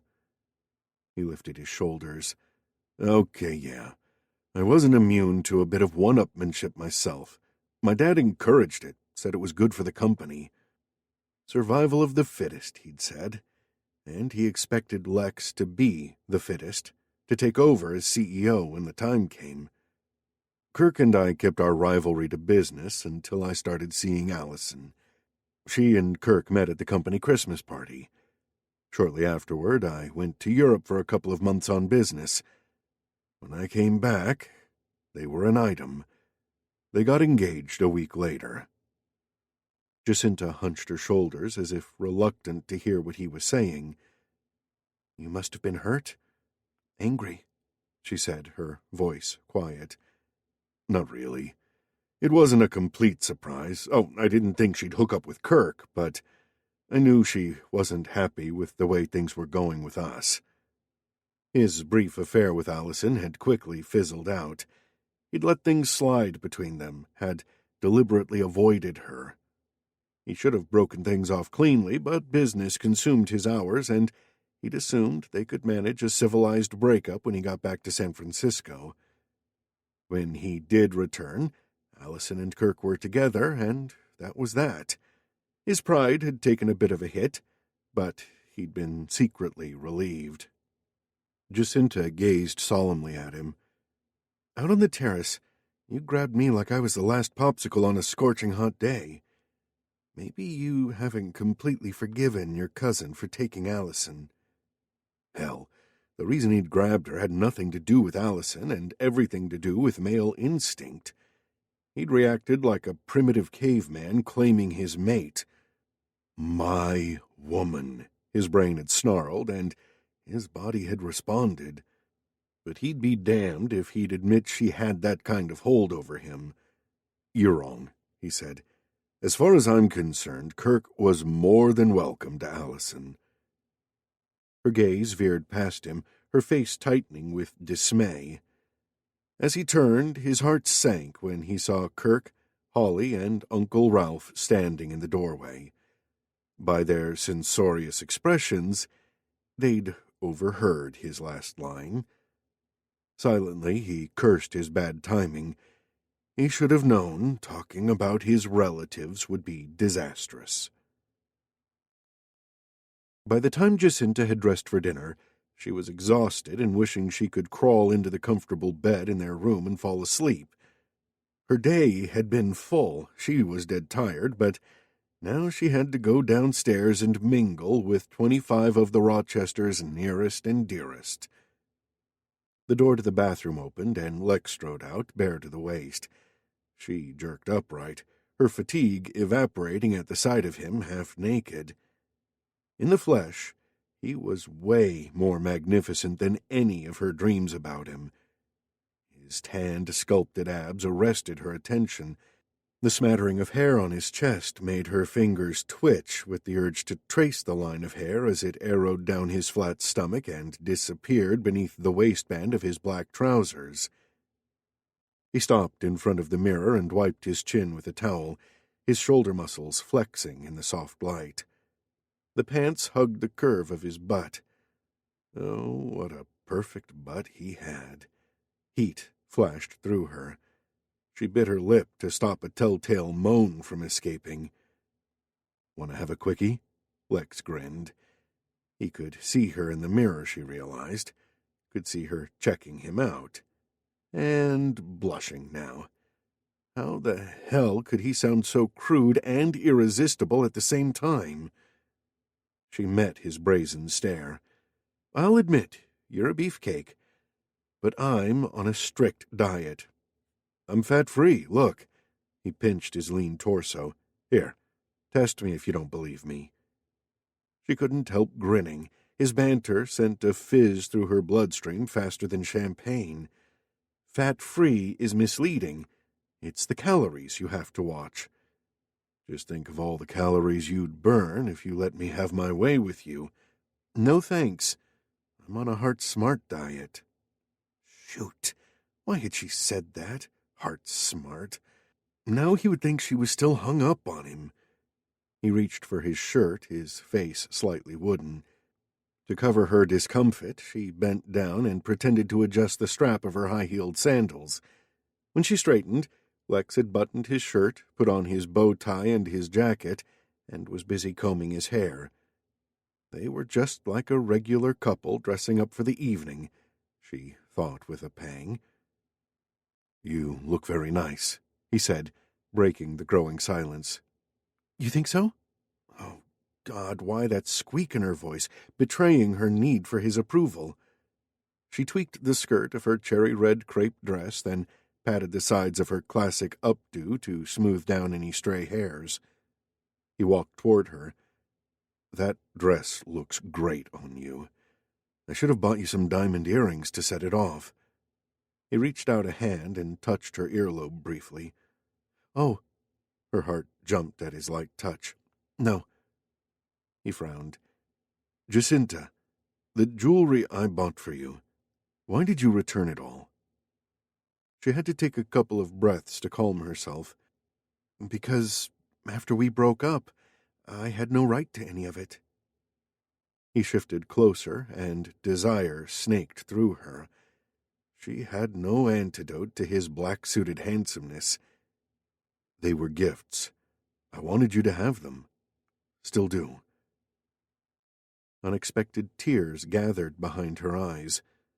The fabulous jewels, a fortune to her, a trifle to him, had been repositories of memories she needed to forget. It wasn't right to keep them. She kept her gaze on his bow tie. It was crooked, she observed, so she straightened it. His hand quickly came up and trapped hers, pressing it against his shirt. The heat from his body leaped out and snagged her. "You're a funny girl." There was an odd, affectionate note in his words, as if he admired her, respected her. "Yeah, I'm a hoot," she got out, trying to ignore how much she was enjoying the physical contact. "So many things I'm finding out about you that I never knew before." He lifted her fingers and pressed them to his lips, sending another flutter through her veins. "But I'm glad some things haven't changed. Like the way just one touch from him makes me shaky with need." He didn't have to say it. It was so apparent in the way she was swaying toward him. "We're going to be late." Her voice sounded desperate, but for what, she wasn't quite sure. Reluctantly, he let her hand fall. "We'll continue this later." The promise in his voice made her shiver again. Her barriers were weakening. How much longer could she keep him at arm's length? At dinner, Jacinta found herself seated next to a garrulous second cousin from Boston. As the cousin rambled on about his cross-country trip, she glanced toward the head of the table where Nana Alice sat with Lex and Kirk on either side of her. Both men were suavely handsome in their dark dinner suits, but it was Lex who dominated her attention. She thought of Allison and wondered how any sane woman would have chosen Kirk over Lex. Across the length of the table, Lex looked up, caught her eye, and winked at her.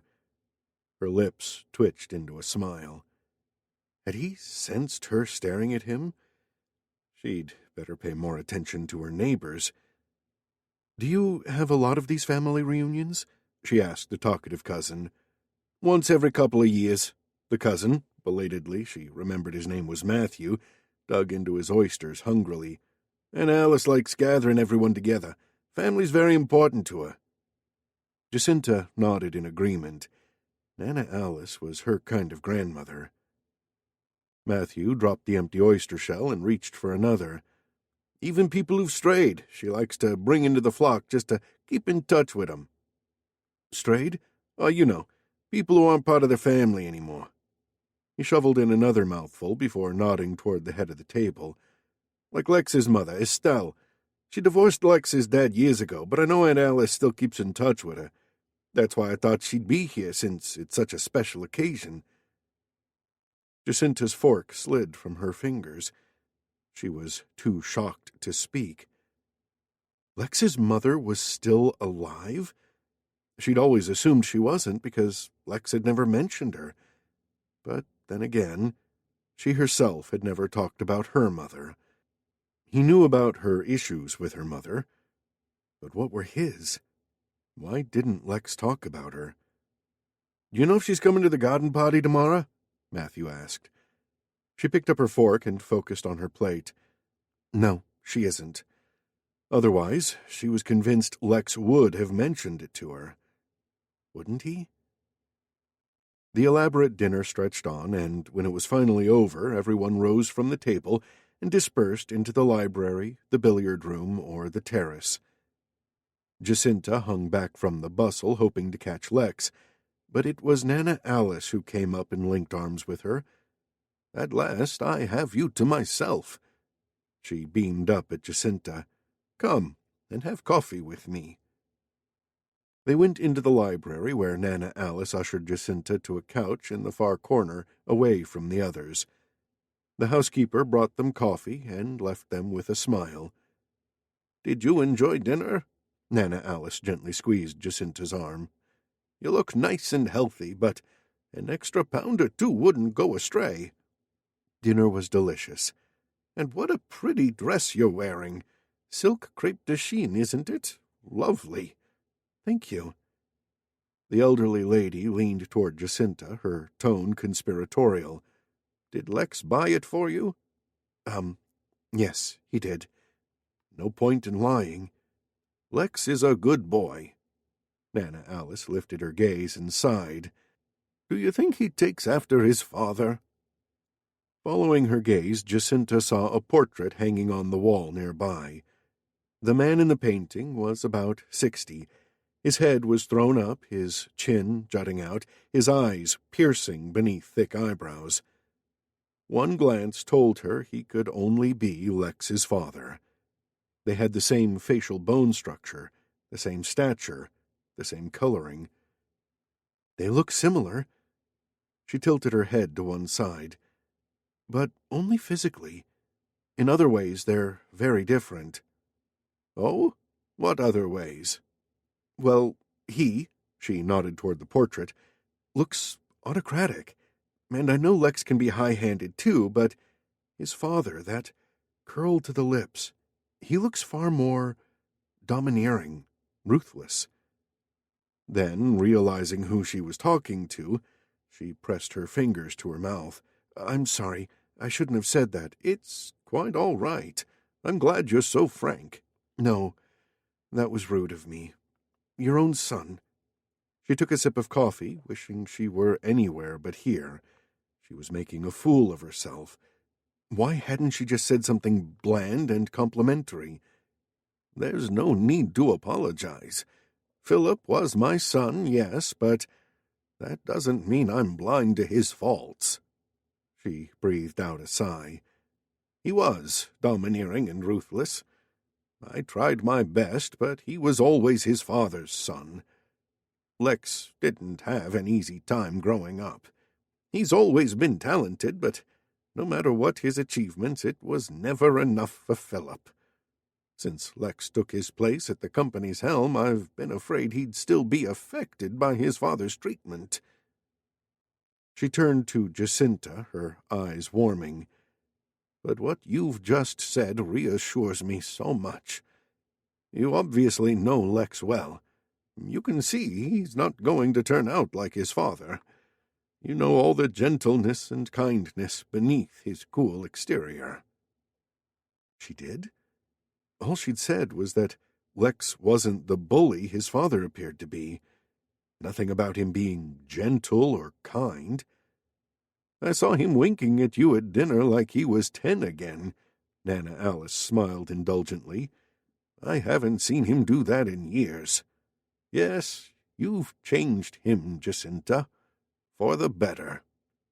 "I have?" "Oh, sure. For starters, he's brought you here to Mariposa.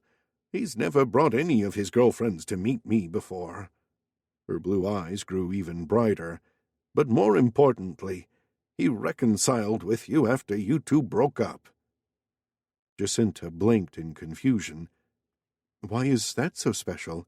"You know Lex. So intractable. Everything is black or white.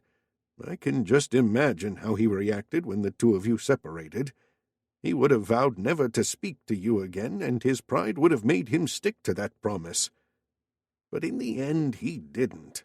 He came back to you, and that tells me all I need to know. He cares for you. He cares so much he set aside his pride, and for him that's no small thing. Yes, I can see you and Lex have a wonderful future together." Jacinta felt herself grow redder and redder. Nana Alice was in a fantasy world because of the deception she and Lex were pulling off. How could she continue to delude this gentle old woman who so obviously wanted the best for her grandson? "Well, actually," the coffee sloshed in her cup as her hands shook. "What is it, dear?" "I'm a fraud? Lex and I are both deceiving you?" The words burned on the tip of her tongue. Surely it wouldn't hurt to tell Lex's grandmother the truth. After all, it wasn't as if Lex suspected her of industrial espionage. As a matter of fact, There's something I need to tell you about Lex and me. But the next second, her throat closed up. What an idiot she was. Of course she couldn't tell Nana Alice the truth, because then she'd know that Lex didn't trust his uncle or cousins, the family members closest to him, the ones he ought to be able to rely on.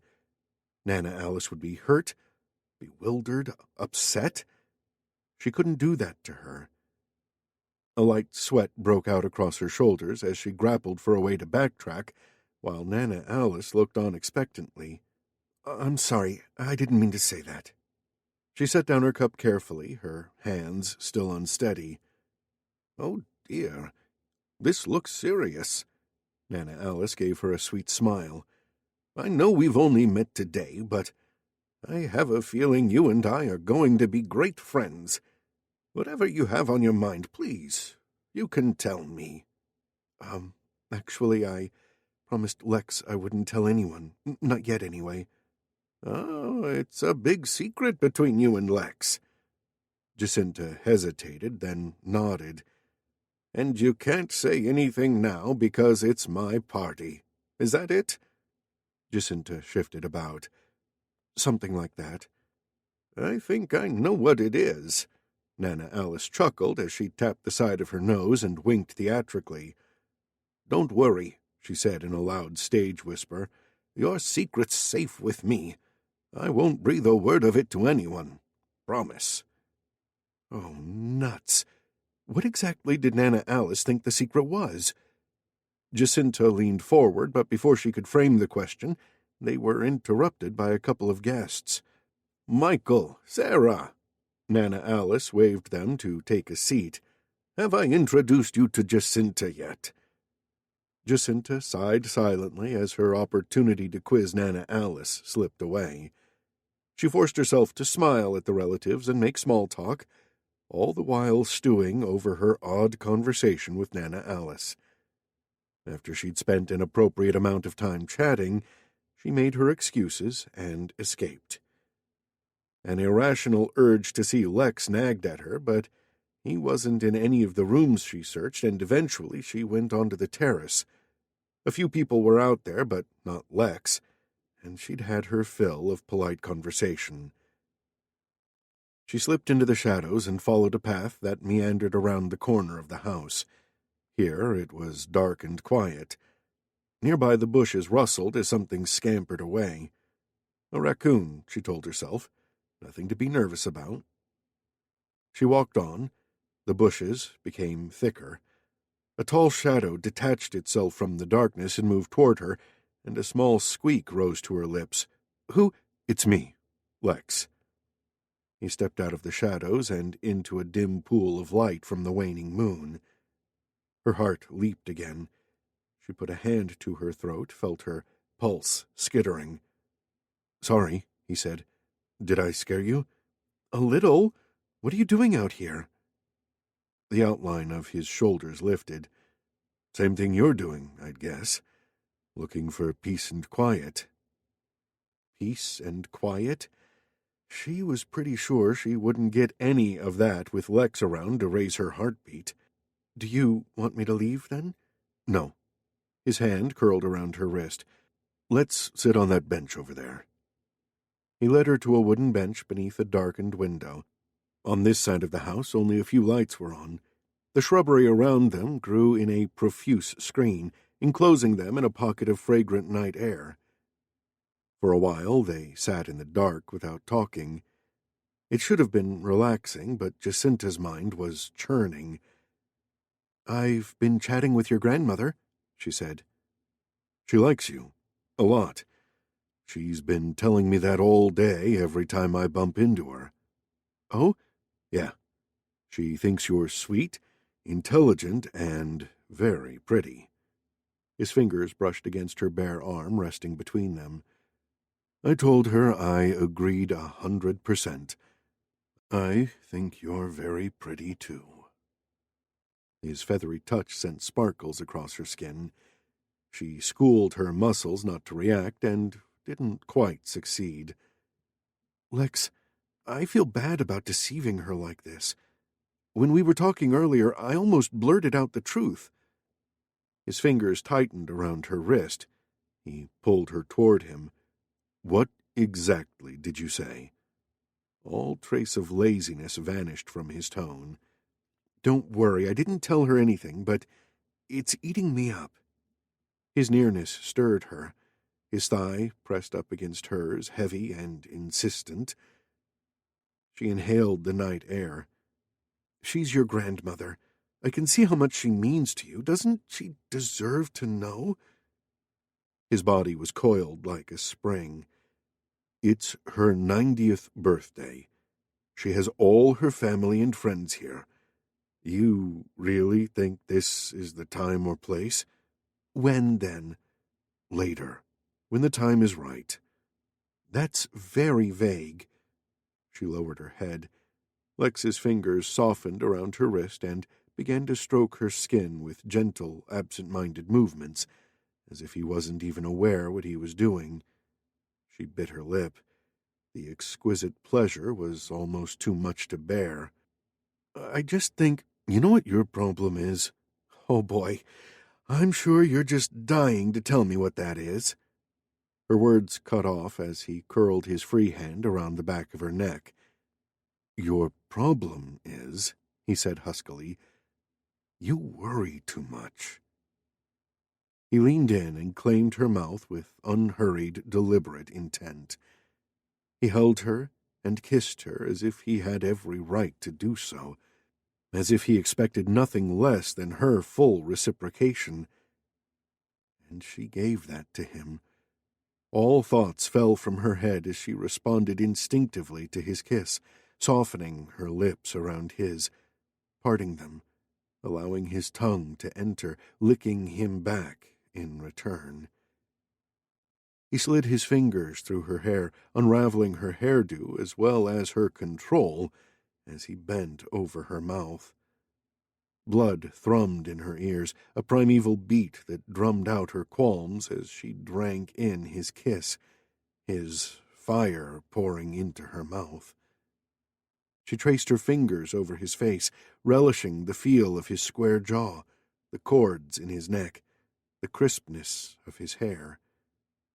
How she loved the exhilaration of losing herself in mindless pleasure with him.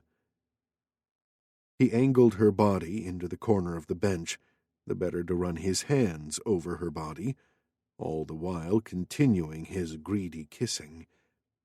He explored the contours of her dress, following the drift of the silk as it flowed over her breasts and stomach and down to her hips and legs.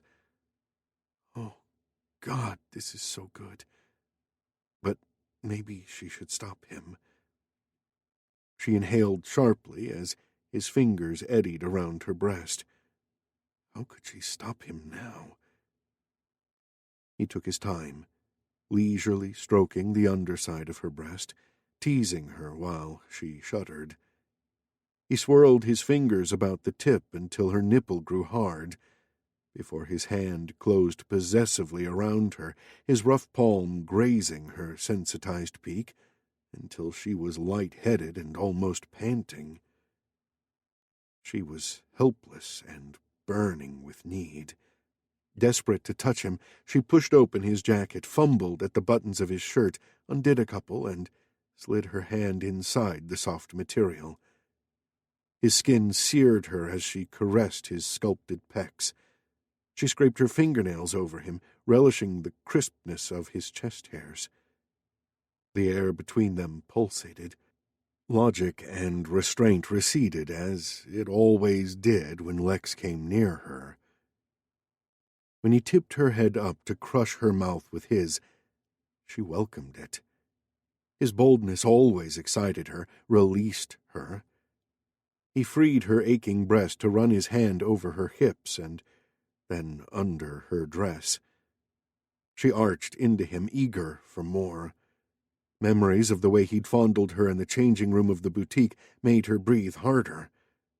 Lex was such an expert at the slow tease. Was he going to make her ask for it again? He gripped her thigh with surprising force, his handhold urgent. Fervent need swelled between her legs. He wanted her, and God, did she want him too. "Lex," she heard herself moaning. How hoarse and desperate she sounded. Desperate for him, for his hands to possess her, his hot skin sliding against hers, his body moving inside her in perfect unison. How had she ever imagined she could stay aloof from Lex? She didn't care if this was a bad mistake. She didn't care if there'd be regrets afterward. She didn't care about anything except one thing. He lifted his head a few inches. His pumping breath matched hers. In the darkness, his eyes burned. His hand held her thigh as if he'd never let go. "Jacinta," he muttered, his breath fanning her cheeks. "I'm only flesh and blood. If you don't want me to ravish you right here and now, you'd better do something fast." His searing gaze devoured her whole. She knew he wasn't thinking straight either. They were both captive to the same overpowering need. She pushed herself upright and stood. He blinked as she caught his hand and tugged him to his feet. "Come on." Excitement thickened her voice. "If we're going to do some ravishing, that bed upstairs is way more comfortable than this old bench." In reply, his eyes flared. His fingers crushed hers as he followed her into the house. Chapter 9. Hand in hand, they stole into the house like a couple of teenagers. Music spilled out of the library, but they tiptoed unnoticed up the staircase and slipped into their room away from the rest of the house. The excitement simmering in Jacinta's veins came to a fast boil as Lex pushed her up against the shut door and pressed the full length of his body against hers. "This is long overdue." His voice condensed with urgency as his fingers danced through her hair, rousing every sense. "I've been wanting to do this since forever." She stroked the side of his jaw, reveling in the prickle of his light stubble. "You know what they say.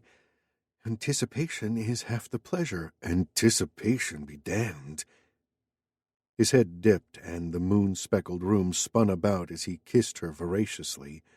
The vortex whirled around her, sucking away her breath as she clung even tighter to him.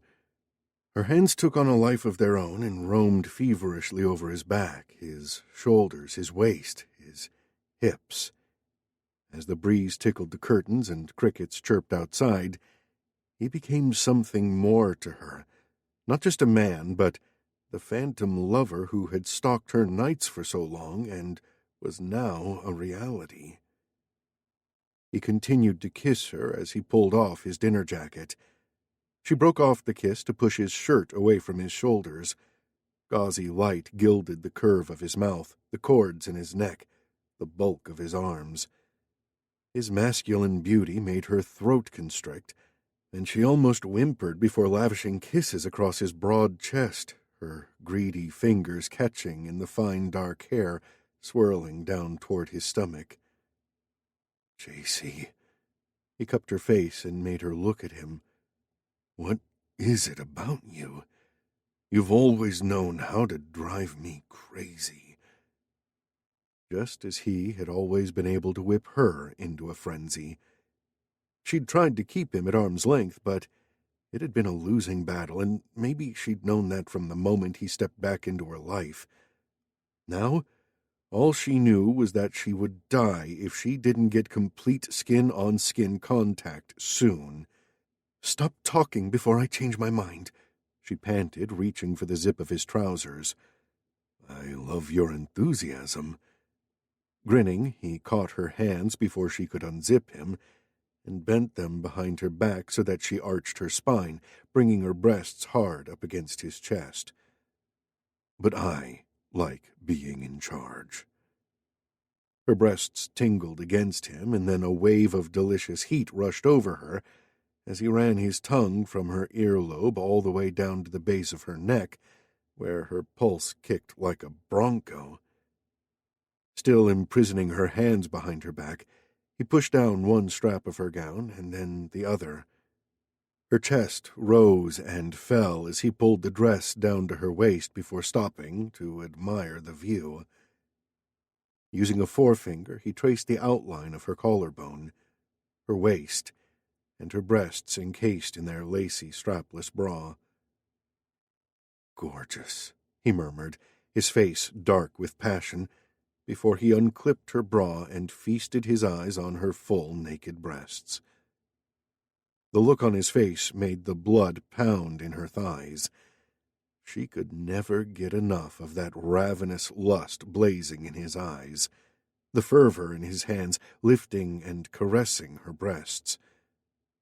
Her hands were free now to sweep across his bare chest and arms, recalling every muscle, every bone, every inch of skin, delighting in the renewed memories. He gripped her dress and shucked it off her hips. A moment later, his fingers coiled into the lace of her panties. She heard a ripping sound, and suddenly the panties were gone, and she was naked except for her red high heels. She must have gasped because he muttered in her ear, "Sorry, I couldn't help myself." "I can't either." Reaching for his trousers, she unzipped him. He got rid of the pants, underwear, shoes, and socks with lightning speed. Suddenly he was standing inches away from her in all his naked glory, and she had trouble breathing. His body was perfectly proportioned, exquisitely muscled, blessed with grace and confidence. When her gaze fixed on his erection, she almost sputtered in awe. How could she have forgotten how well endowed he was? She hadn't forgotten. She'd pushed the memories away to protect herself. But now it was right in front of her, hard and thick. Her mouth watered, her fingers twitched. She gulped and wiped the back of her hand across her lips, sure she was drooling like an idiot. You really ought to have a danger sign on that," she blurted out. "Or handle with care?" he grinned. At his words, her hand involuntarily reached toward him, but he was quicker and trapped her by the wrist. "No, sweetheart. I want you to stand there nice and quiet first." She should have known Lex would always want the upper hand. He was so alpha in everything he did that naturally in the bedroom he liked to be in charge. And she had to admit here his bossiness was a huge turn-on for her. So she made herself stand motionless, her heart rate kicking up in anticipation. A few times he trailed his fingers over her for a brief moment, across her shoulders, over her hip, down her spine, and each time pleasure jolted through her only to be cut short. Finally he stopped behind her and lifted up her hair so he could nuzzle her earlobe and then the side of her throat. Delight trembled through her, and the tremble grew stronger as he pressed the length of his naked body up against hers. His heat washed over her skin and then scrambled her brain as he grasped her by the hips to press the length of his erection into the crevice of her ass, burning flesh against burning flesh. "Oh my God, it's even bigger now. Is that even possible?" She was still hyperventilating when he began licking her. His tongue wandered over her shoulders, down her back, then over her buttocks. She bit off a squeal when his teeth nipped at her flesh. He continued licking the back of her thighs. When he reached the back of her knees, she almost keeled over. Who would have thought that was such an erogenous area? The feel of his tongue whisking against that soft, vulnerable part sent her half crazy, and she would have buckled at the knees if he hadn't braced her. "What are you doing to me?" she gasped, too far gone to care about blurting out her feelings. Something nice, I hope. His tongue trailed up the inside of her thigh. Oh, he has no idea. She didn't know if she could stand this amount of teasing for much longer. She was drenched with need, more than ready for him, and he hadn't even gotten around to her front. It's very nice, she breathed, her hands opening and closing in mounting frustration. But I'm ready for something naughty. He let out a laugh thick with arousal. Holding her by the shoulders, he moved her forward until she was standing in front of the dresser, the mirror reflecting her with him standing behind her. I want to see you come, he murmured into her hair. I'm going to finish what we started in that changing room, and you're not allowed to move. She stared, transfixed, as he drifted his hands over the front of her body, touching, teasing, flirting. Her nipples were erect, and she desperately wanted his rough grip on them, but he tormented her by playing with them for only a brief second before meandering away. She clenched her teeth in frustrated excitement. God, she wanted to grab his hand and show him what she needed, but she schooled herself to remain still. Lex knew exactly what she wanted, knew that drawing out her need would heighten the pleasure. He trailed his fingers around her belly, tracing the contours of her body down to the V of her legs, where he toyed with her dark curls. She shifted her legs restlessly, waiting. Eventually, he gave her what she wanted, and slid his whole hand between her legs, cupping her completely, the heel of his palm pressing against her mound. A sigh shivered on her lips. She spread her thighs wider to straddle his hand, sucking in a breath as he slid two thick fingers deep into her, her wetness welcoming him. Magic. Magic. Her head was abuzz. She shut her eyes, her head lolling back as he stroked her with the slow, even tempo that always drove her wild. He began to use his thumb to brush her clit with each downstroke, and she felt herself swelling and soaring, a moan gathering in the base of her throat as he pushed her higher and higher toward that peak. At the same time, he pressed himself up against her back, grinding himself slowly against her in time with each delve of his fingers. Look, JC, he breathed in her ear, his husky voice caressing her as surely as his hands. Open your eyes and see how wicked you are. As her eyes flickered open, she caught sight of her body in the mirror, flushed and ripe in his hands, and her face, completely wanton with the thrill that only Lex could give her. No one could do this to her but him. She barely had time to register this before he wrapped his free hand around her breast and crushed her nipple with the perfect degree of roughness. She stifled a cry, spinning higher. Her flesh tightened around his fingers, and then she was cresting as wave after wave of sensation shuddered through her. Seconds later, she looked up to find herself cradled in Lex's arms, her body limp with saturated pleasure. She gazed up at him through bleary eyes. He slicked her hair away from her eyes. Did you enjoy that, honey? She nodded, incapable of speech. Through her haze, she was aware of his erection budding against her. It was harder, longer, and hotter than ever. The thought of that sent a rush of fresh heat through her. Oh, wow. How did he do that to her? Still in the throes of post-orgasmic happiness, and she was already thinking about the next one. Well, it wasn't like he'd had his orgasm yet. As if he could read her mind, he tipped up her chin and started kissing her again. She didn't have to stand still anymore, did she? Wrapping her arms around him, she kissed him back, suddenly as hungry for him as if the last 15 minutes hadn't happened. She kissed him as greedily as he did, pushing her tongue into his mouth, desperate to taste him.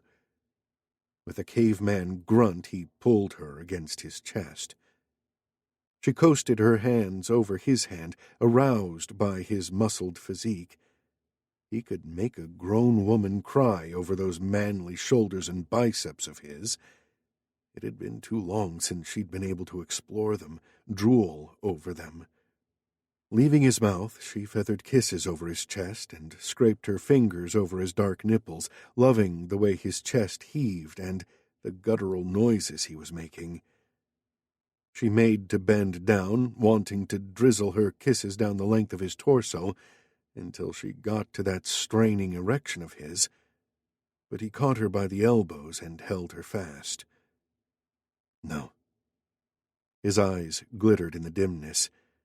He was in charge, and he wasn't going to let her forget that. He slid his hands under her buttocks and lifted her, swinging her legs around his hips. Shuffling forward, he lowered her onto the dresser. He spread her legs apart as he ran his hands feverishly over her breasts, playing with her nipples that had already hardened again. His mouth claimed hers, hungry and demanding, while his fingers caressed her upper thighs, kneading her flesh. The air caught in her throat when he slid his fingers higher and found her already wet and pulsing from his previous attention. He played with her for a while, fondling her in an unhurried way that belied the hot erection that lay against her thigh. She didn't know how he could maintain so much control. She couldn't. She arched her back and opened her legs wider, inviting him to bury himself in her. And still he continued to pet her and torture her, his fingers circling lazily around her entrance. Just as she was about to scream out in frustration, suddenly he was ripping open a condom wrapper with his teeth. A second later, he'd sheathed himself, and before she could draw another breath, he gripped her hips and thrust into her, pushing deep into her slick folds until his scorching hard flesh seemed to fill her to her throat.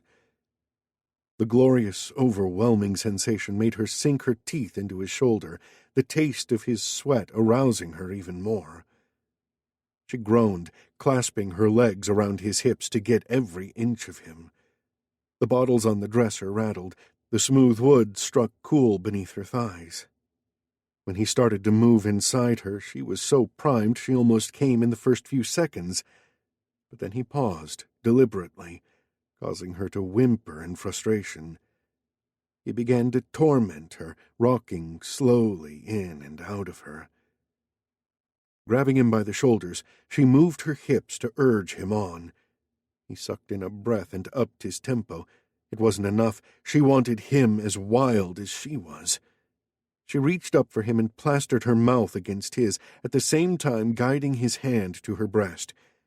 His breathing was ragged against her hips as his fingers tightened around her nipple. The moment when he relinquished control and drove into her stole her breath.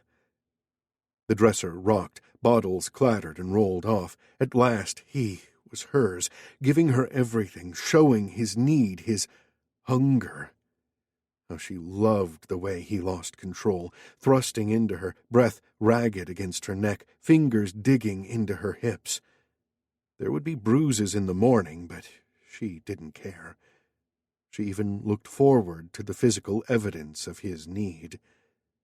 Bucking her hips against him, she locked her legs around him as they rode together to a blistering orgasm, Lex uttering a growl when he exploded inside her. Afterward, there was that drawn-out moment where the whole world was loose and perfect. Limp with bliss, she rested her head against his shoulder, her slick, spent body sticking to his.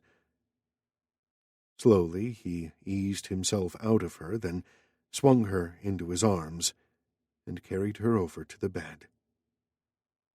As he laid her down and stretched out next to her, she hoped against hope he'd take her into his arms. She'd always loved cuddling up to him after sex, needing his gentle caresses as she came down from her high. But this time Lex remained motionless on his back, not touching her. She battened down her faint disappointment. She didn't need his hugs, but her senses felt raw and she couldn't settle. She hadn't expected the sex to be this intense. Lex had always been able to turn her into a quivering jelly of lust, but this time there'd been an extra edge to her appetite. Desperation, perhaps? The uneasy knowledge that she would lose him again soon. She twisted her neck to peek at Lex, only to find him lying on his side, gazing intently at her. The dappled moonlight on his skin turned him into a leopard, a muscular, lithe leopard, beautiful and dangerous. Leopards live alone. Her heart ached as she turned her head away and drew the sheet up to her chin. Tonight was a one-time thing. She couldn't let it happen again, and she had to keep in mind that this wasn't the same Lex of old. She knew him better now that she'd seen him with his family and glimpsed at the hurts he'd suffered and kept hidden. And this wasn't just sex anymore. She was dangerously close to falling in love with him, and that would be disastrous because Lex was definitely not the kind of man to lose his head over a woman, especially one he'd already rejected once before. Lex propped himself up on his elbow and studied Jacinta. She lay on her back with the sheet tucked under her arms, a pensive expression showing through her mussed-up hair. "What's up? You're having regrets?" he asked, and right away cursed himself. Why ask that question when she might answer yes? "No," she shook her head. "I guess it was inevitable, ending up in bed with you again." "You don't have to make it sound like death and taxes." "It wasn't like that. It was—" She smiled and gave another quick shake. "You know what it was like." Incredible, awesome, earth-shattering. There just weren't the right words to describe how it felt making love to Jacinta. He reached over and fingered a stray curl of her hair. "Yeah, I agree," he said softly. "But—" The unspoken word soured his mouth. But however mind-blowing the sex was, he couldn't let it affect his thinking. Nothing had changed between them. He had to remember that and not get carried away like before. He couldn't go through all that torture again, that wild exhilaration followed by crashing gloom when everything between them had been ripped apart. This time he had to keep his perspective. Don't spoil the mood by anticipating trouble. Just enjoy the afterglow for now. He leaned back against the pillows, conscious of her light perfume permeating the linen, mixing with the salty tang left behind by their coupling. What a sexy smell that was. He wished he could bottle it. "Why didn't you ever tell me about your mom?" Jacinta asked without warning. "My mom? Way to go killing the mood." He kept his gaze on the plastered ceiling above him. "What about my mom?" "I didn't know she was still alive. I always thought she'd passed away." He lifted his eyebrows. "What gave you that impression? You never talked about her. You never talked about your mom either. I only found out about her today." He didn't say anything else. After a few moments, she said, "Well, aren't you going to tell me about Estelle? That's her name, isn't it?" Hell, she even knew his mom's name. He twisted his neck to scowl at her. "Who's been gossiping behind my back?" "It just came up in conversation. So where does she live?" He didn't speak. Didn't want to think about his mom, let alone talk about her. Jacinta let out a small sigh. "It's okay. God knows I don't enjoy talking about my mom. Paradoxically, that made him less reluctant. Are you that interested in mine? Yes, I am. She propped herself up against the pillows and crossed her arms. I want to hear it from you, instead of second-hand gossip. My mom, he exhaled a long breath. It's not a long, tragic story, if that's what you're expecting. My mom and I never had a close relationship. She was more interested in her social activities than raising a child. His mother had been beautiful but remote, like a marble statue on a pedestal. She had produced a son and heir for her husband, and as far as she was concerned, she'd fulfilled her obligations. Lex continued.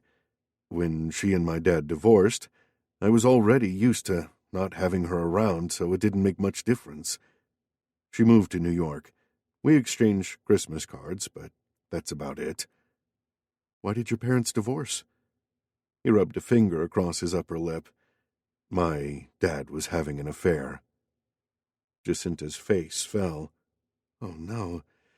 That must have been a shock for your mom, finding out he'd been unfaithful. Not really, he grunted. She'd known for years he was unfaithful.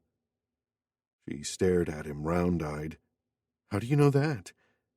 Because one day my mom and I came home early and saw my dad kissing a strange woman. I was dumbstruck, but she just brushed it off, told me to ignore it like she'd been doing for years. So I did. His hand clenched involuntarily on the sheet. His mother's reaction had stunned him, but he'd said nothing. If she wanted to turn a blind eye to his father's affairs, then who was he to object? But when his affairs became public, that was too much for her, so she demanded a divorce. She hadn't cared about the affairs as long as he was discreet. She'd only cared about the wealth and social status that came from being married to a Rochester. But when it became common knowledge that Philip maintained several mistresses, she couldn't stand the public humiliation, the whisperings from her society friends. A fat settlement and a swift departure to the East Coast had soothed some of her injured pride. I'm sorry, Jacinta said. For what? I'm sorry you had to go through all that. It must have been miserable for you.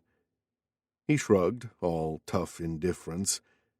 Nope, I was 16, 17, old enough to take care of myself. But it had hurt, he had to admit, seeing his preconceptions of his parents crumble. He used to look up to his dad, had admired him despite his lack of tenderness. He was hard on Lex because he had standards. But then Lex had realized his dad lied and cheated. He saw that his mom was only interested in money and status, that marriage was just a sham, nothing more than a business arrangement. From then on, he didn't care about his dad's opinion so much. He didn't hero-worship him, although he still continued to respect him as the fearless CEO of the company. Until 18 months ago, when he'd taken over as CEO and started to uncover the various misjudgments of his father. He noticed Jacinta gazing at him, her face all soft with sympathy. He shot her a frown. Don't go all mushy now. You don't have to feel sorry for me. In fact, he'd hate it. She pressed her lips together. If only you were closer to your cousins and uncle, like I am with Kevin. It makes a big difference. I told you. No mush. He attempted a stern expression. She clicked her tongue. One day you'll admit I'm right. To block out her words, he concentrated on her face, focusing on her lush mouth, her wild hair. Heat pumped through his veins as he noted the faint mark at the base of her neck, left there by his sucking. He touched the love bite. I'm admitting nothing except that I'm hungry for you again. Beneath his finger he felt her pulse kick up, even as she narrowed her eyes at him. "You men, why is it you have only one thing in mind?" "Is it because you're lying naked in my bed?" He traced the line of her collarbone down to where the sheet hid the rest of her. She shifted her limbs restlessly, giving herself away. We shouldn't." "We just did, and we both thought it was amazing." "I know, but—" She pursed her luscious lips, making lust flare in his groin. "We're not hurting anyone." Hooking the sheet with his forefinger, he began to inch it off her chest. "There are still so many things I want to do to you." "Do to me?" Her pink tongue swept over her full bottom lip. He lowered the sheet past her tempting breasts. "Yeah, I haven't forgotten that little thing you like." She gulped, eyes glistening darkly. "That thing?" Her cheeks turned pink, matching the color of her nipples. Oh, yeah. He knew exactly what she wanted him to do to her. Grinning, he flicked the sheet right off her naked body. "You know what I'm talking about." Bending over her, he ran his tongue between her breasts and around them, leaving a damp trail behind as he rolled his tongue over each nipple in turn, until she gasped in delight and thrust her fingers through his hair. He left her nipples pert and wet as he skimmed down her stomach, nudging her legs apart as he kneeled over her. He nuzzled the damp curls between her thighs, inhaling her musky scent, before flicking his tongue into her folds. Her sharp intake of air and the sudden clenching of her thighs told him how excited she was. So was he. Maybe it was the way she was so open and vulnerable to him that got his motor running so fast. He licked her slowly, and then he licked her fast, savoring her, enjoying her response.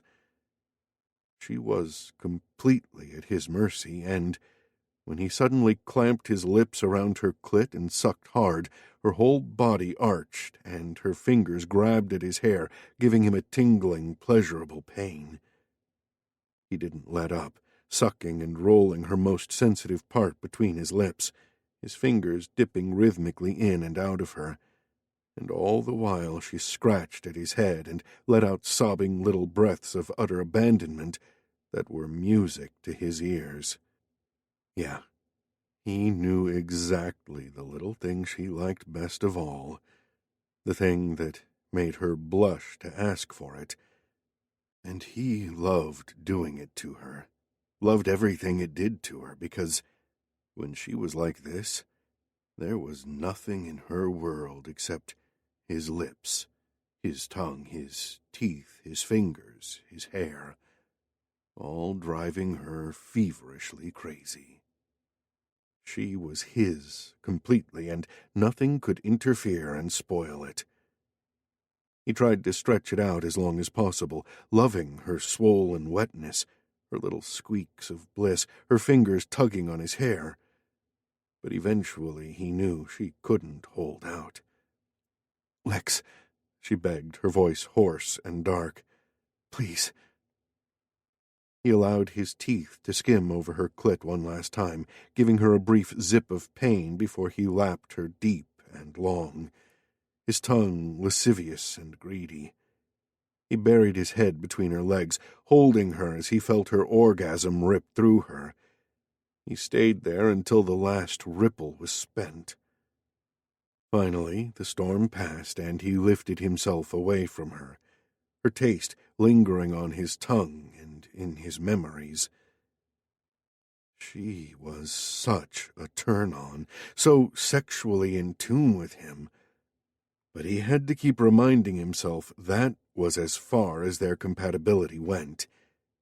He couldn't put his faith in her. She'd disappoint him just like she had before, just like his parents had in the past. She drove him wild in bed, but out of bed he had to keep a cool head around her. The next morning, Jacinta woke up to the sound of a faint tapping. Rolling over, she discovered the pillow next to hers was empty, and when she lifted her head, she saw Lex sitting at the far desk. He was fully clothed and working on his computer. At the rustle of the sheets, he glanced up. "Sorry, didn't mean to wake you. You can sleep in if you want." The elegant little clock on the nightstand told her it was almost 9, way past when she usually woke up. She leaned back in bed, yawning and stretching. No wonder she'd slept late, after everything she'd enjoyed with Lex last night. She shot him a quick peek, conscious of the pleasurable ache in her pelvis. Did he have the same enjoyable dull throb? She didn't regret what they'd done last night, even though she knew it had been a stupid thing to do. A person couldn't go through life always choosing the sensible path. That was too boring, too safe. She slid out from under the sheets. Last night's red evening gown lay crushed in a puddle of silk on the carpet. Her panties were ruined. Her dressing gown was nowhere to be seen, and the ensuite bathroom was way on the other side of the bedroom. Lex was still at his desk, his profile turned to her. Oh, well. Shaking back her hair, she walked across the carpet, buck naked. As she reached the bathroom door, Lex's voice rose from behind her, lazy and amused. "I love the way you shimmy that ass of yours, but take pity on me. I'm trying to work here." She bolted into the bathroom. When she emerged 15 minutes later, showered, scrubbed, and wrapped in a thick white bathrobe, Lex was still at his desk, except now he had a deep line scoring his forehead. "Is anything wrong?" She couldn't help asking. He lifted his head. "It's nothing." But the creases across his brow said otherwise. "If it's nothing, why do you look ready to strangle someone?" "I do want to strangle someone." She sat down in the chair near his desk and frisked her damp hair with the towel. "Not another leak, is it?" "No." He snapped the laptop shut before thrusting his fingers through his hair. "It's just... Can I tell you something in the strictest confidence?" "Of course." Trepidation wriggled in her stomach. "What is it?" "It's about the company." He bent and rested his elbows on his knees. "The thing is, some of our bank loans are due for renegotiation soon, and we're not doing as well as the market thinks we are." "But that can't be right. You're a mammoth company. You earn millions each year." "We've also been borrowing too much, buying assets that don't match our business and for too much, and now we're running short of capital. I only started uncovering the extent of our problems when I took over as CEO." She leaned forward. "You mean your dad was hiding these shortfalls?" He pulled a face, avoiding her eye. "Yes, he overinflated the value of some of our assets." "And you haven't told anyone what your dad was up to?" Frowning, he squeezed his knuckles. "Whatever he did, he's still my dad. I don't want him condemned when he's not here to defend himself." Jacinta couldn't help sighing at the irony of the situation. His father hadn't trusted Lex with the truth, and yet here was Lex still trying to protect the memory of his dead father. "You should tell your family," she said quickly. "Kirk, Holly, Ralph, and your grandmother. They should all know." "The hell I will." He shoved back his chair and jumped to his feet. "But they'll find out eventually, won't they? If the loans are due soon?" Lex moved restlessly about. "If one of them is the mole and I tell them the problems, he or she will have a field day with that information. I can't afford to take that risk. I need to find out who's sabotaging me first, and I need to know fast, because I'm meeting with the bank in 2 weeks' time." She drew in a breath. "So that's why you only gave me 3 weeks to find the mole." "That's right, and it's becoming more urgent by the day." "What if you just told one of your relatives? Kirk, maybe. And if he's the leak, I'd be handing him a loaded gun to point at me. No, I can't tell anyone." He stopped in the middle of the room and pinched the bridge of his nose. Look, I shouldn't have said anything to you at all. Her heart sank. For a moment there he'd trusted her, but now he regretted it. But just forget it, will you? And remember that confidentiality agreement you signed. As if I'd tell anyone, regardless of that stupid piece of paper. Well, I'm just reminding you. She stood, sighing. You always do that. Do what? Push people away. What are you so afraid of? That someone might actually be able to help you? His eyebrows shot up. That's bullcrap. I understand you had a crappy childhood. Your mom ignored you and your dad failed you, but that's no reason to cut yourself off and vow never to ask anything of anyone. If you broke your rule and dared to trust someone, you might be amazed by the results. He pressed his lips into a thin line. Are you done? She lifted her hands, helplessly aware that she'd achieved nothing except to rile him up. Lex, people want to help you if only you'd let them. Oh, yeah? People like you? Oh, but wait, I almost forgot. You're only helping me to help your brother, so I guess you don't count. His accusation stabbed at her. She caught her breath. That's uncalled for, but true. Not entirely. I want to help you because... She lifted her shoulders. Now that I know about your family, I... Feel sorry for me? Lex grimaced. Oh, God. What exactly did she feel for Lex? He was so stubborn and prideful, but now she had an inkling where that came from, and his isolation made her heart go out to him. She wanted to help him, protect him, fight for him. Feelings she'd never had for him before, or for any man. Feelings she couldn't express when he was in this acidic mood. I'm on your side, she said quietly. I'm here to help you. His face remained aloof. If you want to help, find out who the mole is. Fast. The chasm between them seemed as wide as ever. Suddenly cold, she nodded before pulling the bathrobe tight around her and hurrying away. It was a few hours later before she spoke to Lex again. The place buzzed with activity as dozens of staff rushed to complete preparations for the garden party. She went for a walk to calm herself after the argument. When she returned to the bedroom, she pulled out Lex's laptop and immersed herself in security logs. Lex didn't want her advice, so she should stick to fulfilling her end of the bargain. Kevin needed that job, and the sooner she uncovered the mole, the sooner she'd get away from Lex. A while later, Lex entered the bedroom. He was already dressed for the party in an elegant, lightweight navy suit with a striped tie and pristine white shirt. His freshly shaven face was inscrutable. Sorry I was so short with you earlier, he said straight away as he advanced on her. I shouldn't have burdened you with my problems. You didn't burden me, she said quietly, and you know I won't breathe a word to anyone. I appreciate that, but let's just stick to the script, okay? Sure.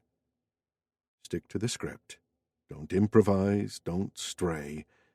She pointed at the laptop. I'm in the middle of another scan. Good idea. Don't let me disturb you. She resumed her analysis. 10 minutes later, she leaned forward and checked the screen one more time. What she'd found was disturbing. Why the frown? Lex was suddenly standing in front of her.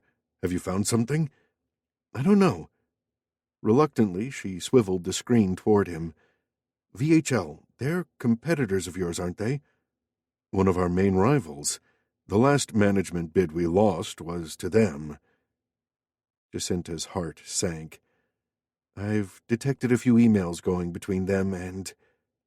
His fists whitened on the polished wooden desk. And who? Kirk. She peeked at his face. His jaw clicked as he clenched his teeth. About 4 emails since Thursday. He used a webmail service, not the company one, but it's definitely coming from his computer and his login. She expected him to swear or growl or smack the desk, but he just stood there, his face a rigid mask. Anxious, she chewed on the inside of her cheek. "Lex, do you want to read the emails?" He eyed the screen where she'd positioned the mouse over the incriminating emails. One click was all it would take to open them. Lex jerked his head from side to side. "No." She stared back at him. That wasn't the response she'd anticipated. "No," he repeated.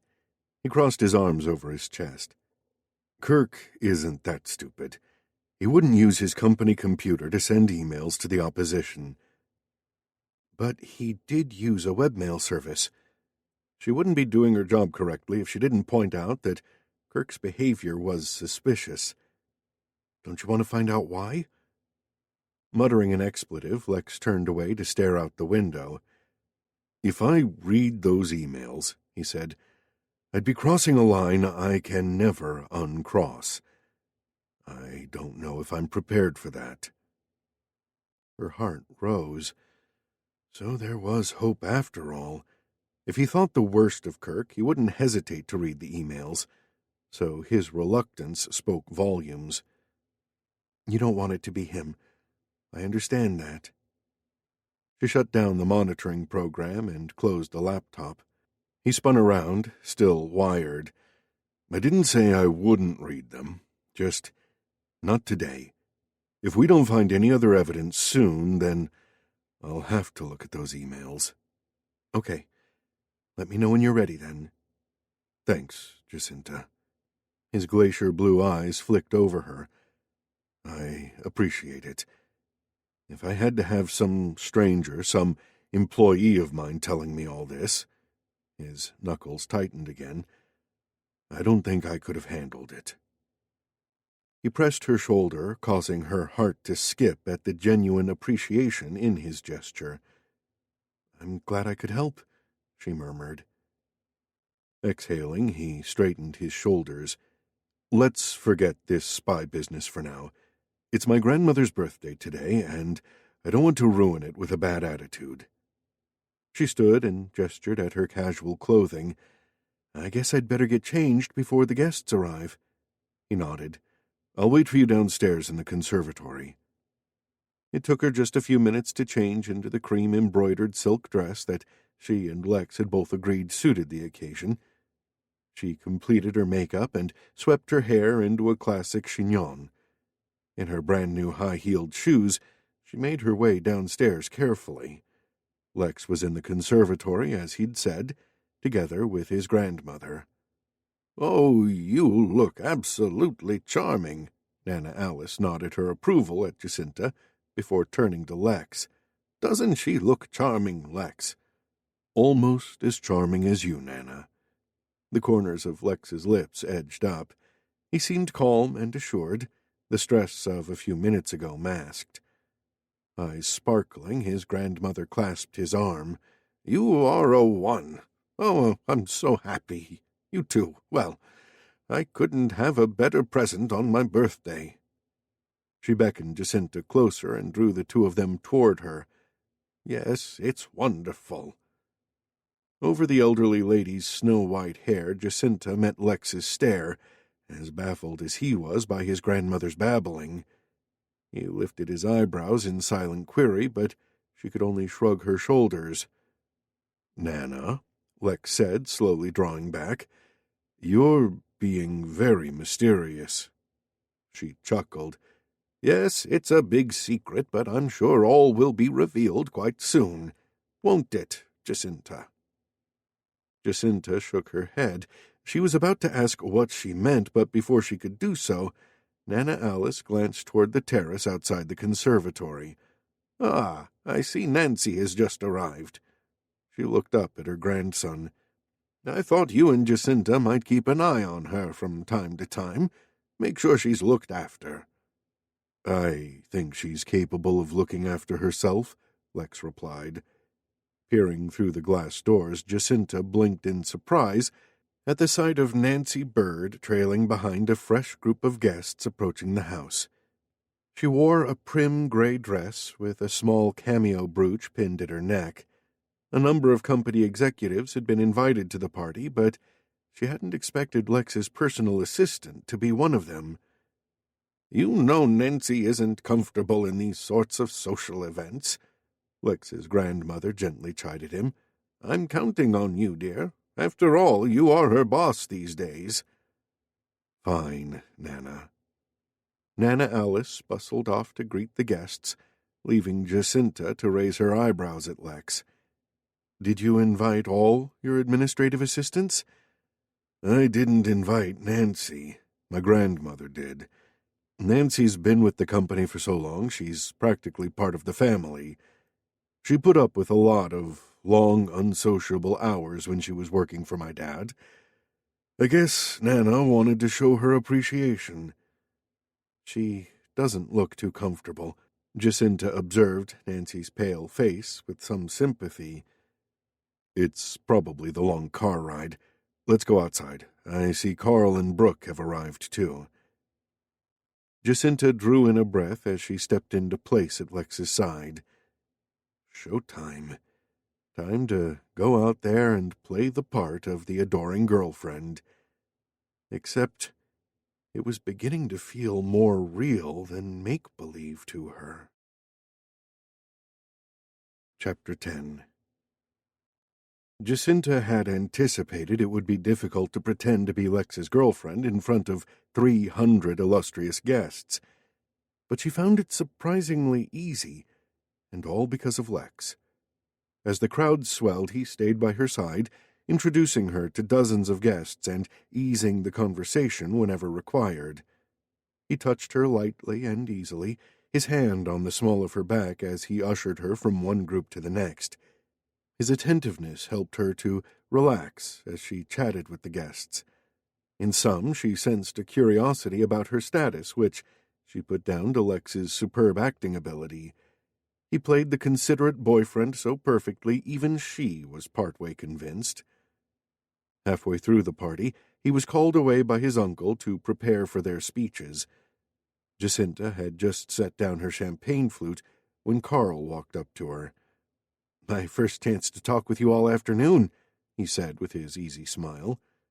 Jacinta smiled back, glad to see a familiar face. "Hi, Carl." He nodded toward Lex's retreating back. "Looks like he's been stuck to your side all day." "It's a bit overwhelming for me to meet 300 strangers." Carl was still watching Lex, who was standing in a huddle with his uncle, Kirk, and Holly. "Good to see him getting along with his relatives for a change." She swiveled to Carl, curious as to how much Lex had confided in his friend. "You know about the tension between him and them?" "Oh, sure, but what can you expect from a bunch of Rochesters? Except for Nana Alice, they're all difficult, in their own way." "I think things would be much easier for Lex if he could just trust them a bit more," Jacinta said. If only she hadn't found those questionable emails of Kirk's. "Oh, well, that's probably true, but after the stunt his dad pulled on him, it's no wonder Lex has a few trust issues." "What stunt?" she asked, knowing she wouldn't like the answer. "It happened when Lex was put in charge of one of our subsidiaries in Seattle. He went there thinking he had a chance to show his old man what he was capable of, believing he had a free hand. Turned out, his dad planted a mole in his office to report back to him everything that Lex was doing." Jacinta rubbed her arms, suddenly chilled. "That's awful." "Yeah, Lex thought he was finally earning his dad's respect and getting a chance to do things his way. But old Philip Rochester never liked letting go of any control. He didn't trust Lex not to screw things up. To make matters worse, the mole was a personal friend of Lex's, someone we both knew from college. What a horrible trick to pull. No wonder Lex found it hard to confide in people." "What did Lex do when he found out?" "He fired his friend, of course." Carl pulled a grim face. "The bastard deserved it. Thought he'd suck up to the CEO by going behind Lex's back. Lex had a big argument with his dad, demanded he have a free hand with the subsidiary. I think that took Philip by surprise. Didn't expect his son to stand up to him. So he backed off, and Lex turned a loss center into a big moneymaker. So Lex had succeeded, but his achievement had come at a high price. Little wonder he'd looked sick when she showed him Kirk's emails. But still, he hadn't read them. I didn't know any of this, Jacinta admitted. I'm glad you told me. If only she'd known Lex better 10 months ago, she would have understood more about what drove him, and perhaps she wouldn't have been so quick to condemn him. Maybe if she had known then what she knew now, she wouldn't have judged him so harshly, and they might still be together. Lex returned. His glance flickered curiously between her and Carl, making her wonder if she was giving something away. "Having a good time?" Lex asked. "Oh, sure," Carl answered breezily. "I was just telling Jacinta that you two make such a cute couple. You can't bear being apart." Jacinta's face grew warm as Lex put his arm around her and squeezed her to his side. "That's right," he said. "We're inseparable, aren't we, sweetheart?" He leaned in and feathered a kiss on her cheek. His blue eyes held hers, a flirtatious gleam in them, and she knew he was thinking about last night, when they had definitely been inseparable for several hours. Before she could say anything, they were joined by Nana Alice and a group of relatives that included Uncle Ralph, Kirk, and Holly. Lex kept his arm around Jacinta's waist as everyone chatted. She was hyper-aware of his possessive hold, announcing their intimacy to everyone present. If she could only believe he meant it, how different things would be. "I hear Alex Connolly has arrived," Kirk said. "He's getting ready up at the house." "Ooh, he's such a great singer," one of the women gushed. "I love his romantic songs." "Maybe he'll take requests. We could all do with some romance," Nana Alice said, looking pointedly at Lex and Jacinta. "Yeah, Lex," Carl nudged him with his elbow. "You could ask him to sing Hard to Say I'm Sorry for Jacinta. It's her favorite song, isn't it?" Lex's hold on Jacinta slackened. "Is it?" Holly threw them a skeptical look. Carl nodded. "That's how Lex won her back. He showed up outside her condo one night and started to serenade her. Can you imagine Lex singing his heart out in public? That takes a lot of guts." "Or desperation," Kirk murmured. "Hard to Say I'm Sorry," Holly snickered. "How does that song go again, Lex?" Everyone was gazing at Lex with amused smiles, but his body was rigid against Jacinta's, and his discomfort was palpable. Oh, dear. She hadn't meant to embarrass him so much by that off-the-cuff story she'd invented. "Lex only sings it for me," she blurted out, squeezing Lex's hand. "It's our song, after all." "That's very sweet." Nana Alice took charge of the conversation. "Now isn't it time we all went into the marquee?" The group broke up and began to move forward. Lex held Jacinta back until his relatives had dispersed. "One of these days, I'm going to strangle Carl." "I'm sorry," she said, genuinely contrite. "I'll ask him not to repeat that story again." "No, don't do that," he sighed. "Carl's a great friend, and I have to admit your bullshit story would be pretty hilarious if it wasn't about me. Hell, I'd be repeating it too if it involved one of my friends." "So you're not mad at me?" His gaze slipped over her face and lingered on her mouth. "I guess there are ways you could make it up to me." She lowered her eyelashes. Let's discuss that later." He grinned. "Maybe Carl's done me a favor." He linked his arm with hers.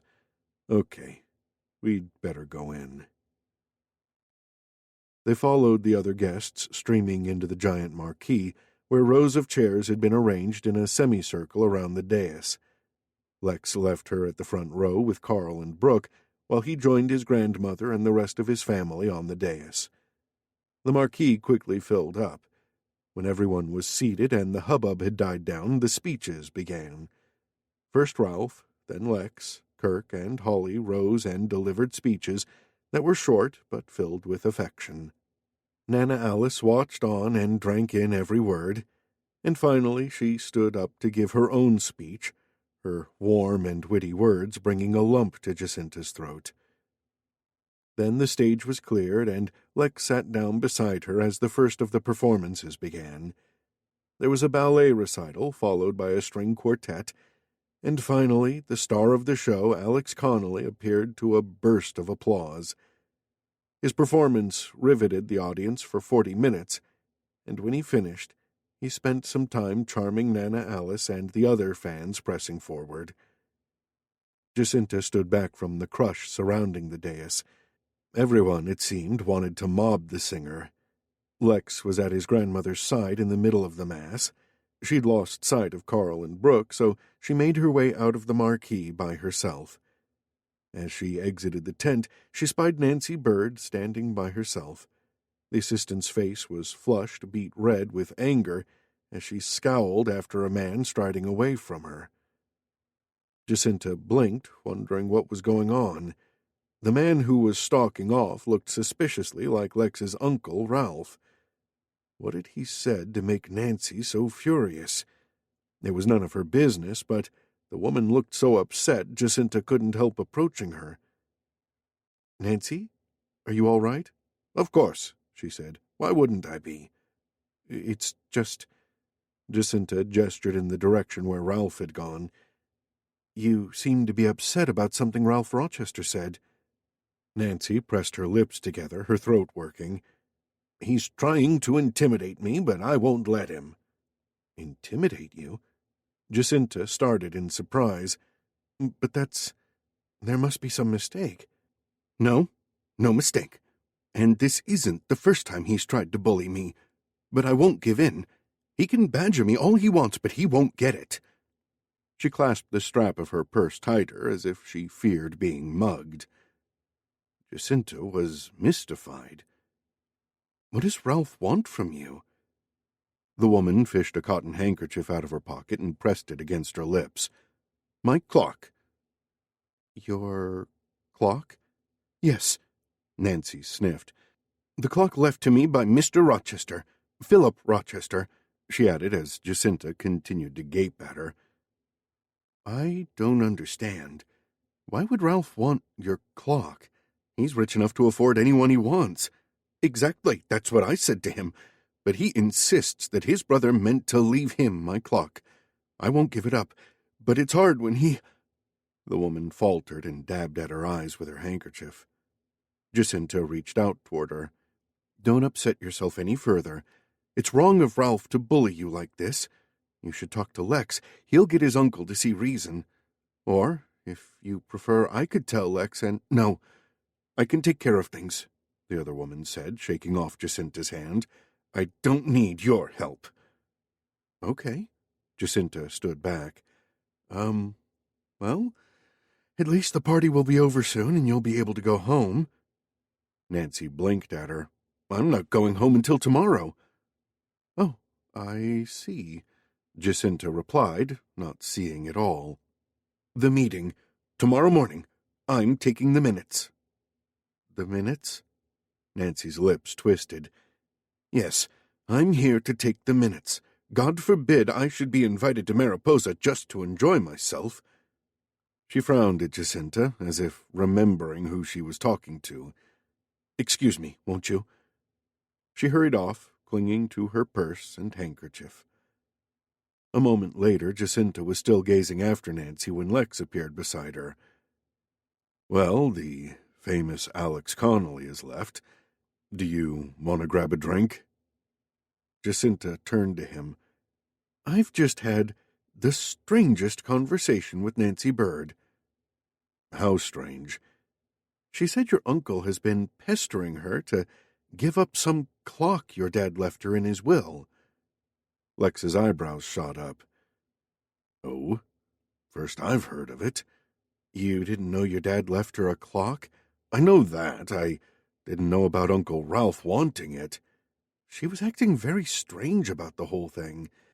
There was nothing strange about my father's bequest. Lex shrugged. I only wish I could have found Nancy a better position than just being my second personal assistant, but that's the best I can do at the moment. When my dad died, I thought she might take early retirement, but she didn't, and she seems happy enough where she is. Jacinta pursed her lips as the memory of Nancy's sour expression continued to nag at her. I don't think she's very happy. Well, she's never been a barrel of laughs, I'll admit, but she's satisfied at work. A cold shiver ran down her backbone. She looked up at Lex. It could be her. What do you mean? He broke off as her meaning dawned on him. Nancy Bird? You think she's the one who's been...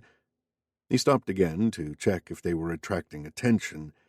Taking her elbow, he shepherded her away from the crowd until they reached a secluded spot. What makes you think Nancy is the one betraying me? He asked in a quiet voice heavy with tension. She swallowed.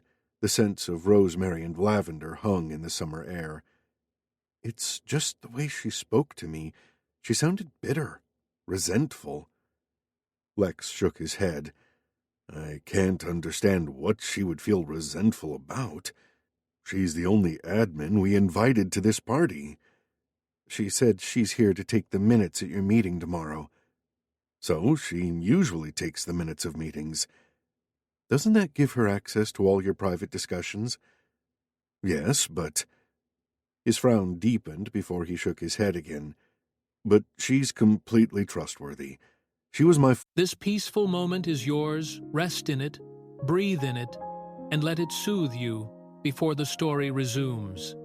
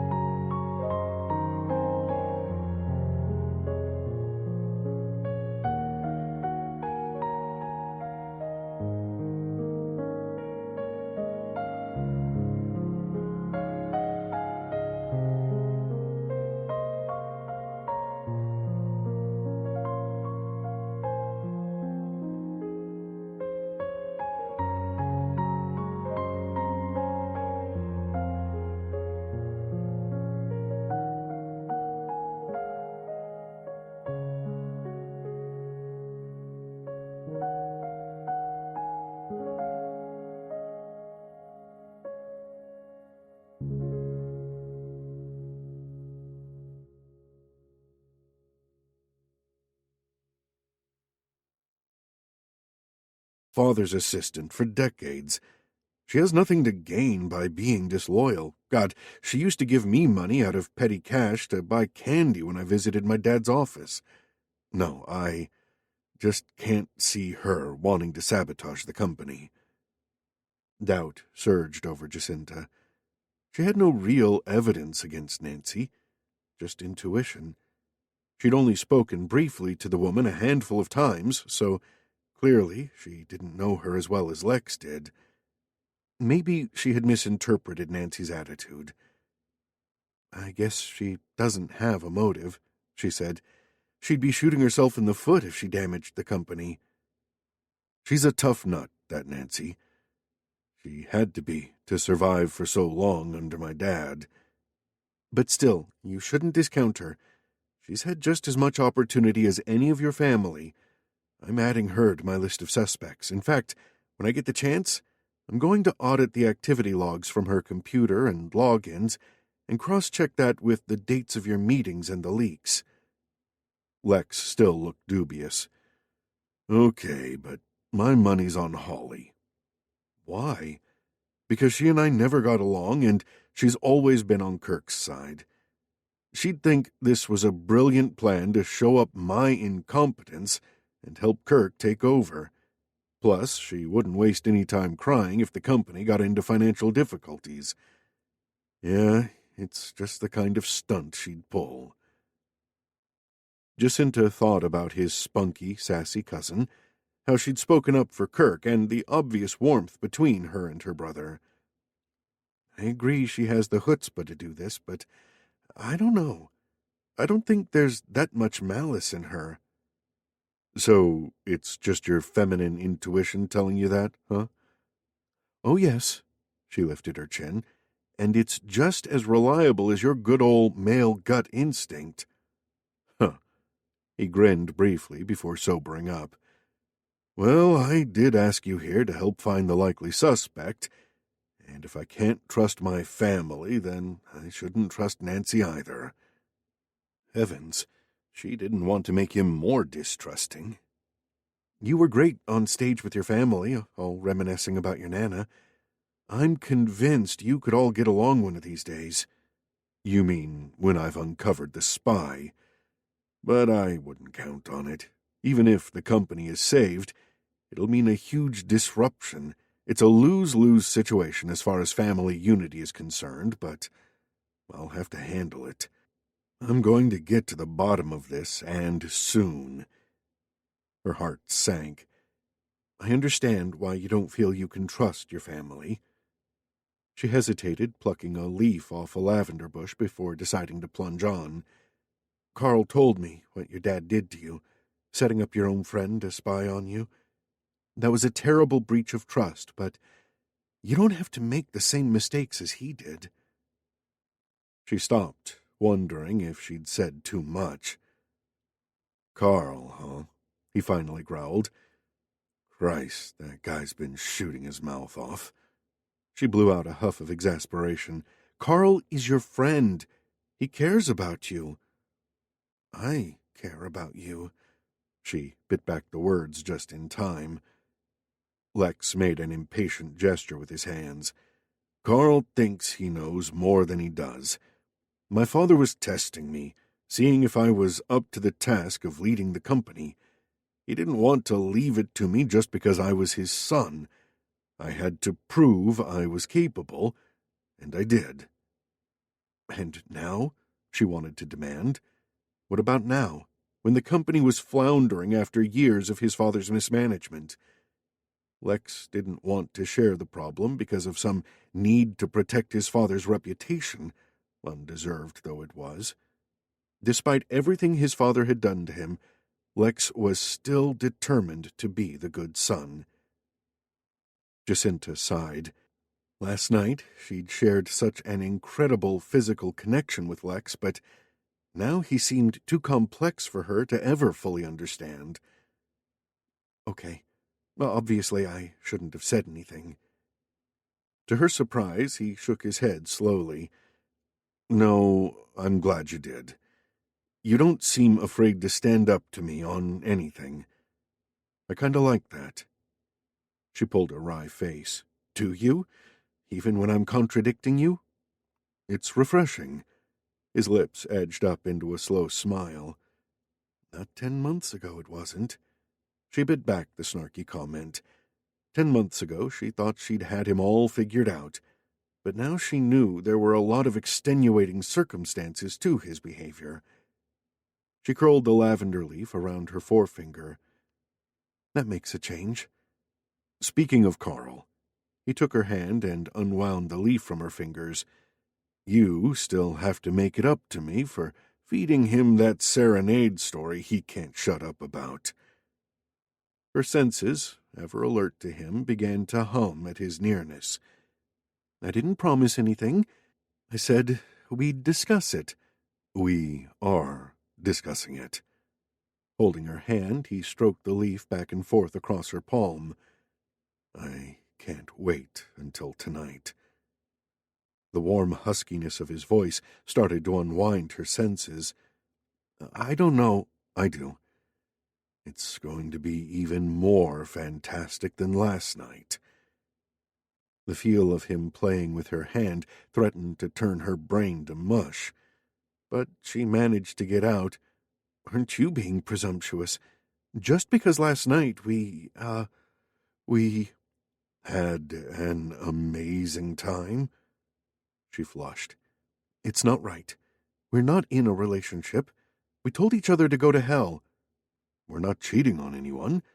We're two consenting adults. I don't see the problem. He drifted his fingertips up her arm, promising her nirvana. Again. A deep ache started to build between her thighs, and she knew she was in trouble. Of course you don't. No strings-attached sex? What man would have a problem with that? His hands stilled before he slowly released her. At least I'm honest about it, while you're so busy running from the truth. The smell of lavender bruised her throat as she dragged in a gulp of air. The truth? He wouldn't want to hear the truth from her. That spending another night in his arms would only make it harder for her to say goodbye to him. And maybe she wasn't ready to face the truth about her feelings for him either. I'm not dodging the truth. I'm just trying to be practical, she said, feeling anything but practical. I mean, we both know there's no future for us. She paused, the breath trapped in her lungs. Was she waiting, hoping for him to contradict her, to throw her a crumb of hope? Something pulsed in the depths of his eyes, a dark spark of emotion gone before she could recognize it. I'm only talking about tonight, Jacinta. One night. She released her breath, feeling foolish for harboring a scrap of hope. Of course, Lex was only talking about tonight. Nothing more. One night. Sighing, she forced her head high. Is that a yes? His eyes glimmered again, hotter this time, the desire frank. One more night with Lex. After last night, how much more damage could it cause?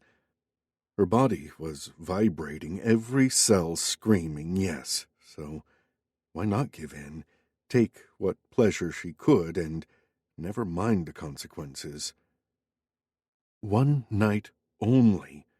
No more after that. A smile played over his lips as he reached out to sweep a stray hair from her brow. I guess I'd better make the most of it then. Lex, want to play? Reluctantly, Lex came to a halt in the hallway as his cousin Matthew called from the billiard room. Another time, maybe. Oh, come on. We need a fourth to make two pairs. Sorry, buddy. Lex was already heading down the hallway. Not tonight. Not tonight, when he had just one thing on his mind. Jacinta had already gone upstairs a few minutes ago. After the buzz of the garden party, everyone was winding down and doing their own thing. He took the stairs two at a time. Upstairs, the corridor was deserted. He pushed open the door to their bedroom, aware that he was already erect, his body humming with the prospect of what was waiting for him. The room was empty. For a second his breath caught as he surveyed the unoccupied bed.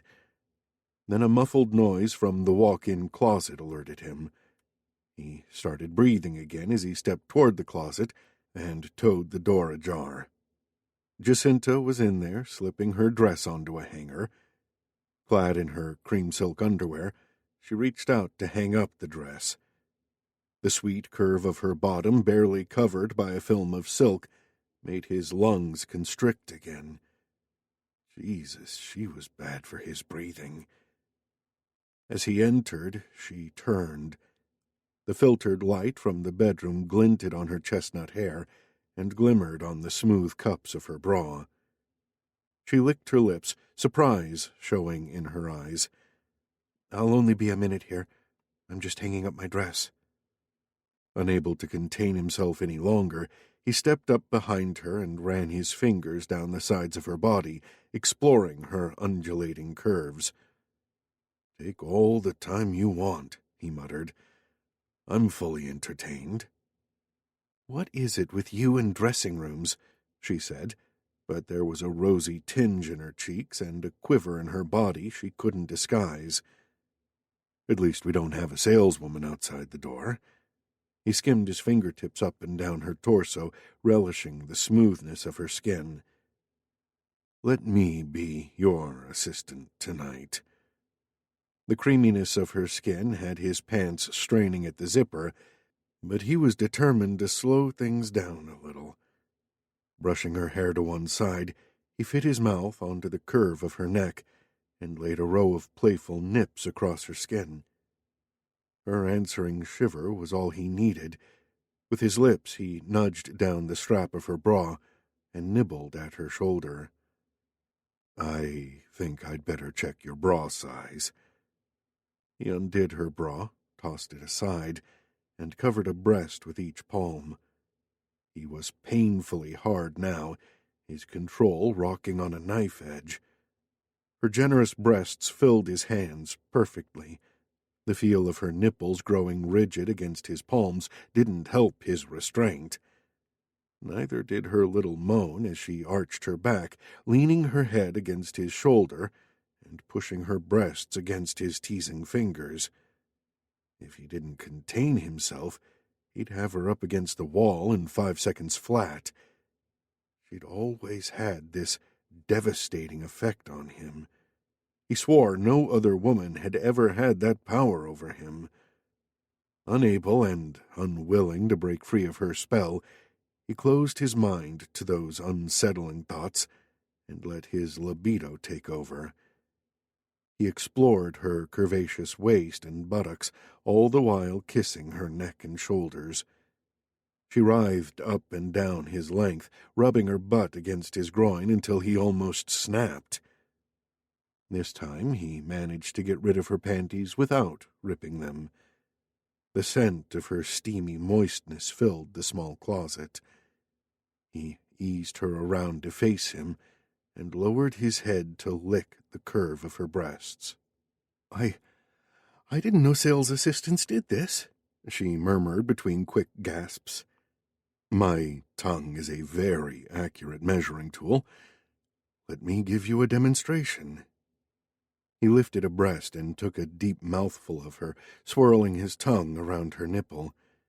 He released her slowly with a long, appreciative suck. A half-inch." Sure," she panted, clutching his shoulders. I'd better check the other one."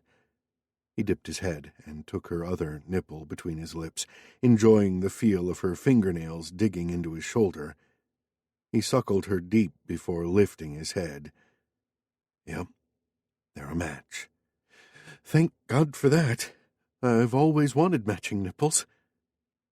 Her face held that dazed, incredibly sexy expression he loved to see as he continued to massage her breasts and play with her nipples.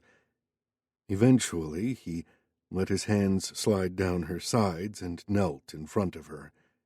He lifted her left leg and swung it over his right shoulder. "Lex," she gulped, her voice thick, almost frantic. "I don't know if I—" Her legs were trembling so much she was just about to collapse. He gripped her hips, bracing her against the wall of the closet. "JC, I'm at your service tonight." He dipped his head and began to taste her. She quivered against him, helpless little moans filling the air. Moisture slicked his face. He didn't know if it was him or her, but it turned him on as he continued to lap, greedy and merciless. He wanted her melting and helpless, wanted to bring her to that point where she was completely undone, and he was still in control, just barely. But as he felt the last vestiges of her restraint disappear, she suddenly dug her fingernails into his shoulders much more forcibly.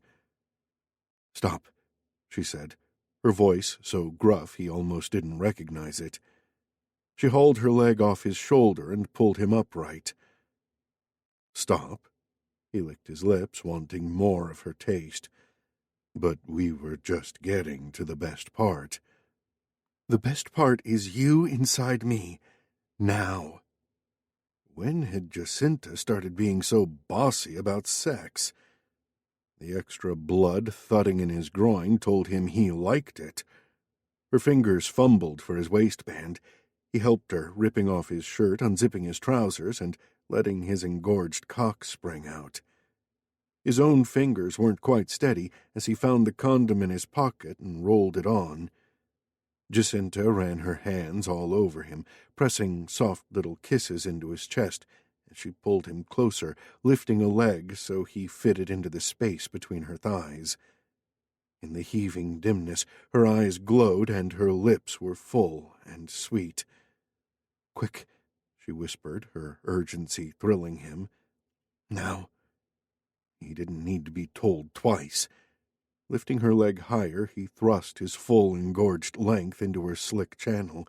She gasped and pressed her hands against his butt to pull him further in, as if she was starving for every last inch of him. Ah, damn, she was amazing. He had zero chance of doing this slowly. Giving in to his animal side, he pounded into her, lost in her brazen lust. She rode with him, matching his tempo, her breathless groans filling the confined space.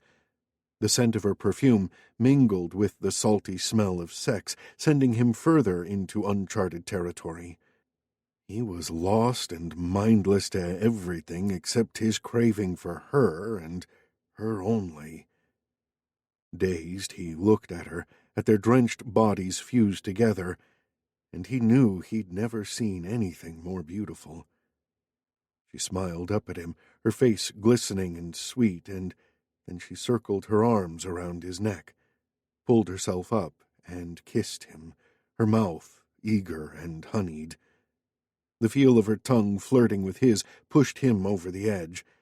Clasping her hips, he quickened his pace until he felt her flesh tightening around him, and they came together in a roaring climax. The release was acute, as sharp and tangy as the taste of her still lingering on his lips. Afterward, he kept his arms wrapped around her, his body still physically joined to hers, not wanting to separate. In the humid darkness, she gazed up at him, her damp hair sticking to her forehead, her eyes luminous, her body still quivering and warm and desirable. He couldn't get enough of her. In a minute or two, he'd want her all over again. By the look in her eyes, she felt the same way. He wouldn't disappoint her. Their final night of hot, earthy sex, and he'd make it a night to remember. But was one night enough for him? Didn't he want more? Hell, sex had scrambled his brain too much to think straight. He shouldn't pay attention to these questions. What more could he want from Jacinta? Chapter 11.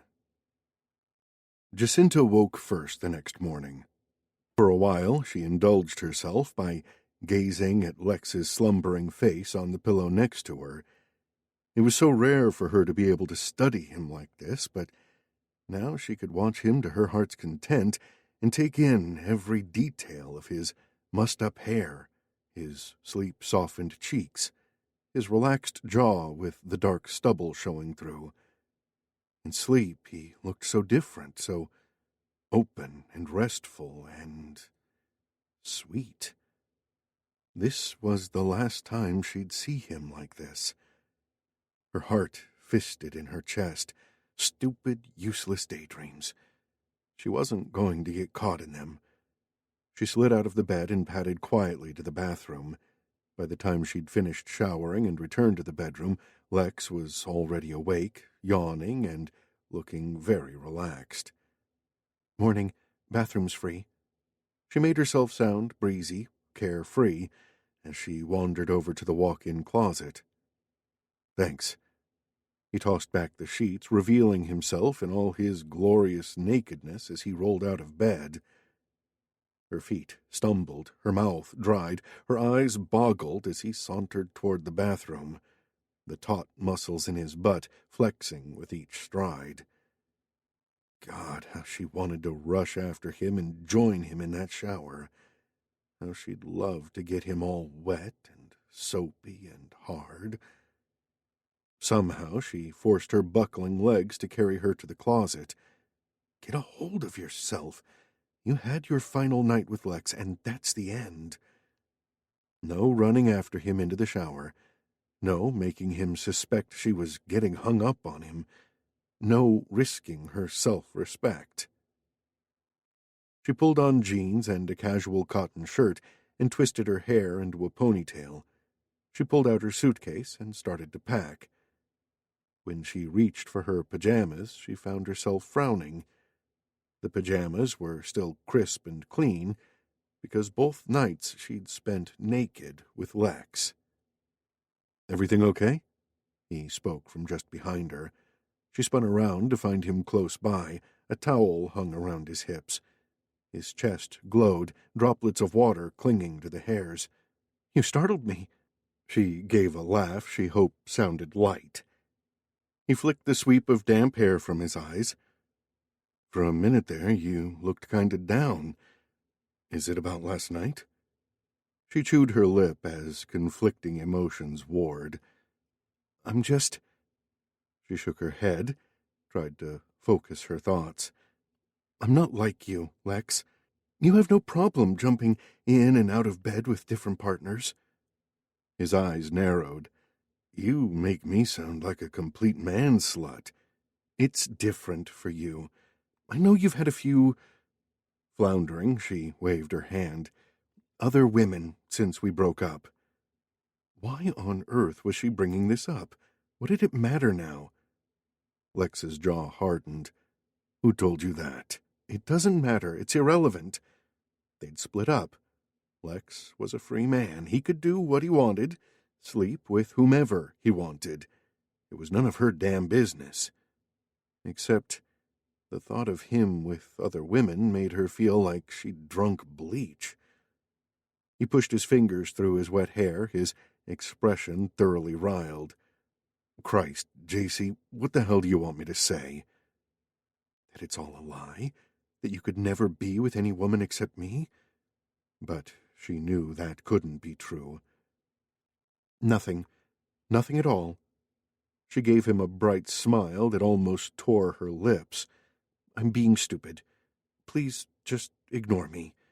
I'm going to finish my packing and go find some breakfast." Even though the thought of food churned her stomach, she snatched up a couple of T-shirts and threw them into the suitcase. Lex moved, blocking her way. He ran his fingers through his hair again, looking strangely uncomfortable. "Look, if you must know, since we broke up, I've dated a few women, but I didn't sleep with any of them." Her mouth fell open. "Oh? Don't you believe me?" Of course she believed him. Why else was her heart soaring like this? "I'm sure you wouldn't lie about something like that." "And you?" His jaw jutted out, the muscles in his shoulders bunched up. "How many men have you slept with since we split up?" "None." "Yeah?" His eyes narrowed. "Not one?" She shook her head, and he exhaled, shoulders relaxing as he became more businesslike. "Good." Without another word, he disappeared into the walk-in closet, leaving her to wonder why both of them hadn't asked the obvious question. Why hadn't they slept with anyone else? Were they too afraid to ask because they didn't want to hear the answer? A minute later, he emerged, dressed in faded jeans and a tight T-shirt. "The meeting's at 9:30, he said, his expression impassive. "I'll see you downstairs." He left the room. With a sigh, she forced her mind back to work. She'd meant to do a little more investigating using Lex's laptop last night, but naturally Lex had proved too distracting.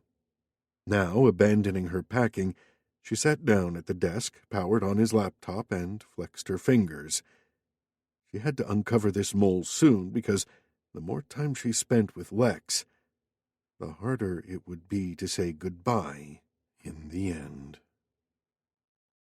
Lex nursed his espresso, aware of the ache in the middle of his chest. It felt like indigestion, though he'd had nothing for breakfast except the coffee. Couldn't face any food or the meaningless chit-chat from other relatives in the dining room, which was why he'd sought refuge in the deserted conservatory. He shouldn't have asked Jacinta if everything was okay, because everything was not okay with him. He didn't want last night to be his final night with Jacinta. But what did he want? He wanted her in his life again, but not like before, when the sexual heat between them had blinded them to everything else. This time, he understood her better, knew the strength of her character. This time, he saw how determined and loyal she was, and he could appreciate her strengths. If he chased after her and convinced her to give them another chance, he could see himself quickly falling under her spell, and this time he wouldn't be able to write it off as only lust. He'd be forced to acknowledge... No, he wouldn't follow that train of thought.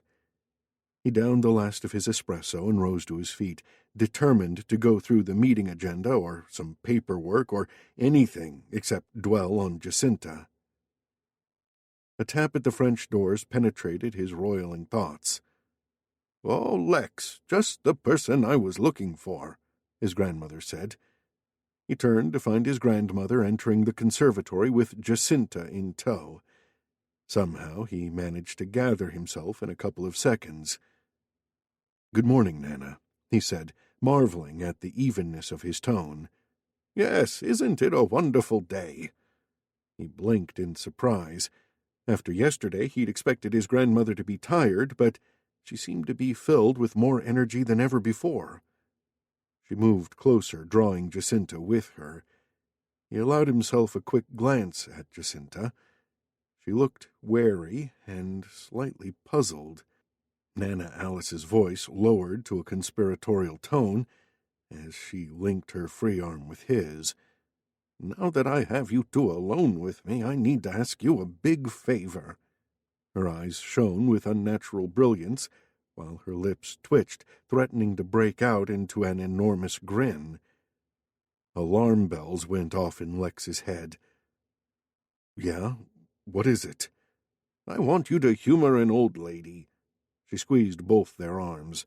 "I know the two of you are hiding something from me, but the thing is, I already know your secret."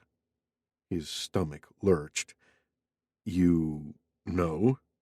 His mind spun furiously.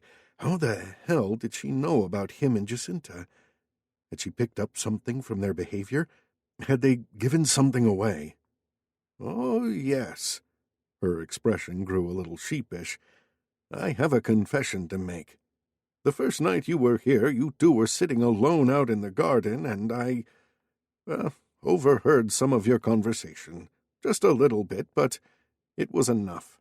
Jacinta said she felt bad about deceiving me, and you said it wasn't the right time to tell me. Seeing you two together, how inseparable you are, I worked out what you were hiding from me, and I couldn't be happier." "Happier?" Jacinta echoed, wide-eyed. "You're engaged. That's the big secret you almost told me, wasn't it, dear? The secret you promised Lex you wouldn't reveal. Oh, I'm so thrilled." With a deep laugh, she flung her arms around Jacinta in an extravagant hug.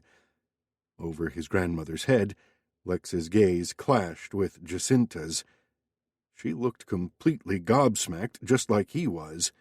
Nana Alice released her and turned to Lex to envelop him in her arms.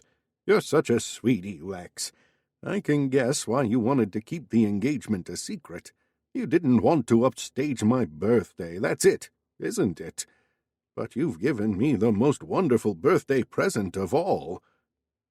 Jacinta's eyes were wide with horror, the plea in them unmistakable.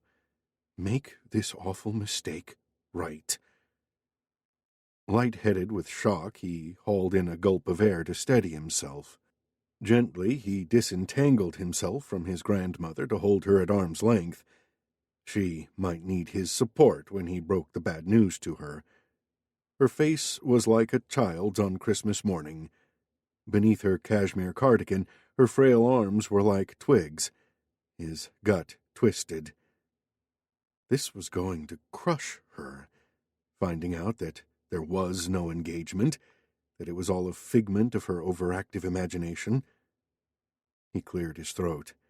"Nana, there's something—" The door clicked open and several people walked in. Ralph, Kirk, Holly. They stopped as one and surveyed the scene curiously. Nana Alice turned to the other three. "You've arrived just in time. Lex and Jacinta have something very important to announce." Everyone looked at Lex. He hauled in another breath. What I was about to say was, "They're engaged." His grandmother clasped her hands together to her bosom. "Lex and Jacinta are engaged." What the hell? He couldn't move, couldn't speak, couldn't do a damn thing. Beside him, he heard Jacinta choke. His uncle and cousins gaped. For a few seconds, no one said anything, then Kirk stepped forward, closely followed by Holly and Ralph. "Congratulations." Kirk shook his hand. "What a surprise." Holly pecked Jacinta on the cheek. "You've kept this quiet." His uncle pursed his lips. "For good reason. They didn't want to steal the show from my party." His grandmother chuckled before giving an excited gasp. "Oh, I'll have to tell everyone else and get Hazel to open some champagne. We should have some left." "No, Nana," Lex spoke sharply. "No champagne." He moved in front of his grandmother to block her exit. She beamed up at him, almost intoxicated. "What do you mean?" she gasped, clapping a hand to her mouth. "Oh, my goodness! Are you trying to tell me Jacinta can't have champagne because she's—" Her eyes widened. "Expecting?" Damn it. The situation was going to hell in a handbasket. Sweat broke out over his back. Jacinta made a spluttering sound. Everyone's gaze swiveled toward her abdomen. No, that's not what I meant at all. He was panicking, and he had no idea how to stop this car crash from happening. "I'm not old-fashioned, as you know," his grandmother continued. "I'm not embarrassed at all, but never mind about the champagne. I've got something far more special." Her smile broadened as she pulled something small out of her pocket. She stepped toward Lex and Jacinta, holding the object to them. Lex eyed the square brown jewelry box like it was a rattlesnake. "My engagement ring." His grandmother pressed the box into his hands. "I haven't worn it in years. I want you to have it so you can put it on Jacinta." Frigging hell! A rattlesnake would have been preferable. He couldn't manage to speak a word. A stunned silence filled the conservatory. "Go on," his sweet, meddling, irrepressible grandmother urged him. "Open it." His hands felt stiff and clumsy as he popped the lid. Nestled on a velvet cushion, a huge princess-cut diamond surrounded by sapphires winked at him. He stared down at the ring, his heart surging and pumping with emotion. Not all of it panic. "Lex, don't you like it?" Some of the bubbling excitement had ebbed from his grandmother's voice, and now she sounded hesitant and troubled. It felt as if a giant hand was pressing down on his lungs, suffocating him. "It's very impressive," he answered woodenly. He risked a look at Jacinta. She had gone deathly pale, but she managed to peek at the ring and nod to his grandmother. "It's, definitely stunning." So Jacinta wasn't prepared to wipe that glow off his grandmother's face either. He felt oddly relieved by that, and some of the pressure eased off his chest. They'd have to go along with the charade for the moment and figure out a solution later. "Won't you put the ring on your fiancé?" Nana Alice asked Lex. Oh boy. He had no choice but to pick up that enormous rock and slide it onto Jacinta's finger. It took him a few seconds. He was all thumbs, and her hand quivered in his, mirroring his stupefied feelings. Nana Alice went all teary-eyed. "Oh, it looks beautiful on you, my dear." Silently, Jacinta held out her hand, weighed down by the giant rock. "Well, isn't that nice?" Holly spoke up, a crisp bite in her voice. "A surprise engagement to round off the weekend." Was Holly jealous over the ring? And what about Kirk and Uncle Ralph? Personally, Lex thought the ring was too big and ostentatious for Jacinta. If he were to buy her an engagement ring, he'd choose something elegant and simple, something she could wear every day, because he'd want her to wear his ring all the time and never hold it right there. Why was he even thinking about engagement rings when this whole thing was a concoction of his grandmother's? "Nana, you've taken us by complete surprise," he said. "To be honest, we're not ready for all the attention." In an instant, his grandmother was all contrition. "Oh, dear, have I made a mess of things? I didn't mean to preempt you." Her worried eyes darted between him and Jacinta. "I wasn't thinking straight. I do hope you'll forgive me." "There's nothing to forgive." Jacinta moved closer to Lex. "We just, weren't expecting this." She glanced at him. "Were we, Lex?" "That's right," he said. "We weren't going to make an announcement for a while." "I won't say a word." Nana Alice bit her lip before glancing around at the others. "And none of you will say anything, will you?" They all shook their heads. Lex was pretty sure they meant it. How would it profit any of them to blab the news that he and Jacinta were engaged? Engaged? Hell. The prospect made him feel as if he were about to bungee jump off the Golden Gate Bridge. Nauseous, terrified, but excited, too. That disturbed him, that sneaky frisson of excitement. He'd always thought he was the last person who should get married. Just look at what a crappy example his parents had set for him. But Jacinta... A few minutes ago, he'd been disheartened about not sharing a bed with her anymore. But really, it wasn't just a bed he wanted to share with her. Was it possible she could change his mind about commitment? He scowled, his mind shying away from the possibility. He didn't want to think about it now. He'd handle it later, after the meeting, when the rest of the family had departed and he could think straight. The glower on Lex's face sent Jacinta's heart into a nosedive. Did he have to look so upset at the idea of being engaged to her? Even a fake engagement? She turned away, irritated by his reaction. He should be grateful to her for not trampling over his grandmother's wildly incorrect assumptions. He didn't have to look as if he'd swallowed a fishing hook. Kirk jingled the change in his pocket impatiently. "I hate to break up the celebrations, but isn't it time for our meeting?" "Yes, the meeting," Nana Alice said. "I almost forgot." "Let's go then," Alex said. "Nancy is setting up things in the library." "You'll come too." Nana Alice gestured toward Jacinta. "You're part of the family now." Kirk and Ralph exchanged looks, and Holly frowned. Lex nodded. "Yes, come and sit in." He waited until the others had walked out of the room before he murmured to her, "This is your chance to spot something during the meeting." Her lips tightened. "We need to talk."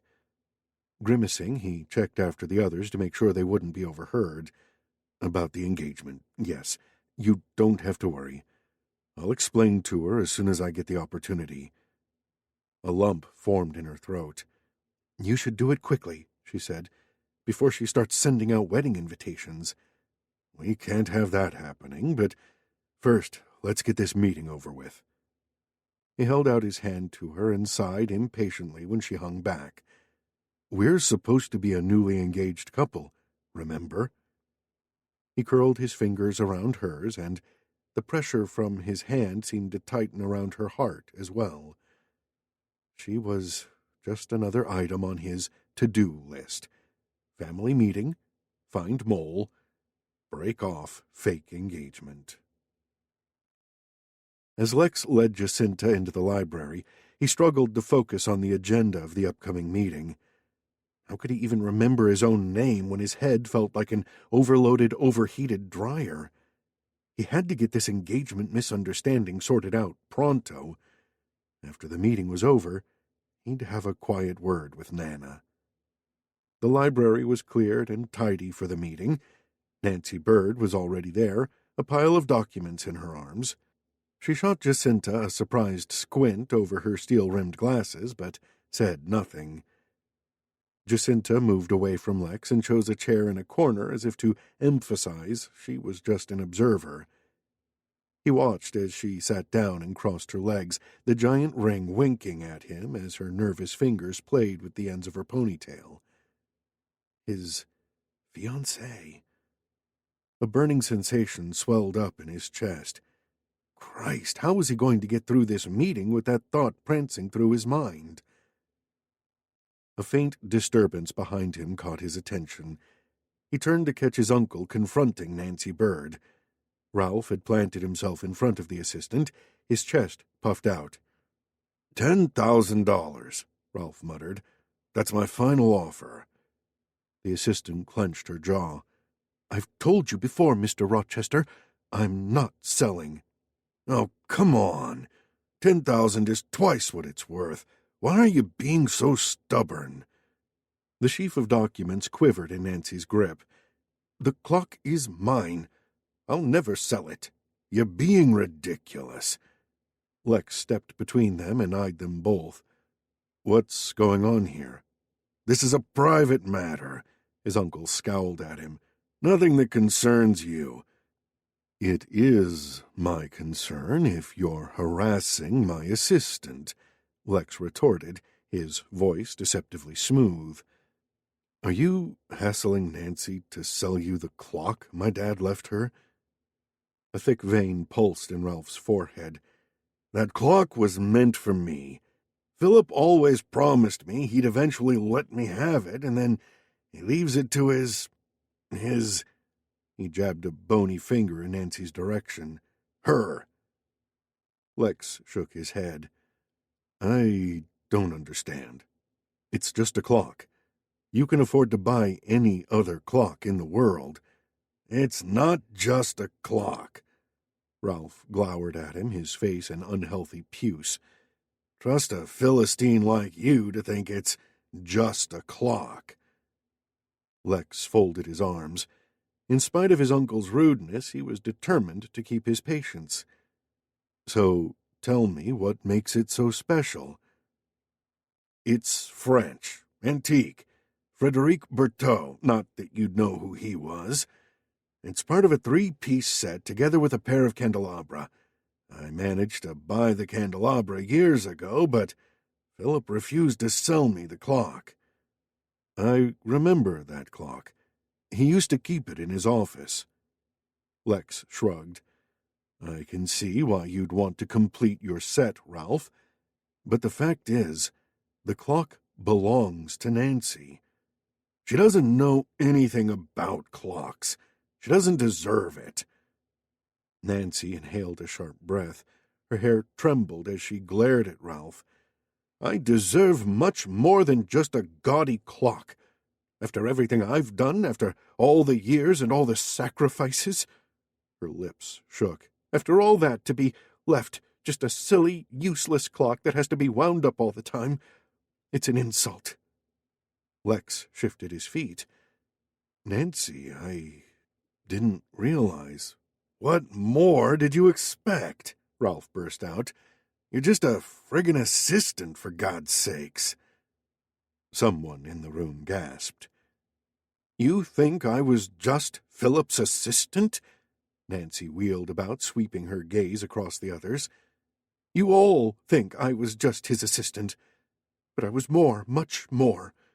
For over 20 years, I took care of him behind the scenes. I was the only one he could truly talk to, the only one who really understood him. Philip and I were lovers for many, many years, right up until the end. Everyone in the library froze. Lex heard the air going in and out of his nostrils as he stared at Nancy. He knew he should say something, but the awful thing was he didn't know what to believe. Ralph cackled. You? He would never have looked at you twice, and you know it. You're lying. Nancy flung down the documents. They splashed across the carpet. She shook her head so violently several bobby pins came flying out. Her hair sprung out in bunches around her blotched face. I'm not lying. Philip and I were lovers. Yes, he had affairs with worthless tarts, but in the end, he always came back to me. To me. She stabbed her forefinger at her breast. Yet he kept you a secret. Ralph's upper lip curled into a sneer. And after so many years of devotion, all he left you was a clock. Lex turned on his uncle. That's enough. He promised he'd take care of me. Promised I wouldn't have to work after he was gone. Nancy's arms fell to her sides and her shoulders slumped. She stared into space. And yet, all he left me was a clock. What am I supposed to do with a clock? Despite himself, Lex felt a stab of sympathy for her.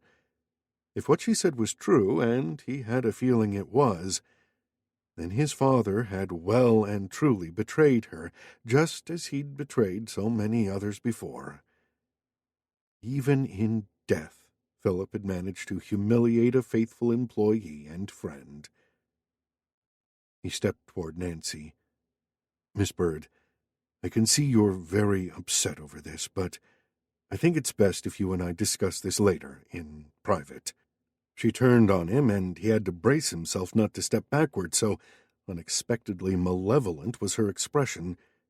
There is no later, she hissed. I resign, as of right now. I won't be this family's doormat any more.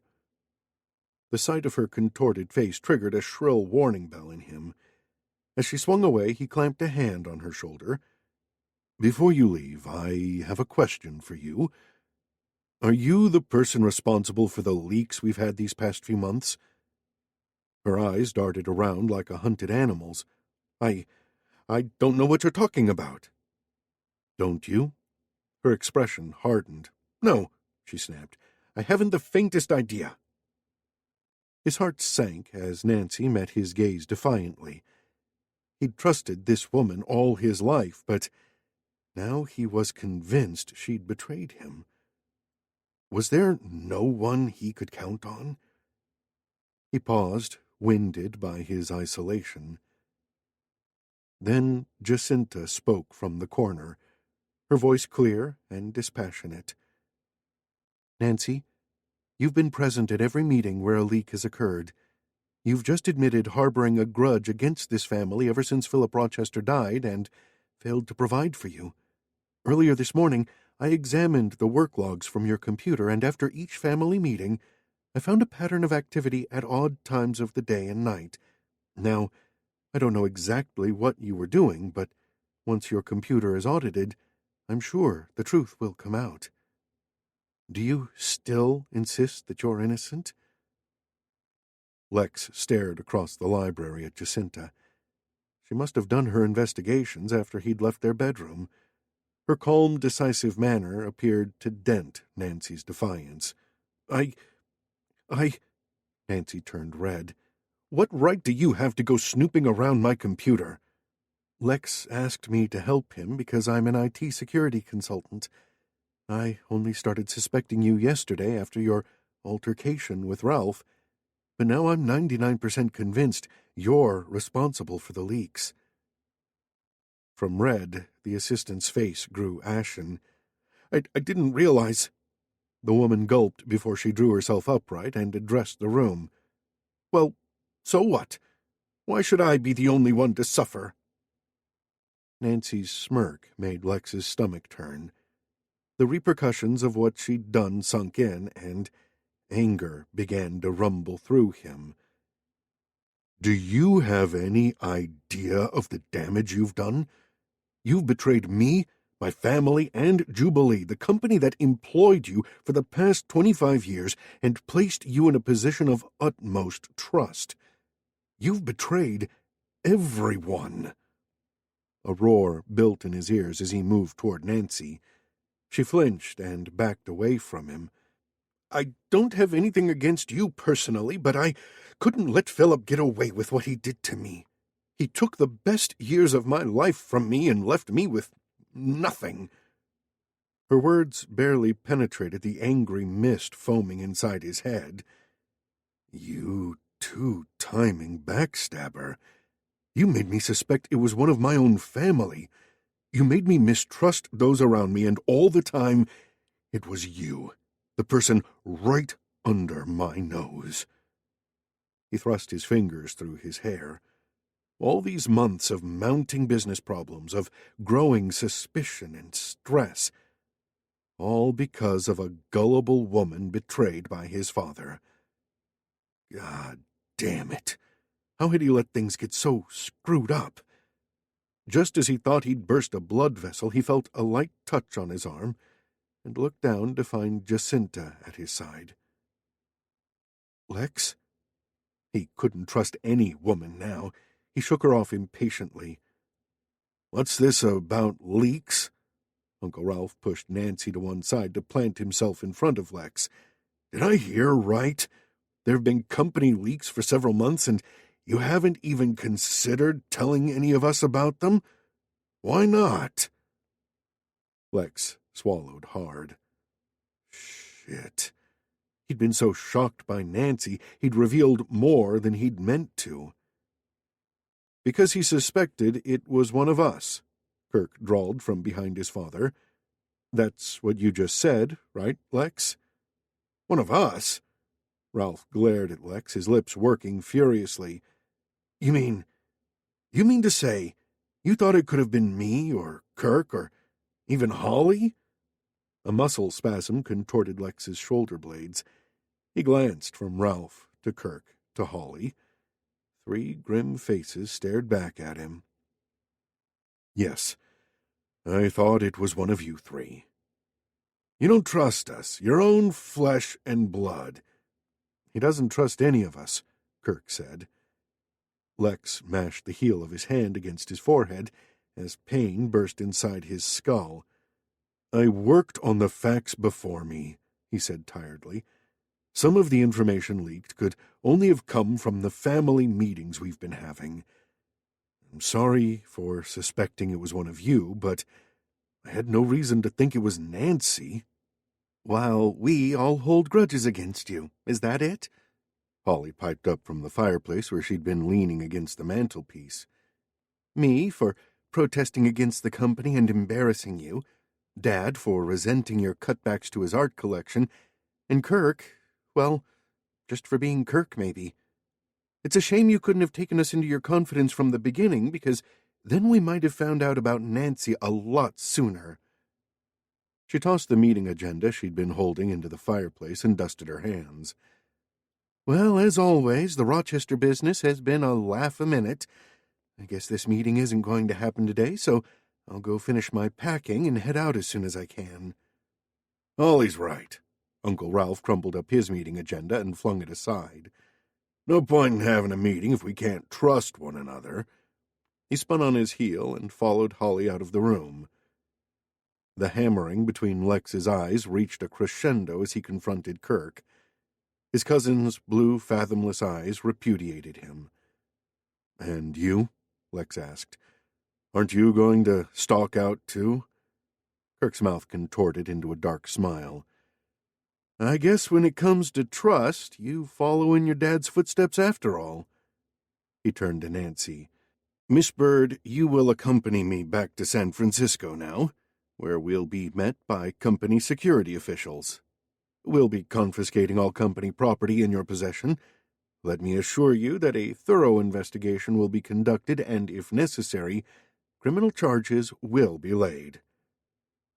At his inimical tone, Nancy blanched a ghostly white, all fight gone out of her. Head bowed, she trudged after Kirk as he left the room. In the aftermath, silence descended on the library.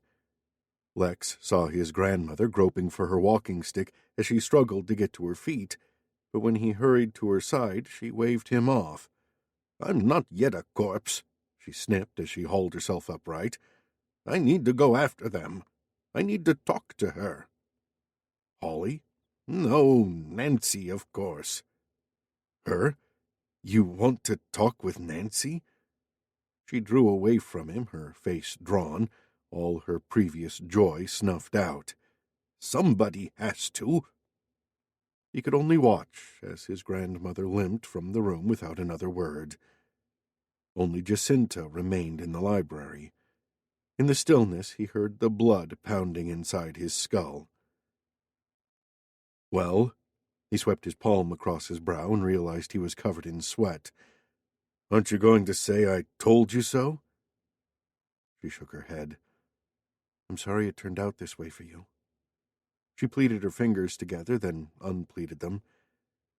"It must have been a shock for you learning about Nancy and your dad." His insides spasmed again. He bent to pick up the copies of the meeting agenda strewn across the carpet. "I guess I shouldn't be that shocked. My dad had countless affairs, after all." He riffled the sheets that Nancy had conscientiously produced. She'd always been so industrious and self-effacing. Everyone, including him, had taken her for granted. If my dad hadn't used her and then neglected her, she wouldn't have felt the urge to revenge herself. But Philip wasn't the only one responsible for this mess. With a muttered expletive, he ripped up the sheets of paper and hurled them into a waste paper basket. "Who the hell am I kidding? I'm as much to blame as my lying, womanizing bastard of a father." His lack of trust, that was what had brought him undone. "Will you be all right?" The concern in Jacinta's voice intensified his headache. He stared at her and realized he wanted to bury his face into her hair. He wanted to feel her arms around him, holding him tight. But he couldn't afford to succumb to his weakness. He stretched his lips into a bleak smile. "I'll survive. I always do." "Will you?" Her brow puckered. "But you still haven't told them about the business problems. How will you get any consensus from your family now? Now that they knew how much he had mistrusted them.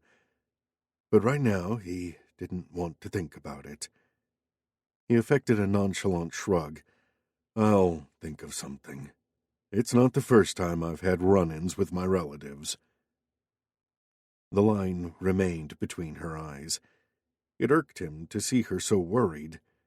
Did she think he was about to crumble under the pressure? If so, she had no idea what he was made of. He didn't need anyone's pity. "There's nothing more to do here," he said brusquely. "We may as well head back to San Francisco right now." "What about your grandmother?" The thought of his Nana made him scowl harder. You saw her a minute ago. She doesn't want me around." Impatience surged over him. He wheeled around and headed for the door. "Come on, let's finish packing and get the hell out of here." Chapter 12. When they returned to their room, Lex said to Jacinta, "Can you hurry with your packing? I want to leave as soon as possible." His face was a rigid mask, shutting her out just as he had downstairs in the library. She'd tried to show her concern, but he didn't need her. "I suppose this is it," she said, slowly, a leaden weight sinking into her guts. "We don't need to pretend we're a couple anymore." God, was that a mournful note in her voice? Lex grabbed a couple of things off his nightstand and threw them into his suitcase. "No, we don't." He said it with such forcefulness, like he was drawing a line in the sand. For him, this was the end. Full stop. No gray areas. He stalked into the bathroom. She waited until he returned with his toiletry bag before saying, "We have to sort out this engagement thing before we leave." Lex pulled a face as he added the bag to his luggage. "Can't that wait?" Her eyes widened, and try as she might, she couldn't suppress a tiny throb of hope. "What do you mean? Your grandmother still thinks we're engaged. She still thinks we're a couple. Don't you want to tell her the truth?"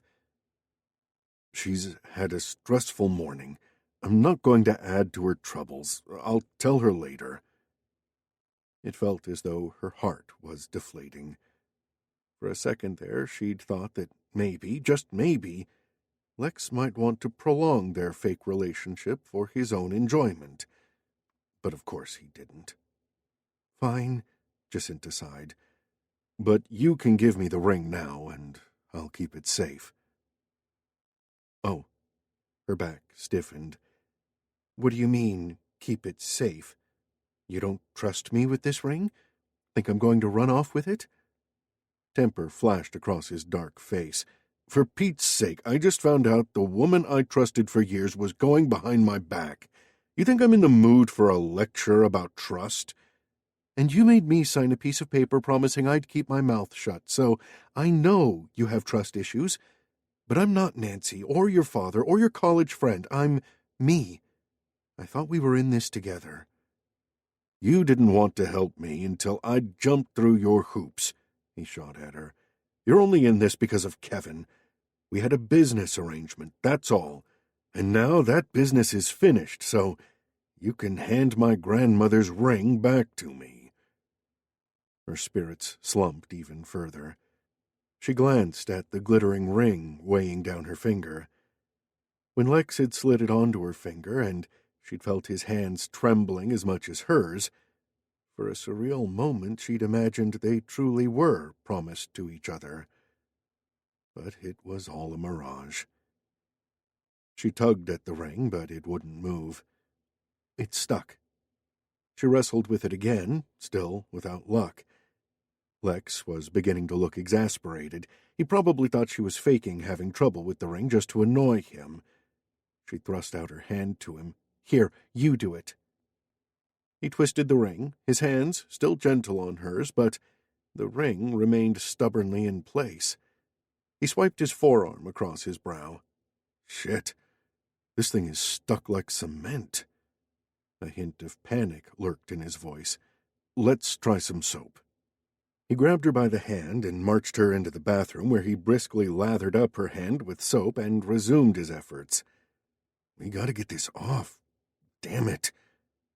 His alarm stung her. "You don't have to look so scared," she said stiffly. "I'm not going to hold you to this engagement." "What?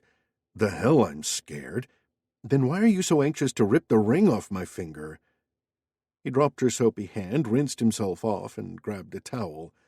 "You're the one who wants to break off the engagement right away," he flung at her, deep lines scoring his brow. "It's not a real engagement," her heart thudded. "It is to my grandmother. So you want to prolong it, just for her sake? Silence throbbed in the cool, marble-tiled bathroom. He tilted his head back and let out a groan. God help me, I don't want to be engaged. It felt as if he'd slipped a knife through her ribs. Me neither, buddy, she retorted through clenched teeth. She resumed wriggling the ring, and as she fought with it, her own panic rose. She had to get this ring off before Lex saw how much it meant to her, how much he meant to her. Because when he'd stated so baldly that he didn't want to be engaged, that was when the walls of denial she'd built up began to fall apart, and every second this ring remained on her finger brought the truth louder and clearer to her. She was in love with Lex. And this time, it wasn't just the electric physical love she felt for him each time he touched her, but a stronger, broader emotional connection that ran fathoms deep. Because now she saw him in his entirety. He wasn't just Lex, the super sex god and all-around alpha male. He was also Lex, the man who would do anything for his grandmother, who put up with his best friend's teasing, who covered for an imperfect father, who wanted so desperately to trust his family. He was stubborn and arrogant, and yet he was also vulnerable and unsure. She saw his faults and understood them, and loved him for them, and she was so in love with him, it made her achy and trembly and teary. And she was violently afraid he would see the emotion scrawled all over her face like a billboard, guess the truth, and be dismayed. That was one humiliation she couldn't bear, so she kept her head bent over the basin as she struggled with the ring. "You're going to hurt yourself," Lex said curtly, clamping his hand over hers to still her furious efforts. Her emotions were stretched to the breaking point, and the rough touch of his hand splintered her brittle self-control. She flung herself away, soap lather spraying in all directions. "God damn it, Lex! This is all your fault." "My fault? Of course it is."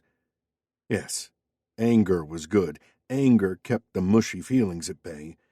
Anger masked her breaking heart.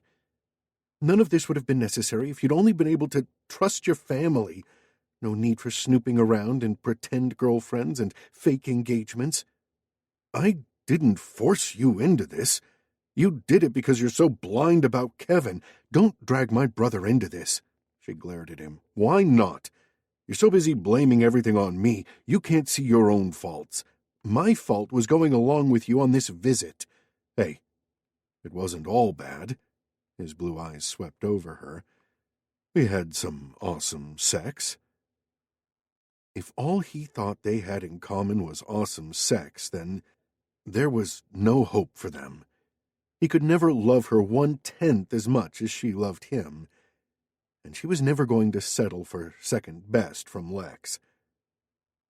"Is that all I am to you? Just a sex partner?" "Not just a sex partner. An awesome sex partner." "Damn it, Lex, stop being so frigging facetious." A muscle pulsed in his jaw as his face hardened. "What more do you want from me?" "I don't know." Pain washed through her. Maybe we know each other better now. Don't we?" He gazed at her, his face blank before it contorted. "We know each other's weak spots, that's for sure." He shook his head vehemently. "No, Jacinta, I don't know what you want, but I can't go through all that shit again." Even now, he kept on finding new ways to hurt her. All that shit? Was that all she was to him? "You always were too scared to commit to a real relationship," she said, not really thinking, only lashing out in self-preservation. "Think I haven't heard that bullshit 1,000 times before?" His blazing blue eyes taunted her. "You demand more and more and more until you've chewed up a guy's soul. You don't have a soul to be chewed up." She couldn't seem to stop the horrible things spitting out of her mouth. "You're nothing but a sad, sad little man." Oh, God. That was too much. She had to stop. She bit into her inner cheek until she tasted blood. Misery and exhaustion washed over her. She dropped her arms to her sides. "I didn't mean that," she whispered. Lex just stared at her, his face growing tight, as an awful silence stretched between them. Then a faint clinking noise broke the hush, and she looked down to see the ring had slipped off her finger and fallen onto the marble tiles. The sight of the diamond glinting at her feet was an omen, she thought, a sign that everything between them was over, broken beyond repair. Lex picked up the ring and slipped it into his trouser pocket. "Looks like the engagement's off." She wasn't a drama queen. She could weather setbacks and disappointments. But watching Lex take the engagement ring back was heartbreaking. It felt as if her heart had split in two, and all she could do was break down and cry. But not yet. Not yet. Not anywhere near Lex. She couldn't bear it if he saw her in tears. "I'm flying back on my own," she said. He looked up. "Huh? You heard me. I don't want to fly back with you because we'll just argue again, and I'm sick to death of arguing. Like you said, our business is finished. We don't need to see each other again. The helicopter can return to pick you up." Somehow she managed to get all that out without her chin trembling and giving her away. "Fine by me," he scowled. "I don't need another lecture on my 1,001 faults." A quiver started in her bottom lip, and she had to clamp her mouth to halt it. "I hope you'll keep your end of our bargain," she said stiffly, the words bruising her throat. "Don't worry. Your brother will get his damn job." His eyes were glacier blue, his body cast in iron. "Happy now you've got all you wanted from me?" He stalked out without waiting for her answer. Shards of pain rained down on her. This parting was worse than the last. This time there was no righteous indignation to cushion the blow. This time there was only love and loneliness, which were no consolation at all. Chapter 13. "I'll be working on the production support team." Kevin tossed a handful of nuts into his mouth and crunched on them. "It's a big team, about 20 people. He reached for the TV remote and flicked through the channels. Earlier in the day, he'd completed his interview at Jubilee Holdings and been offered the job on the spot, something highly unusual, and now he was a bundle of excitement. From her slouched position in an armchair, Jacinta regarded her brother as he continued to chatter. Kevin was so caught up in his day, he'd barely noticed how lethargic she was. After the Rochester helicopter had brought her back, she'd spent the afternoon doing laundry and housework, keeping her hands busy in the vain hope she would stop thinking about the days just past. "So, how was your weekend?" Kevin asked. "Tell me all about the big party and everything." She pushed herself upright. "Yeah, it was spectacular. Lots of champagne and important guests. You had a good time?" "Uh-huh." Sooner or later, she'd have to tell him that she wasn't dating Lex anymore, but that could wait for a while. "I'm so glad about your job. It sounds like a great opportunity." "Oh, sure, it's good." He crunched another handful of nuts. "Of course, I'd have preferred to be put onto a development team, more scope to show them what I'm capable of there, instead of fixing mistakes in other people's code." "But you have to start somewhere. I know that. But I could do better." She sat up, disbelieving. "But you were so desperate to get a job. Any job, remember?" "I wasn't desperate. Oh, for Pete's sake." She jumped to her feet, arms akimbo, as she glowered down at him. "I bent over backward to get you this job, and this is how you repay me? By whining before you've even started?" His mouth fell open. "Bent over backward? What exactly did you do?" she faltered, belatedly realizing she'd revealed too much of the truth. Well, I had to put in a good word for you with Lex. I hope you didn't, he wavered, beg him to take me on. That would be too humiliating. She stared down at her crestfallen brother. What had she done to him? All these years she'd been protecting him, trying to shield him from the harsh realities of life. She'd thought she was being a good older sister, but she'd been doing Kevin a disservice. He needed to fight his own battles, to lose some and win some, to become a man on his own. Her well-meaning interference had only stymied his growth. I'm sorry. She rubbed her throbbing temples. I only wanted to help you. He slumped down, hands hanging between his knees. Boy, do I feel like a fool now. I thought that interview was for real. I thought I nailed it, but that was your doing, not mine. She winced at his words. In her mind rose the image of Lex in the library this morning, his face stricken as the magnitude of his mistake dawned on him. They'd both made mistakes, the same mistakes that had split them apart 10 months ago. When Kevin had messed up then, she shouldn't have leaped to his defense so fiercely. She shouldn't have demanded that Lex go easy on him. That had been unfair to both Lex and Kevin. She had made a bad mistake then, and she'd almost repeated it, but not quite. Now there was still a chance she could salvage something out of this mess. We both know you're more than capable of doing the job, she said. What if I screw up again like last time? Kevin's Adam's apple bobbed up and down. You're going to do a stupid thing like that again? If you do, I wash my hands of you. Oh? He blinked in alarm. Yeah. She folded her arms. Tough love. That was what Lex had recommended. It was time to give Kevin a taste of that. I've done you a disservice, Kevin. All your life I've been too soft on you. I haven't let you stand on your own 2 feet, but that's going to change starting tomorrow. Now that you've got a steady job with good prospects, you can start looking for a place of your own. Oh, geez. How do I do that? Like most people do. You check out Craigslist, make some phone calls, do a few visits. The sight of his alarmed frown made her pause.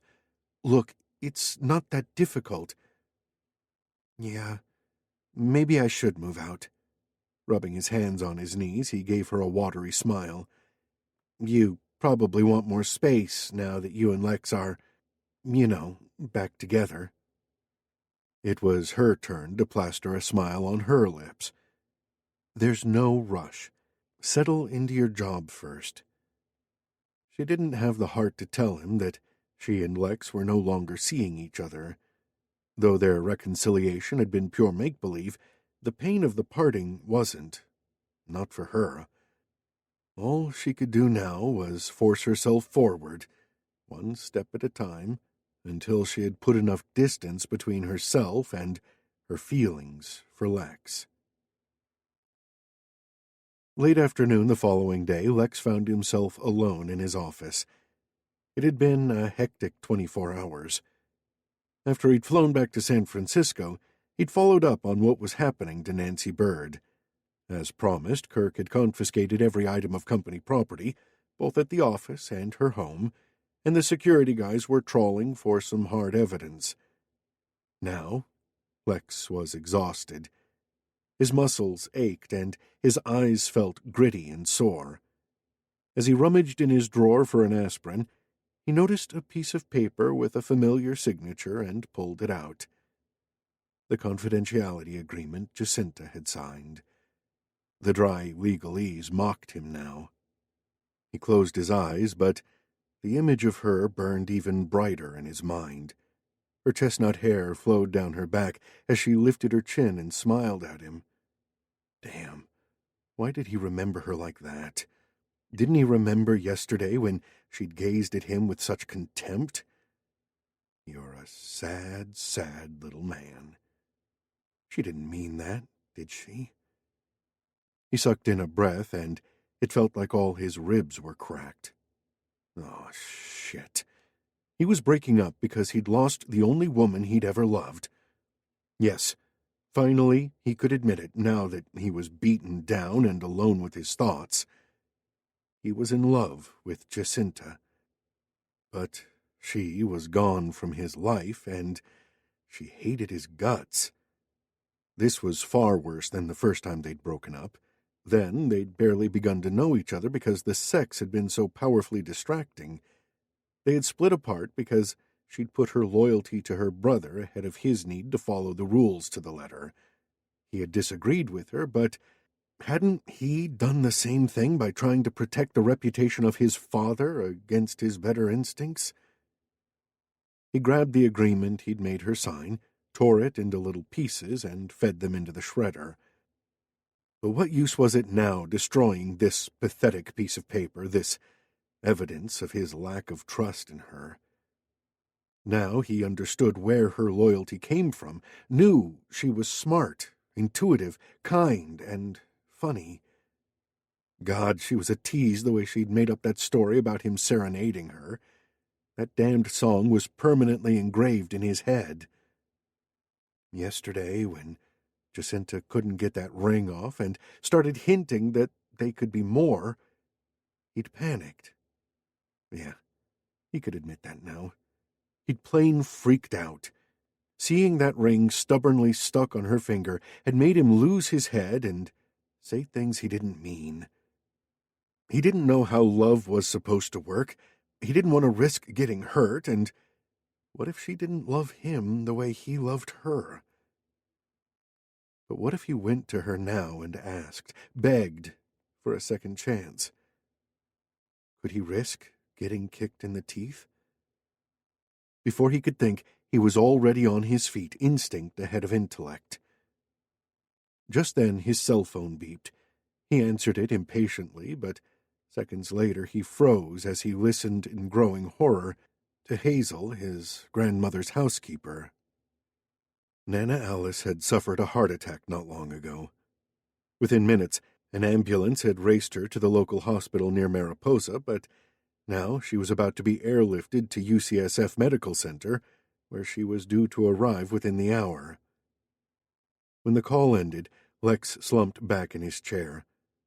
The office felt dark and cold as dread closed in on him. He was responsible for Nana's heart attack. His inability to trust had led to that blow-up in the library, which must have triggered Nana's collapse. His hands shook as he gripped the cell phone tighter. Jacinta. If only he could call her for support, but he'd lost her. Maybe he'd lose his grandmother, too. No. He drew in several deep breaths as he fought for self-control. God help him. He couldn't sit here whimpering like a baby. There were things to do. He forced himself to his feet and loped down 2 floors to Kirk's office, where he tapped on the door. His cousin looked up in surprise from his desk. "Lex, didn't expect you here." He rose to his feet, his wariness changing to alarm. "What's wrong?" In a few brief sentences, Lex gave him the bad news. "I'm heading out to the hospital right away. Can you let your dad and Holly know what's happened? I'll go with you. Dad and Holly aren't in the office today. I'll call them while you drive us to the hospital." Kirk grabbed his jacket before pausing to look at Lex. "If that's okay with you." Lex blinked. "Yeah, let's go." 15 minutes later, they were crawling in afternoon traffic. Kirk had made his calls, and now there was only thorny silence between them as Lex lane-hopped and grimaced at the banked-up cars in front of them. "Have you told Jacinta?" Kirk suddenly asked. Lex kept his eyes straight ahead. "No." "Why not? She'd want to know about Nana Alice." Hell, he did not want to discuss Jacinta now of all times. Not when his stomach was churning and his chest felt filled with lead. But even in the middle of this crisis, he couldn't stop thinking of her, wishing for her, remembering what she'd wanted him to do. Trust your family. Traffic had ground to a halt. Maybe this was his opportunity. Lex took a deep breath. "There's something I need to tell you," he said abruptly. "Yeah?" "The company isn't doing as well as we used to think. Since I took over my dad's position, I've been uncovering a few tough truths. Basically, my father was covering up for our falling profits by overinflating the value of some of our assets." He went on to outline what he had discovered in the past few months, not skimping on the details. At the end of his explanation, he waited for his cousin's reaction. Kirk drummed his fingers on the armrest. "So we need a fresh injection of capital, and we need to get our books in order before we renegotiate our bank loans. Might be some short-term pain, but that can't be avoided." Lex's eyebrows shot up. He hadn't expected his cousin to go straight to the possible solutions. The traffic began to move again, and he eased out the clutch. "Aren't you going to criticize my dad's dishonesty? And me hiding it from everyone?" Kirk frowned. "Yes, your dad was reckless and stupid, but I understand why you tried to cover up for him. It's the same reason why your dad covered for mine when he almost bankrupted the foundation. Family loyalty. It makes us do stupid things, huh? Even though our dads didn't get along, they stood by each other. And even though you had problems with your dad, you couldn't bring yourself to expose his failings." Lex jerked his head up. "You knew about my problems with Dad? How blind do you think I am?" Kirk lifted his eyebrows. "I don't know how you put up with all that pressure he used to lay on you. I was kind of glad he didn't pay me much attention, though, paradoxically, I hated being ignored and pushed aside." "Huh." Lex eyed his cousin closely. "What about the fact that I didn't trust you or Holly or Uncle Ralph?" Kirk lifted his shoulders. "Listen, I was angry yesterday. We all were. But I realize now you had your reasons for suspecting it was one of us. Hell, I'd never have guessed it was Nancy Bird in a million years." "I'm not too keen on taking her to court, not after what my dad did to her." Kirk nodded. "I agree. We don't need the bad publicity, especially now." He hesitated. There's something I need to get off my chest. Something you won't like." "Go ahead. Seems today is the day for bad news." Kirk cleared his throat. "The thing is, a few weeks ago I was going through a bad time. I was sick of you treating me like I was incompetent. I thought you didn't want me back at all." He shifted in his seat. "So I approached another company about a possible job." Lex narrowed his eyes at his cousin. "VHL?" Kirk gaped. "You knew?" "Lucky guess." Not for anything in the world would he admit he'd had his cousin's emails monitored, but at least he hadn't read any of them because deep down he'd wanted badly to trust him, and his instinct had been right. "So, what happened?" "I exchanged a few emails with the CEO, but in the end I couldn't do it. Our company and this family still mean a lot to me." Kirk's mouth turned down at the corners. "It was a crappy, underhanded thing to do. I'm ashamed of myself. Hey, we've all done things we're not proud of. Just look at me." Kirk nodded slowly. "I'm glad we had this talk." "Me too." Lex cleared his throat. "Should have had it years ago." Kirk dragged a hand over his face. "You, me, Holly, Dad. We're to blame for Nana's heart attack. All that drama yesterday must have stressed her out." His voice lowered. "She's going to be all right, isn't she?" "Hell yeah," Lex answered roughly. He had to believe that. He stepped on the gas. Thank God the traffic was thinning. The hospital wasn't far now. "She's tougher than she looks." Kirk nodded. "She's survived a lot.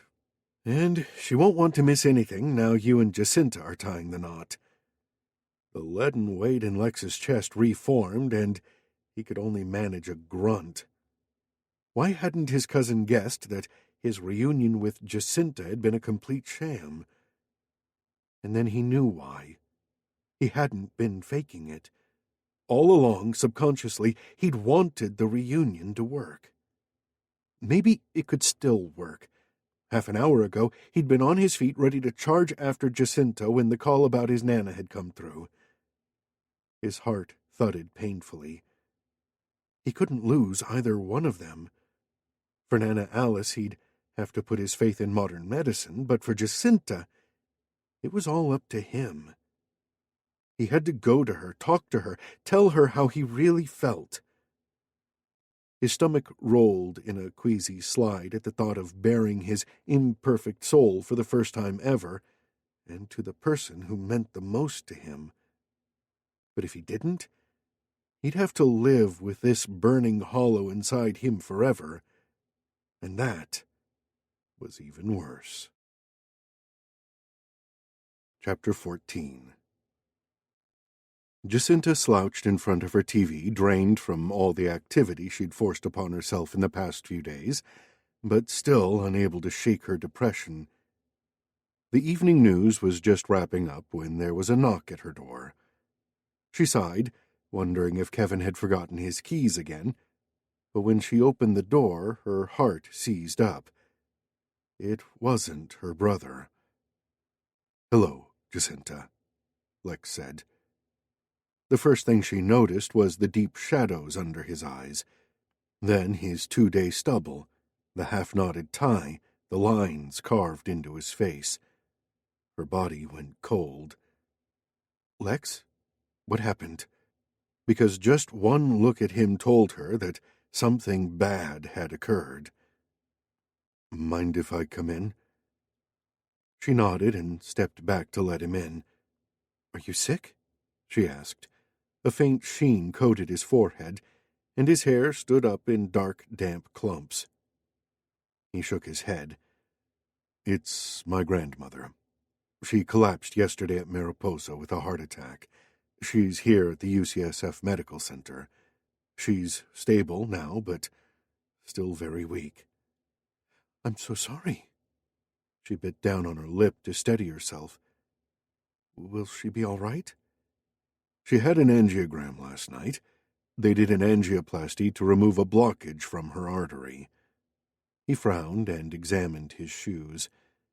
"She was on morphine all of yesterday, but she's a lot better now." "You've been up since yesterday?" A rhetorical question. It was obvious by Lex's haggard appearance that he'd been awake for more than 24 hours straight. Her heart squeezed as she fought down the impulse to wrap her arms around him. "Can I get you anything? Coffee? Wine?" "My grandmother's been asking for you.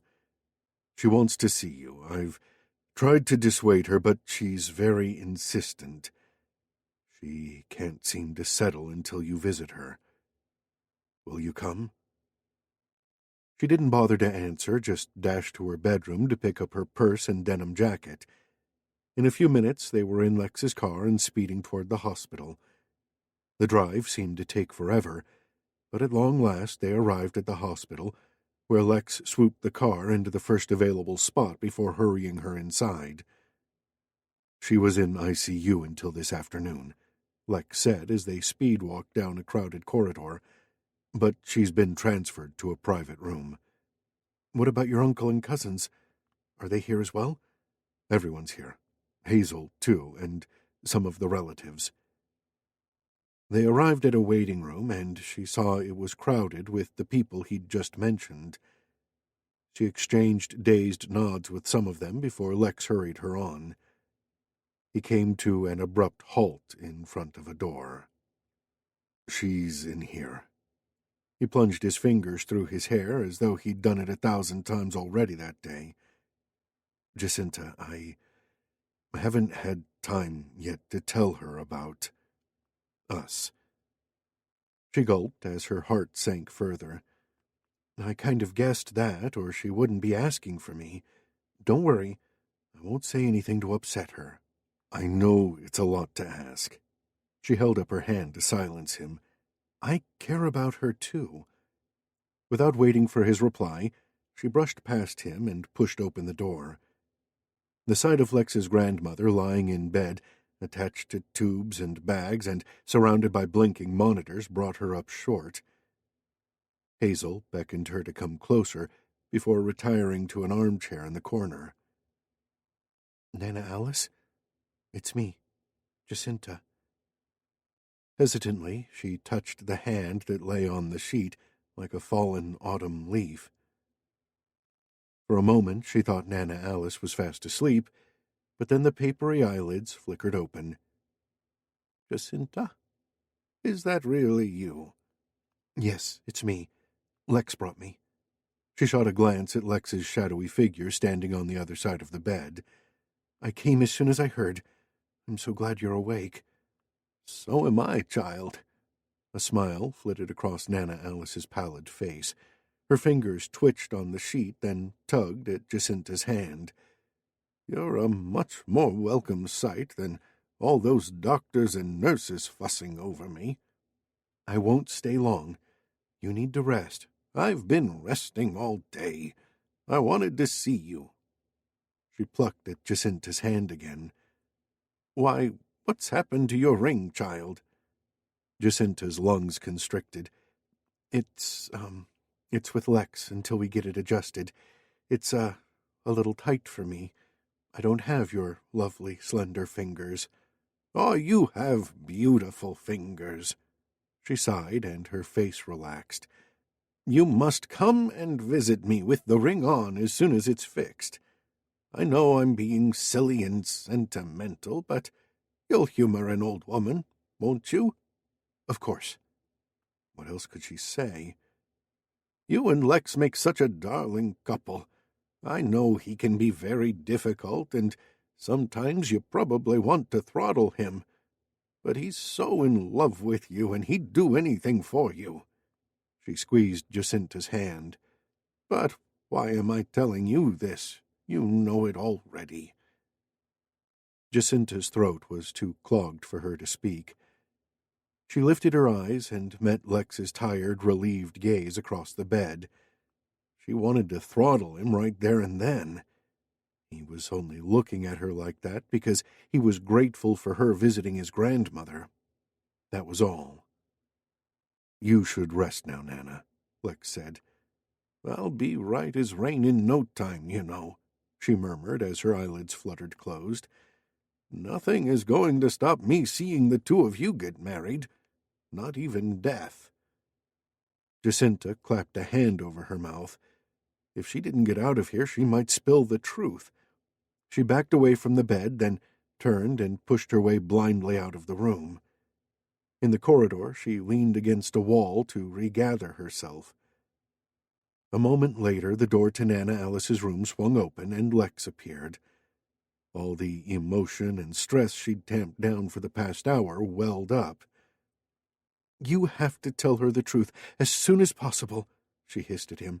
I can't do this. She couldn't go through the pain of saying goodbye to him again and again. It was too much. She turned away, unable to even look at him. I'll tell her. His voice was wooden. He shuffled his feet and jingled the keys in his pocket. Jacinta, I was wondering if... She folded her arms, keeping her gaze on the far wall, her body tight with suspense. What? I tore up that confidentiality agreement you signed. Oh? She blinked, confused and hurting. You want me to sign another one? His eyes widened. No, He ruffled his hair. I don't know why I said that. Thanks for coming. She couldn't bear this stilted conversation a second longer. It was clear he didn't want to talk to her, now that he'd satisfied his grandmother's wishes. Well, good. She didn't want to hang around with him any more than she had to. Hitching her bag over her shoulder, she turned her back on him. I'll be on my way, then. I'll give you a ride. No, don't bother. I'll take a taxi. She forced herself to walk away, head held high. "I'm sure you'd rather be here." He didn't follow her, and with each step she took away from him, her heart shriveled a little more, until it felt like a hard, wrinkled walnut buried in her chest. Damn everything to hell! He was screwing this up every which way.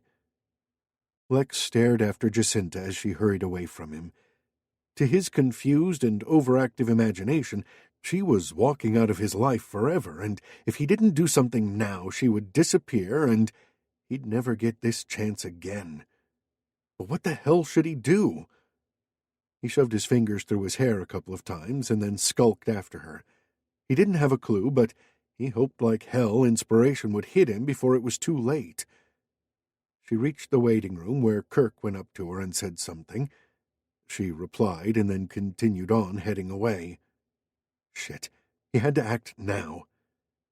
Suddenly, his legs were running. He sped across the waiting room and almost collided with his cousin Holly. She squealed and glared at him, but he shot past her. Jacinta paused and turned, no doubt because of the commotion, and in a split second he realized he was about to cannon into her. He did the only thing possible to avoid collision. He dropped to his knees and came to a skidding halt right in front of her. Jacinta stared down at him as if he were crazy. He was crazy in love with her, and here he was, on his knees, willing to confess his feelings if she'd only listen to him.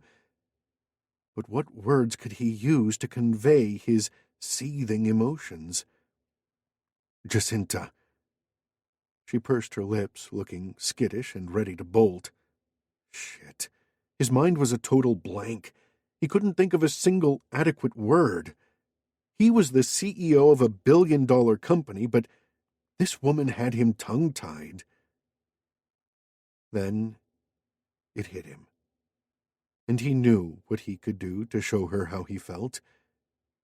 The idea made his gut screw up, but hell, he had nothing else but this, so he had to give it a try. He cleared his throat, which felt incredibly dry and tight. He moistened his lips.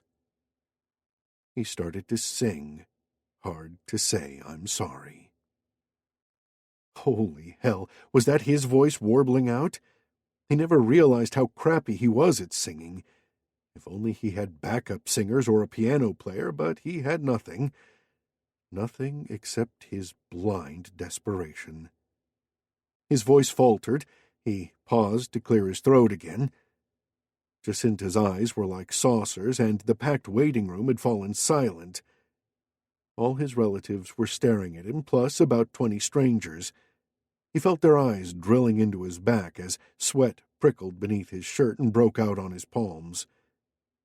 He felt stupid and clownish and bumbling, but wait. Was that a glimmer of something in Jacinta's eyes? Even if it was only amusement, it was something at least.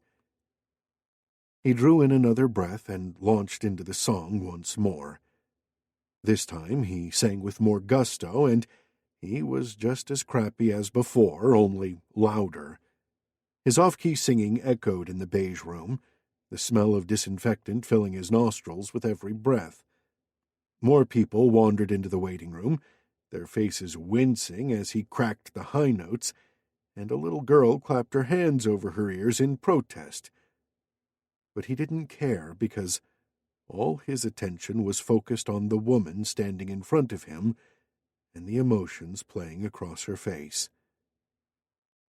He came to the chorus again and stretched his arms out. He was sorry, and he could never let her go, and didn't she know that now he was kneeling in front of her singing his heart out in front of all these people? Her face screwed up and tears gathered in her eyes. Oh, shit. Were those happy tears or sad tears, or was his singing that excruciating? He came to the end of the song, and his voice petered out. Remaining on his knees, he gazed up at her, hardly daring to breathe. Jacinta? Hope and fear wavered through him. I love you, sweetheart. He didn't know what else to say, so He stopped, and all he could hear was the booming of his heart. She gulped and screwed up her eyes even tighter. She looked like she was struggling to speak. "Will you give me a second chance?" he blurted out, unable to bear the suspense. I, she sputtered. "Yeah, give him another chance, Jacinta," Holly piped up from the back. "I'm sure he couldn't sound any worse than that effort." "Oh!" Indignation burst across Jacinta's face as she flung her arms around his neck. "I love your singing." Giddy with disbelief, he rose to his feet and gingerly put his arms around her as if his luck might shatter at any moment. That's good to know, because I have to warn you. I know other cheesy songs, and if you don't give me another chance, I'll be forced to sing them to you in public." Her chin quivered and the tears returned to her eyes. "Lex, did you really mean that? Do you really love me?" Her uncertainty made his heart clench. "Yes, I love you. But it's hard for me to admit that because you scare me." "I scare you?" she asked, astonished. "I've always walked alone. I never expected to fall in love. Hell, I wasn't even sure what love was, so when we first met and clicked so well, the intensity took me by surprise, and I wasn't ready for it. Maybe subconsciously I was waiting for something bad to happen, and when we hit that first roadblock, I blew it out of proportion. No, it wasn't really like that." She squeezed his arms, her hands warm against his shirt sleeves, leaving him shaky. "I understand how you felt. You have principles, and I asked you to abandon them for me just because we were together. I shouldn't have done that. I wasn't fair to you. And, as it turns out, I haven't been fair to Kevin, either. I've been protecting Kevin for way too long, treating him like a child instead of the adult he is. You told me it was better for him in the long run to learn from his mistakes. You're right about that." Standing on tiptoe, she slipped her arms tight around his neck to bring her face half an inch from his. Her eyes were luminous and mesmerizing. "And yes," she murmured with a shy smile, "I love you too, Lex, with all my heart." The dam in his chest caved in as her words filled him with tenderness and soaring happiness. "Louder, Jacinta," Kirk said from the crowd. "We didn't hear you." An adorable blush rose in her cheeks. "I love you, Lex." She raised her voice, her gaze fixed on him. "Oh, honey, I apologize for my relatives," Kirk snorted. "And we apologize for his singing." He couldn't hold out any longer, not with Jacinta gazing at him so starry-eyed and the length of her body molded against his. He pulled her into his chest and pressed a starving kiss onto her mouth. She instantly responded, snuggling into his embrace as she kissed him back, her lips parting to let his tongue play with hers. As a hubbub broke out around them, he gauged it would be smart to go somewhere more private. He broke off the kiss and led her hand in hand down the corridor toward the hospital exit. "Where are we going?"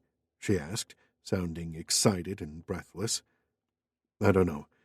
Somewhere we won't be interrupted." She clasped his hand tenderly. "I take it that things between you and Kirk and Holly are better?" "They're improving, thanks to you. I'm glad." He couldn't stop staring at her in wonder, amazed he'd won her back.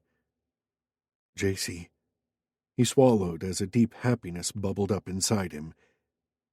"You mean everything to me. You know that, don't you?" "Remind me again, will you?" She looked so ecstatic that he was forced to pull her into a doorway and kiss her again. He nuzzled his lips down her neck and nudged aside her shirt collar before sweeping the tip of his tongue over the top of her breast. The answering shudder from her made him hard in a second. "I'm so glad we don't have to pretend anymore," she sighed. "It was getting so difficult pretending to love you without giving away that I really did love you." Does that even make sense? I don't know, but it will if you just kiss me." He didn't need to be told twice. He gathered her closer and proceeded to make everything clear to her. When he was kissing her, all was right in the world. This concludes Undercover in the CEO's Bed by Coleen Kwan. Narrated by James Anderson Foster. Copyright 2014 by Coleen Kwan. This unabridged audiobook is published by arrangement with Entangled Publishing, LLC, and was produced in the year 2022 by Tantor Media, Incorporated, a division of Recorded Books, which holds the copyright thereto.